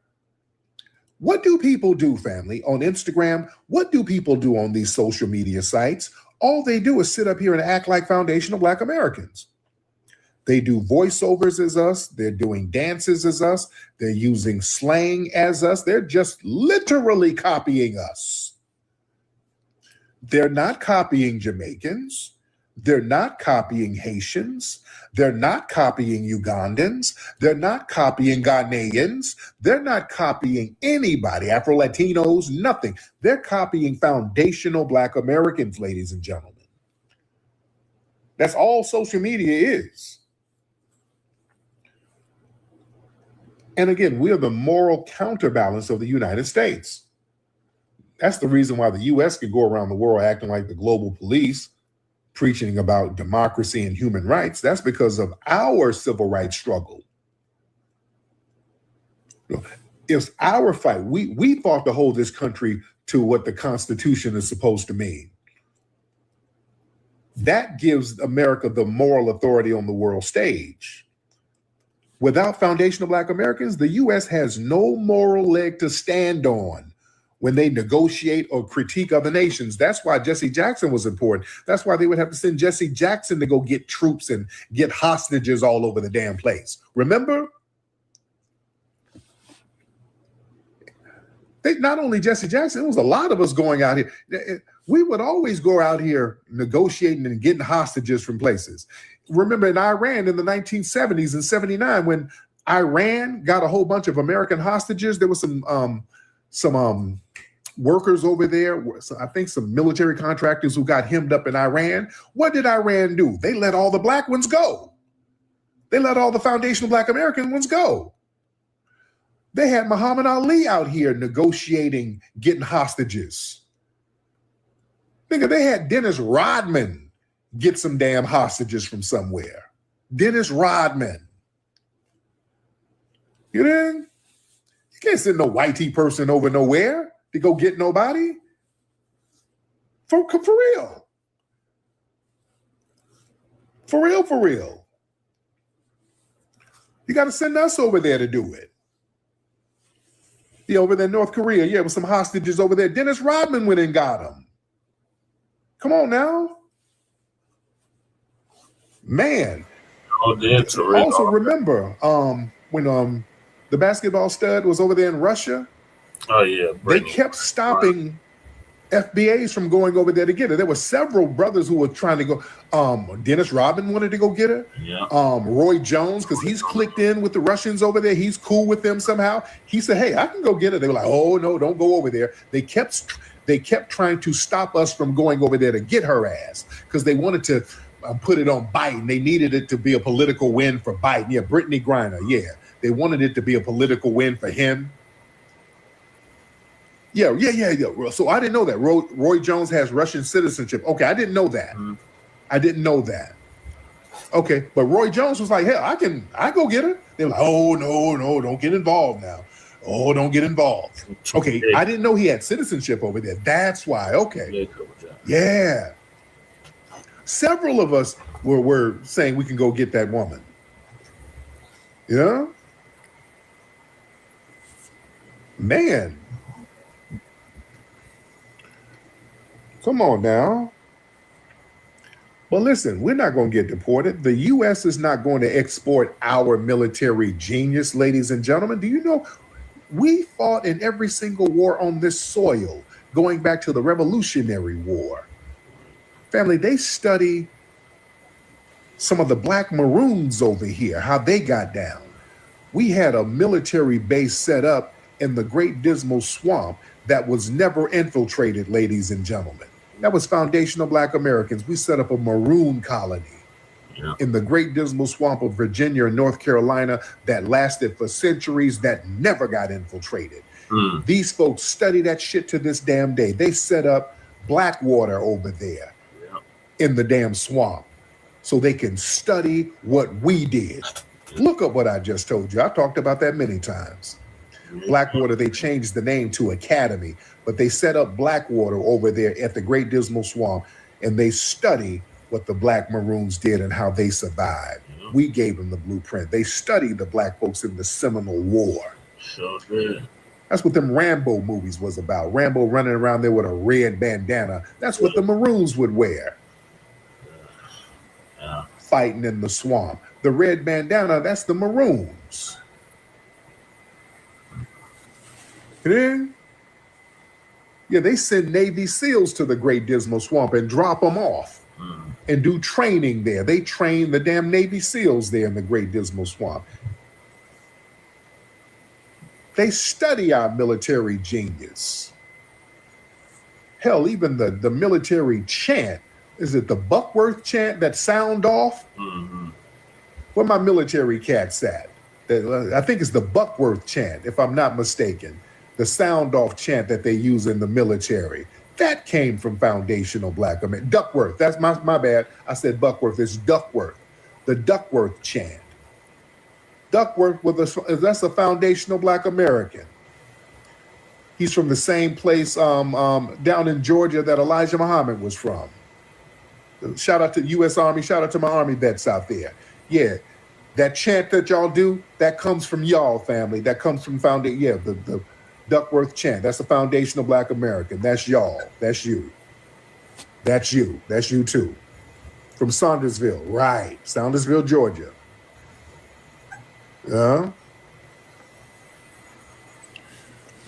Come on, they're not going to let that go.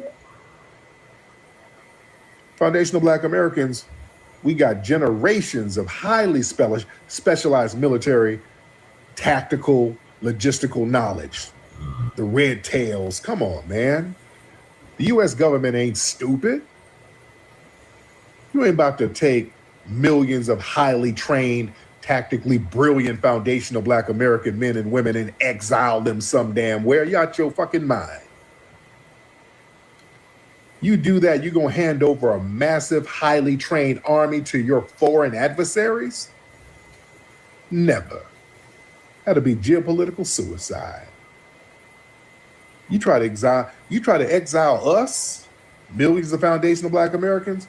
You think the global adversaries of the U.S., they'd be up here with open arms bringing us in? China, Russia, all these people. They would immediately offer asylum, resources, alliances. These people, they study us already. Yeah, the Buffalo Soldiers, come on. We all over the Buffalo Soldiers, come on. They ain't about to export that out to nobody so we can give the game to other folks and they capitalize off of it. Come on, man. We're the people who built the infrastructure, the technology, the culture, from the patents that we've had. Modern medicine, engineering, hell, the George Washington Carvers of the world and the healers. Man, we're the intellectual backbone here. You push us out, that's going to cause a brain drain. Yep. The music culture, the sports culture, you're going to give all of our athletes, really? You're going to send that overseas so we can get them popping? Never. Out of your damn mind. That ain't happening. You ain't about to send LeBron and all these people out. You ain't about to send Sha'Carri Richardson. You ain't about to send all these people no damn where. You ain't about to send nobody nowhere, all right? Just stop it. Let's stop playing. Somebody say, wait, is it? Right. Yeah, it's a wrap. Family, we as foundational Black Americans, we bring in trillions of dollars yearly. We spend trillions of dollars yearly. You think these folks are going to get rid of trillions of dollars? No, they're not. We are the Olympics, right? We are the sports franchises. We are the music industry. Yeah. You think they're going to give those billion-dollar businesses up to other folks? That's why they were mad at Michael. Michael went over their heads. Remember, Michael said, fuck Tommy Mottola and these guys. Michael went overseas. They welcomed Michael with open arms. Let's go back to Michael Jackson for a minute. Michael Jackson would never have gotten that deal from these white supremacists over here. Never. But Michael was a very own cold brother. He went over there to the Sony. Sony is Japanese owned. He went to the heads of Sony. They welcomed Michael with open arms. They like, Michael, anything you want, you got it. Them Japanese gave Michael the keys to the damn castle. Hell, you want all the publishing? It's yours. We love you, Michael. He went straight to Japan and they gave him the golden fucking goose. Them white supremacists so damn mad, that's why they went in on him. That's why they had to get rid of him. That's what I'm saying. These folks will be glad to do good business with us. Yeah, they'll welcome us with open arms. Shit. Don't get it twisted. They ain't about to deport shit. Now, Umduge, you're going to get deported, because, yeah, I'm not trying to be mean, but Umduge, you ain't really bringing nothing to the table. So, not being mean, Umduge, but yeah, there's nothing to deport you. You didn't really have anything going on where you came from. So yeah, yeah. But they'll deport you. You do it, nigga. No, they're not gonna deport me. I got value, nigga. No, I ain't trying to be mean, but no, nigga. Yeah. You ain't gonna be missed, all right?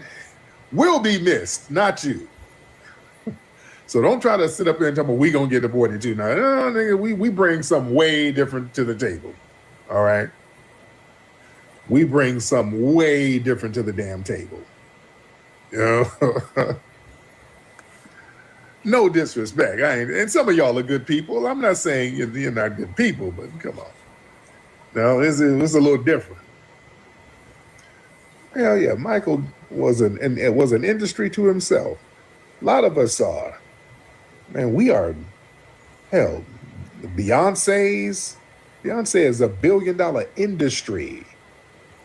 That's a one-woman corporation. Anybody deporting that? What the hell are you talking about? We go out here, generate all types of money with our talent.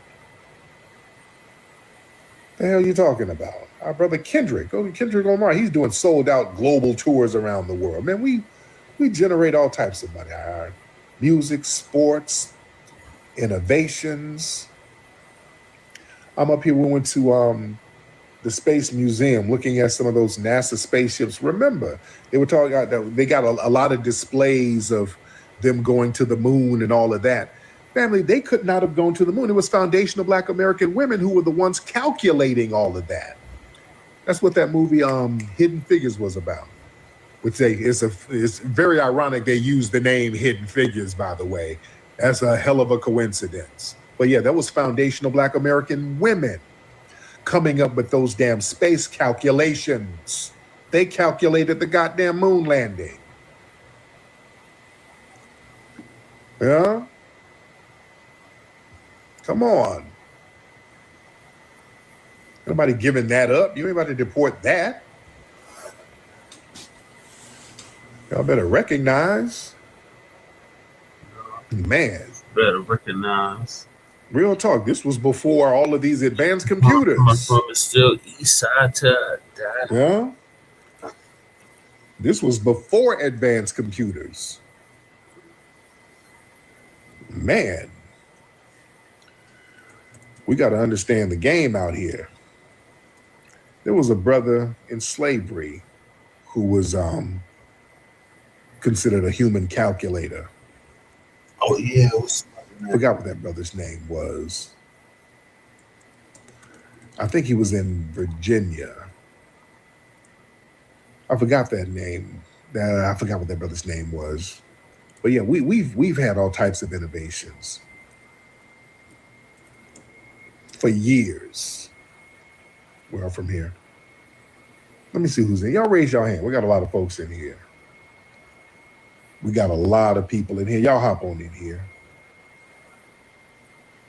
Yeah, there was a brother in slavery. I forgot what that brother's name was, but this brother, he was an enslaved brother. God, I forgot where he was from. But this brother he knew all of these complex numbers. And they would do all these tests with his brother, and he'd do all of these complex calculations. And he just knew them off rip. He just knew them shits off rip. Thomas Fuller, yeah, Tom Fuller. Thomas Fuller. Yeah. There you go, Thomas Fuller. Yeah, the human calculator. Yeah, this brother knew all of these complex numbers. This was an enslaved brother. You know, they would force you not to read. But this dude knew all of these complex numbers. This was like in the early mid 1700s. I think they called him the Virginia calculator. He was illiterate. They forced him, you know, they forced us to not read and write. But he could solve massive calculations in his head. See, a lot of the ignorance has been placed on us. And even though we still fight through that, we can still fight through that. And this dude could work with time, dates, large calculations instantly. Yeah.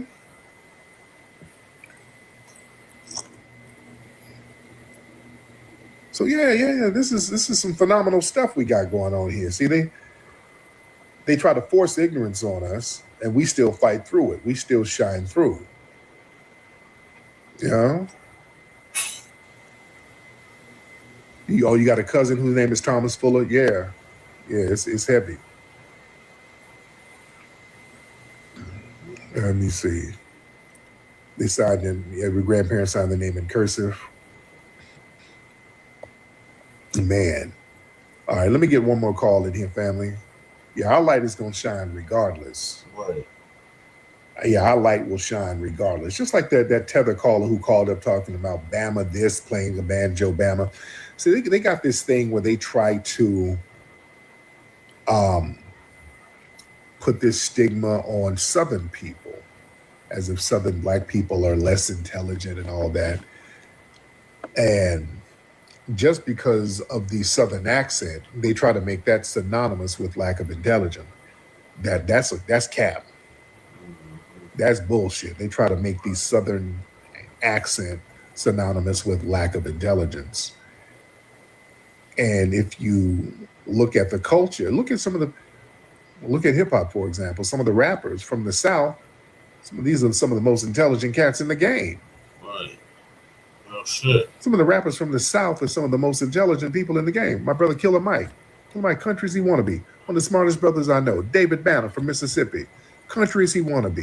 One of the smartest cats in the game. K. Reno. T.I. Yes. Straight out of the streets of Georgia. T.I.'s vocabulary is more vast than anybody in hip hop. It's like a running joke how vast T.I.'s vocabulary is. I don't know if he's more vast than K. Reno. Bun B out here. Very proud of Bun B. I see Trill Burgers out here. One of my favorite rappers, Scarface, out here in Houston. Ain't too many people touching no damn Scarface. Right. Ain't too many people touching Scarface. Yeah. KP, who's your father, K? Oh yeah, so your dad. Your dad is yeah. A lot of intelligent people, man. Very, very intelligent people. Yeah.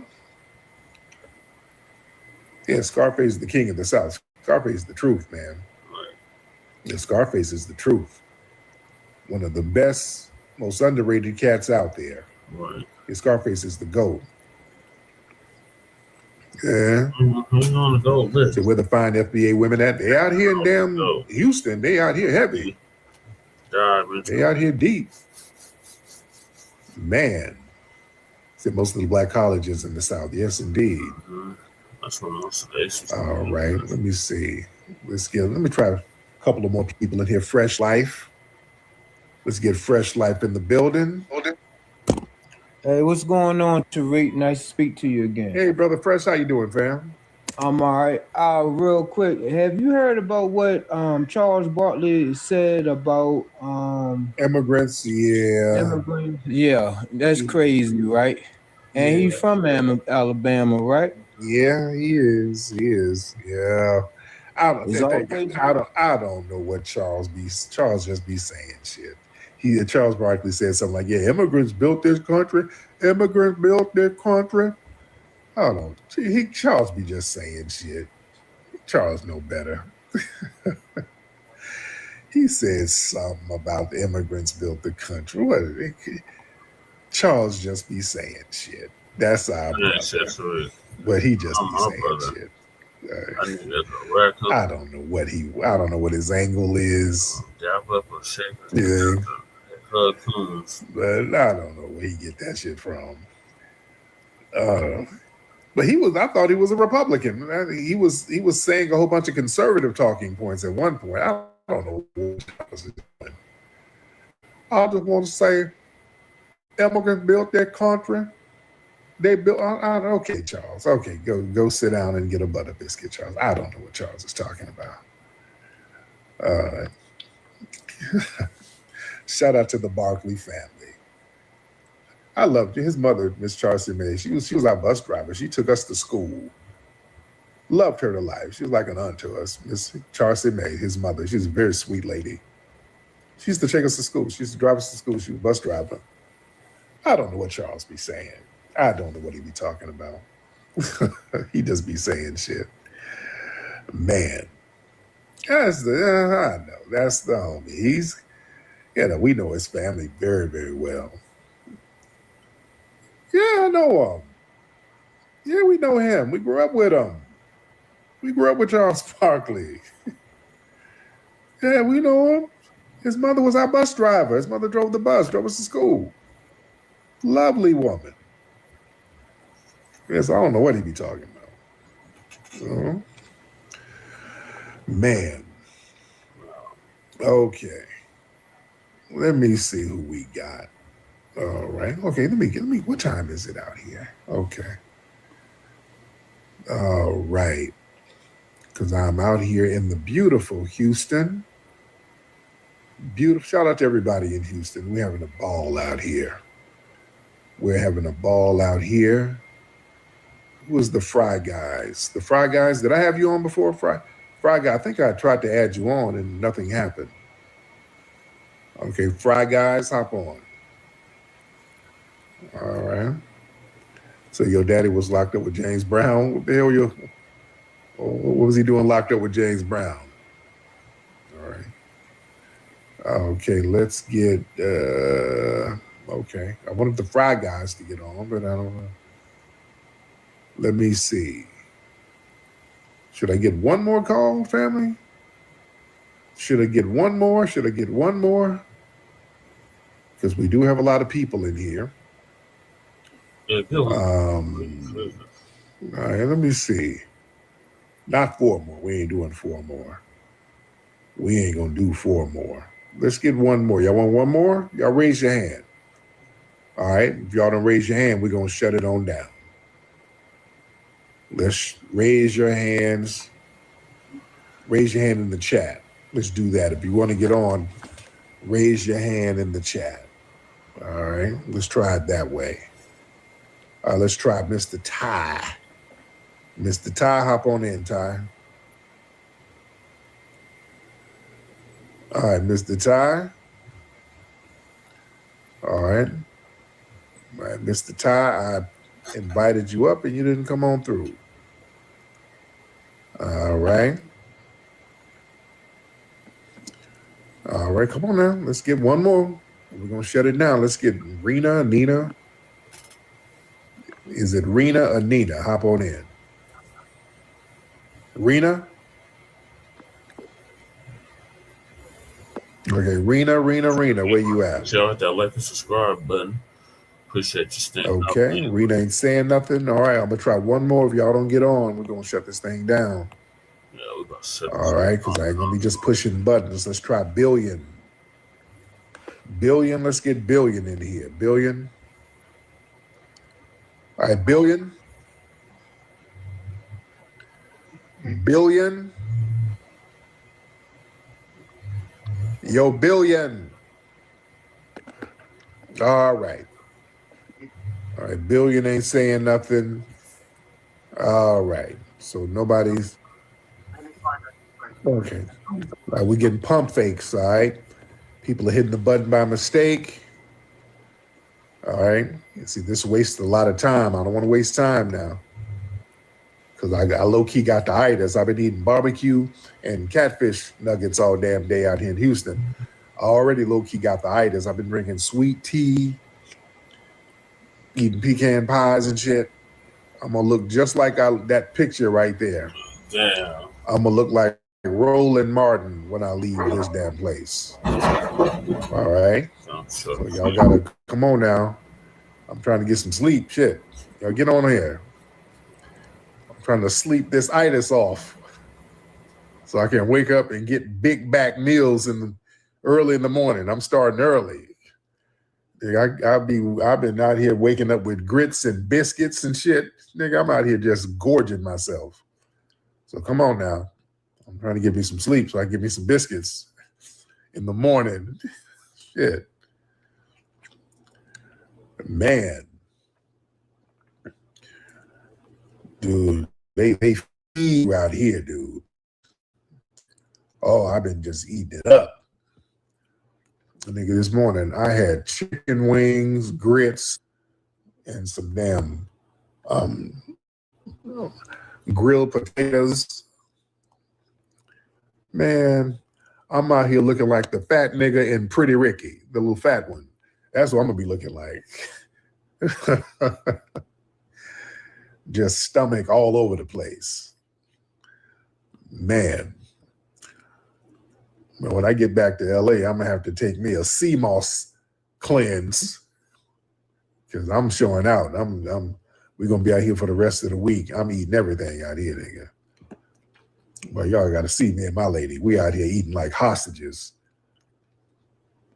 It is up.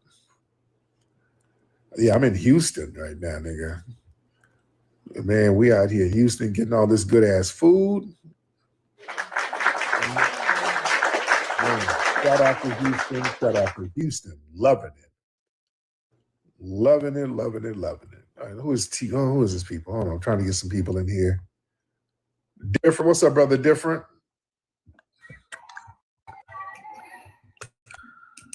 Hey, Tyreek, how you doing? Hey, Different. How you doing, brother? I'm doing good, man. It's that stuff what happened with that man in Ghana. He tried to go to that's where he tried to go to that country in the Brazil area and do the same crap. He tried to take money from them too. Oh Lord. Lord. Yeah, so he just didn't come to the United States. He went to South America too. Like he was going around everywhere and doing it. I'm like, man, this man is diabolical. Man, these people are just going on a finessing tour, man. That's incredible. Thank you, Different. Miss Mangoes. Mia. Yo, Mia. Okay, Mia ain't saying nothing. Okay. Let me get Mia out of here. And Miss Tjay, she's not saying nothing. Let me get her out of here too. All right. All right. Let me go ahead and wrap it on up. Everybody go to rootworkstyle.com. Get your Rootwork deodorant. Rootworkstyle.com, ladies and gentlemen. Rootworkstyle.com. All right. I'm up out of here, guys. Papi akute, lola vuvi to the family. Peace.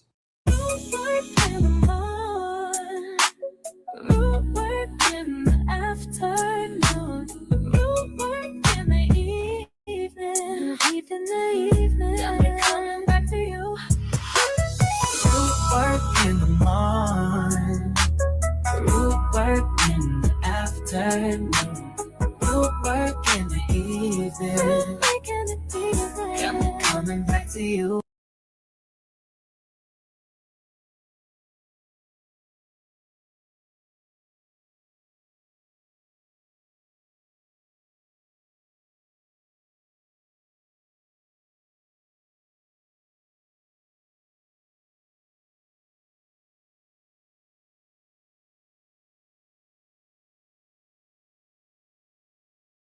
For $7,500. Spradley pled guilty. Y'all can see this lady was a crackhead, man. She was on the crack, but Show us what them little heads be doing. Them little heads really be finessing them houses. These guys are trying to scam my boy out his property. Look, it's the second time he came around talking about he trying to get him. Trying to scam.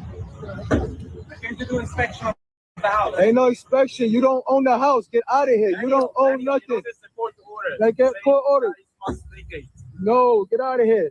Fake ass court order. Look, this nigga trying to scam. Might have to drop a dime on them niggas. For sure. You know what I'm saying? Stop. I don't like that shit. For sure, bro. I don't like that shit.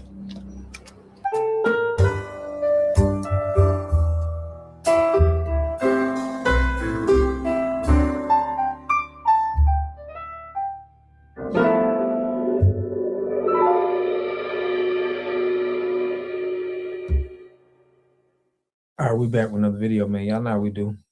All we pushing help and to better understand the self. In this video, y'all, we got deed thefts that's going on in our community in New York, the FBA community. We're gonna play this video, and I want to get what y'all think in the comment section. Let's get Deed theft, where homeowners are essentially tricked out of their properties, has been a pervasive problem for a few years now. And now this group is rallying outside the governor's office demanding that she do something about it.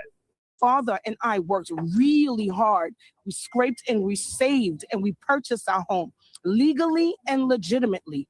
Rachel Cyprian was shaking mad as she spoke with us outside the governor's office about the devastating impact of her 15-year fight to reclaim ownership of her Brooklyn home following deed theft. It leads to homelessness. It leads to depression. It leads to all sorts of failures. Here we are, Black people, in this country now for over 400 years, and we're constantly starting from square one. Deed theft is when a property's title is transferred away from the rightful owner, generally due to deceptive or predatory tactics. Frequently, the targets are seniors and communities of color. What do we want? And when do we want it?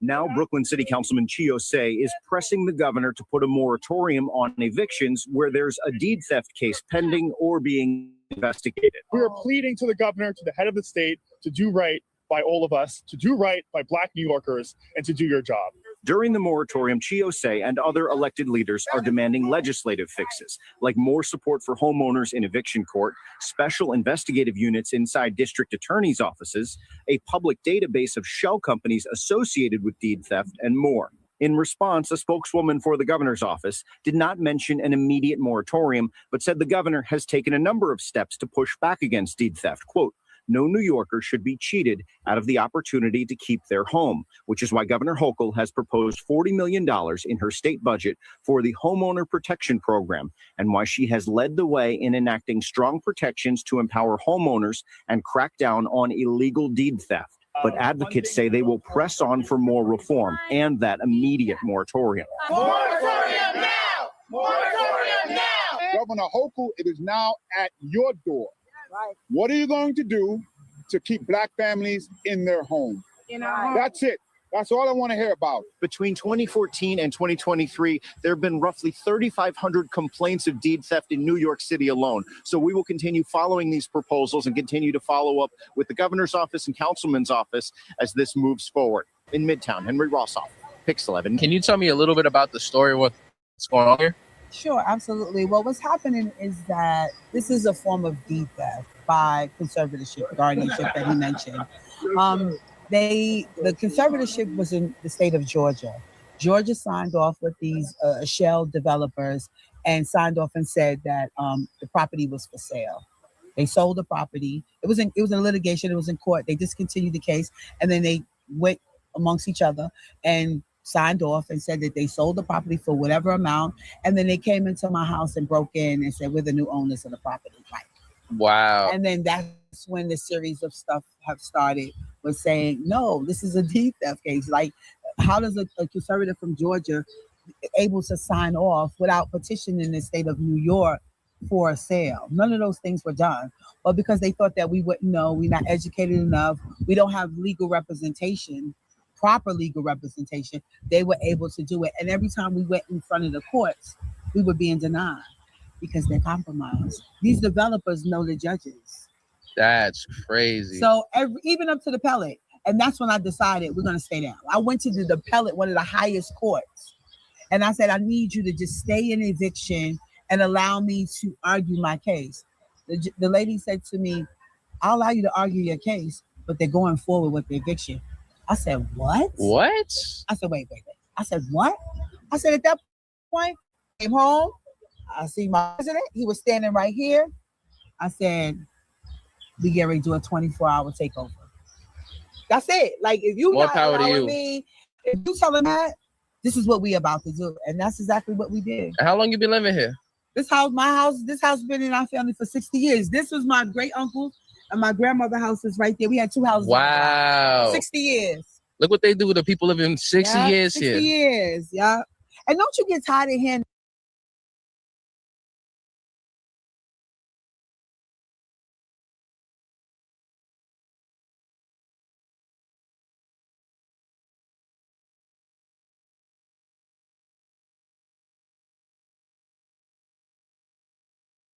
compromise. These developers know the judges.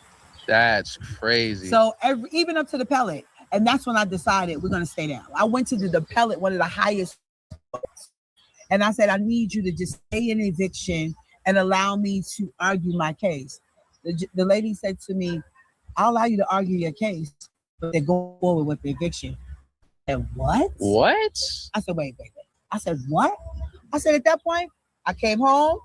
I see my president standing right here. I said, we already do a 24-hour takeover.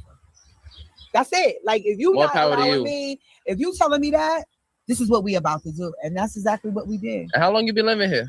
This house been in our family for 60 years. This was my great uncle and my grandmother's house is right there. We had two houses. Wow. 60 years. Look what they do with the people living 60 years 60 here. 60 years, yeah. And don't you get tired of hearing that story all the time? I'm tired of hearing it. Me too. This used to be a thriving Black community. This used to be a thriving. Why? We got to take our stuff back. No more. That is not a storyline anymore. It has to stop. Yeah, I 100% thank agree. you. We thank you for what you do. These guys are trying to scam my boy out his property. Look, it's the second time he came around talking about he trying to get him. Trying to scam.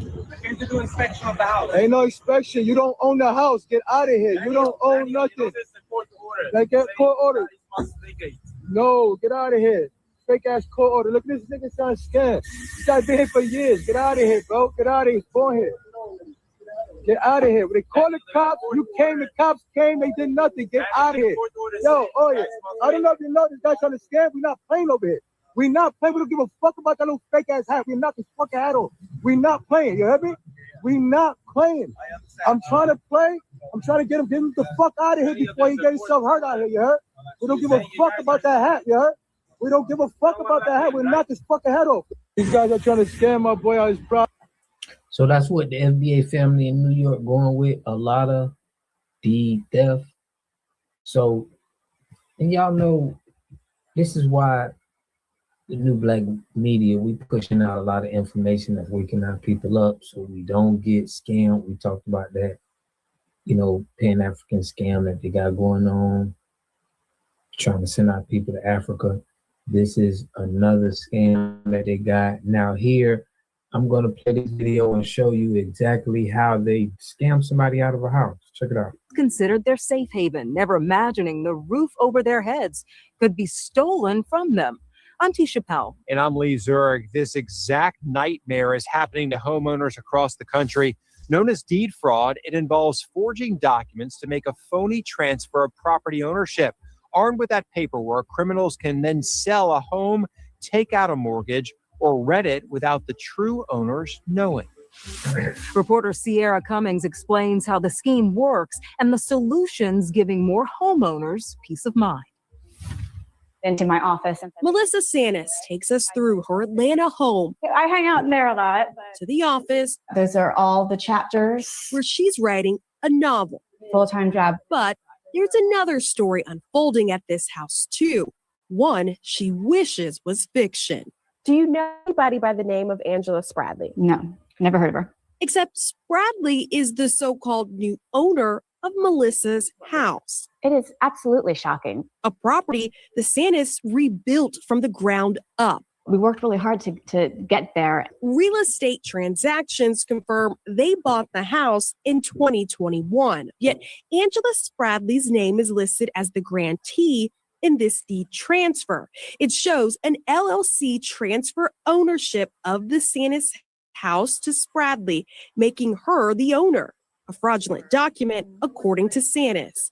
A document that doesn't make sense because an LLC did not own the house in the first place to even give it away to Spradley. We are trained to think that we've got to hold our purses closer to us when we're walking through a parking lot, or, we know not to leave keys in our car.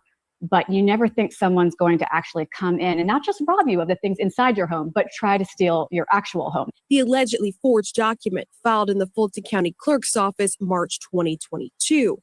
Around that same time, multiple other deeds transferred Atlanta homes over to Spradley. Possible because up until 2025, Georgia had a loophole in state law. We exposed and helped close it.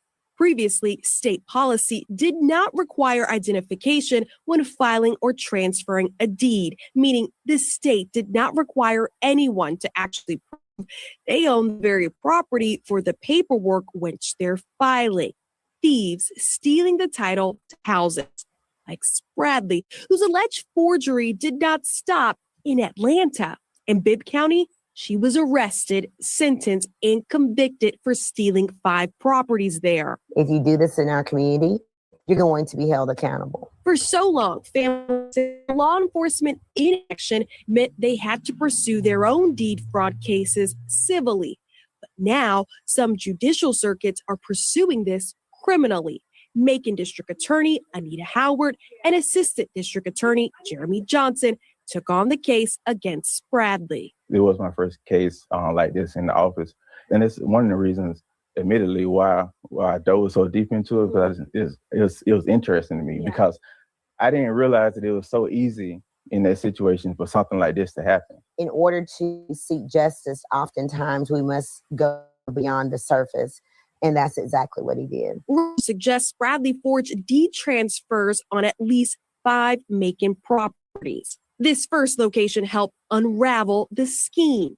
A couple leaves their house for an extended period. When the husband returns, he finds it like this. And so immediately, he called his wife and said, like, hey, our house is boarded up. It look like it's about to sell. Even posted for sale on Realtor.com. When the DA's office began looking into this property, that's when they found Spradley's name on the others. She actually took the deeds into the clerk's office and filed them on the same day. So it's like a dead giveaway. Yes, that was the first red flag. At least 3 of the properties she sold to an unsuspecting buyer for $7,500. Spradley pled guilty. Y'all can see this lady was a crackhead, man. She was on the crack, but show us what them little heads be doing. Them little heads really be finessing them houses. They ain't, y'all showing us the, crackheads. To theft by deception, forgery, filing false documents, making false statements, and false swearing for all 5 Macon properties. They think, well, they're not going to care about these property crimes. But that's why it's so important that as, law enforcement and prosecutors, that we pursue these crimes. Back in Atlanta, there's no criminal case against Spradley's alleged forgeries, leaving families like the Sanus hopeful that local officials seek prosecution too. Your home is your safe haven. You never think someone's going to come along and try to take your actual home, the walls of your home, away from you. We reached out to the Fulton County District Attorney's Office about this case and did not hear back. All right, y'all see how the deed theft is going on in New York? They're doing it in Georgia. I know a lot in our FBA history has been going on with us with Black men actually getting unalived for their piece of land. So we've been going through this for decades and decades and decades, but I want to know what y'all think about this. I like the 24-hour takeover that family did in New York. I like that they're urgent about it. So I want to know what y'all think, some strategies that they could be doing, or what you think is next. But this is crazy, man. Somebody stealing, you know, they're not stealing from nobody else. It's like, we gotta not let people play with us.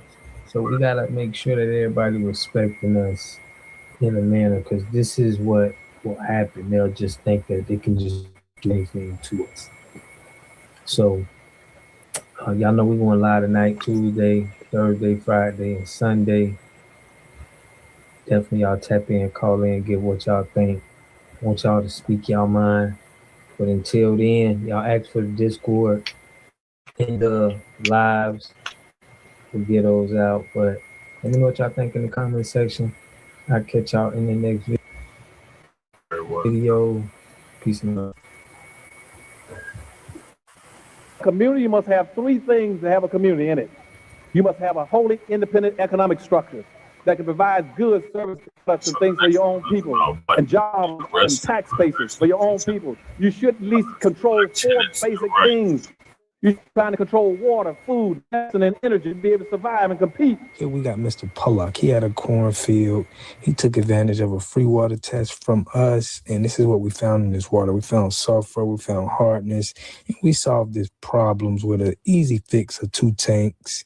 So get your free water test today. Stay blessed. Click the link below. If I told you that somebody at, a complex, they're a renter, they are willing to teach people their rights as renters. And the response is they get arrested for teaching people their rights. Here it is. Why are y'all arresting me? Unlawful entry. Unlawful entry. What do you mean unlawful entry? She's a tenant.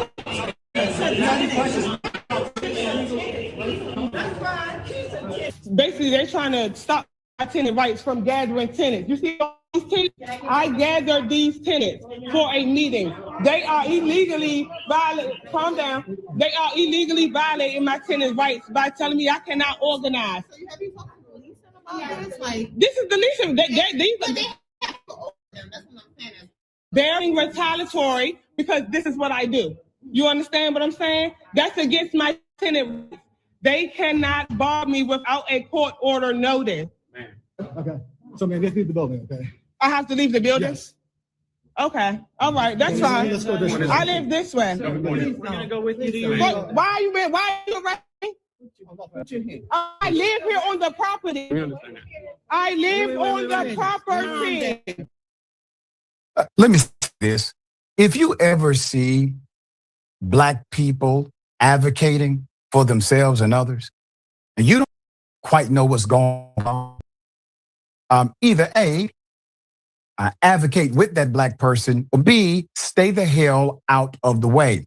There's a power differential between the advocate and the gatekeepers. If the advocate is willing to be an advocate, the gatekeepers are utilizing their authority to stop the advocate, even the odds, if you do anything, to make sure it's fair. Put it in full mask.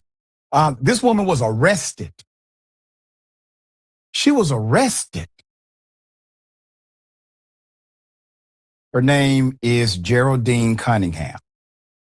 She was arrested inside of her own apartment building. This happened in Washington, D.C. Police insisted she was being arrested for unlawful entry. Unlawful entry after trying to teach tenants about their rights. Ms. Cunningham was arrested for unlawful entry, but the charge was never filed. Well, I wonder why. Quote, it's very humiliating. It can be, quite frankly, scary and discouraging. End quote. Said Cunningham. Quote, but instead of giving up, I decided to fight harder. End quote. Residents still had that meeting, but in a hallway. Tenants told 7 News they feel this is retaliation for their reports and complaints about conditions inside. For this fiscal year alone, 7 News found 61 reports of violations filed against the property owners with the Department of Buildings.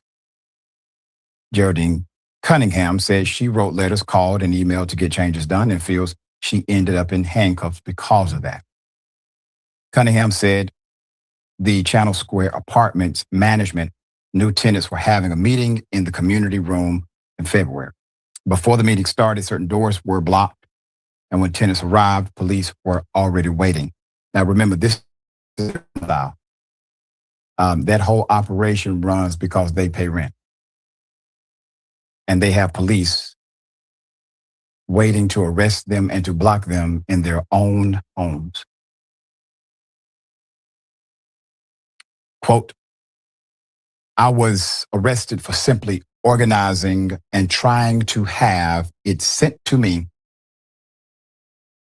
and to again address tenant rights there at Channel Square, because most of the tenants there aren't aware of who to call or when to call when these rights are violated, said Cunningham. The meeting was specifically based around just teaching them their rights and advocating for themselves for filing DOB, Department of Buildings, violations and speaking with other agencies when necessary. Cunningham said this isn't the first time the property has tried to block tenants. About 2 years ago, she said a prospective tenant heard her complaining in the leasing office. She said the property wrote a notice barring her from coming back in. That's basically a trespass warning, claiming she was aggressive. That's the notice that she got. The notice, she says, that the property called the police, or showed police. So here's the fake out. She's told you can't come back to the leasing office, right? So they probably wrote a trespass warning. Police show up. She's organizing. Somebody likely shows the officer the trespass warning from the leasing office, which already is improper and should have been challenged legally. The officer now believes he or she has the right to enforce the trespass because you have an official warning. But the warning is for the leasing office. The woman lives at the apartment. So she gets arrested, embarrassed. Tenants don't get the information that she was providing. And once again, the powers that be who ran the whole play, they seem to be unscathed. If anyone knows who they are, please send them to Indisputable. We know how to properly deal with it. All right. So, quote, to have this bar notice and to refer to it from something about 2 years ago seems a little problematic, said Daniel Del Polago, the housing director for Empower DC. Quote, it's likely retribution for tenants organizing themselves to exercise their rights. End quote. The DC Housing Authority states that a barring notice is to protect residents and can ban people who are not tenants from a property. Video sent to us from a resident from the day of the tenant meeting appears to show someone from the property trying to write a barring notice while police are there. The owners of the property allege that they've always worked with their tenants. While we're unable to comment on matters involving ongoing legal cases, we value resident engagement and welcome community leadership. We have worked closely with the tenant association at the property for at least 13 years, and we encourage residents to share their perspectives as we continue working to improve the community together. All right, let me tell you why I know you're full of it, 13-year owners, because you said nothing about the management group, the people who are in charge, and the actions that they took against the tenants who pay your bills. Now, if you would have had some smoke for them and your energy would have shared a little bit of insight about their inappropriate behavior, I would believe you, but you didn't. All right, dear brother, thoughts? Sue them, and sue them some more. First of all, you cannot trespass a tenant. That's not your legal remedy. You know, if you got a tenant that you think is problematic in one way or has violated a lease agreement, your remedy is to evict them. And that's how you got to go through court and prove a case and then get the argument. You cannot trespass somebody who pays to be there. That's a violation of their lease agreement. And so oftentimes you hear these police officers coming and enforcing rules. Well, most of them didn't go to law school. And they violate things, they enforce rules they don't properly understand themselves. But, one way to make sure that your landlord or your apartment company understands your point of view is to sue them. If they're financially burdened by their egregious, in my opinion, errors, they'll do better than thereafter. Yeah. And do we have a constitution or don't we?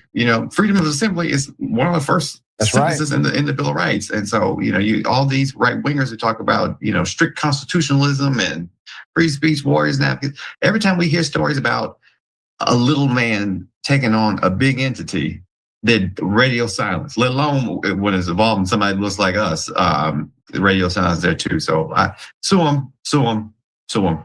Yeah. And, I recommend they seek to qualify it as a class action, since so many residents have the same complaint. Right. I will bring updates as they come.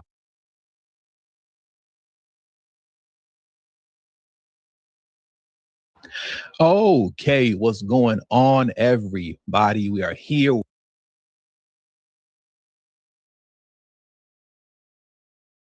right, y'all, we are done. So thank y'all for tapping in to season 6, episode 20, part 3 continuation, part 2. Part 1 of the Line Blacc News. Join us later on today for part 2. In the meantime, make sure you like and subscribe to all of our platforms, Line Blacc News on YouTube and Facebook, Revolutionary Agenda on YouTube and Facebook, and Shabaka's Black Experience Enhanced on Facebook and Twitter. So peace, love, light, reparations, delineations, and separations of Black empowerment.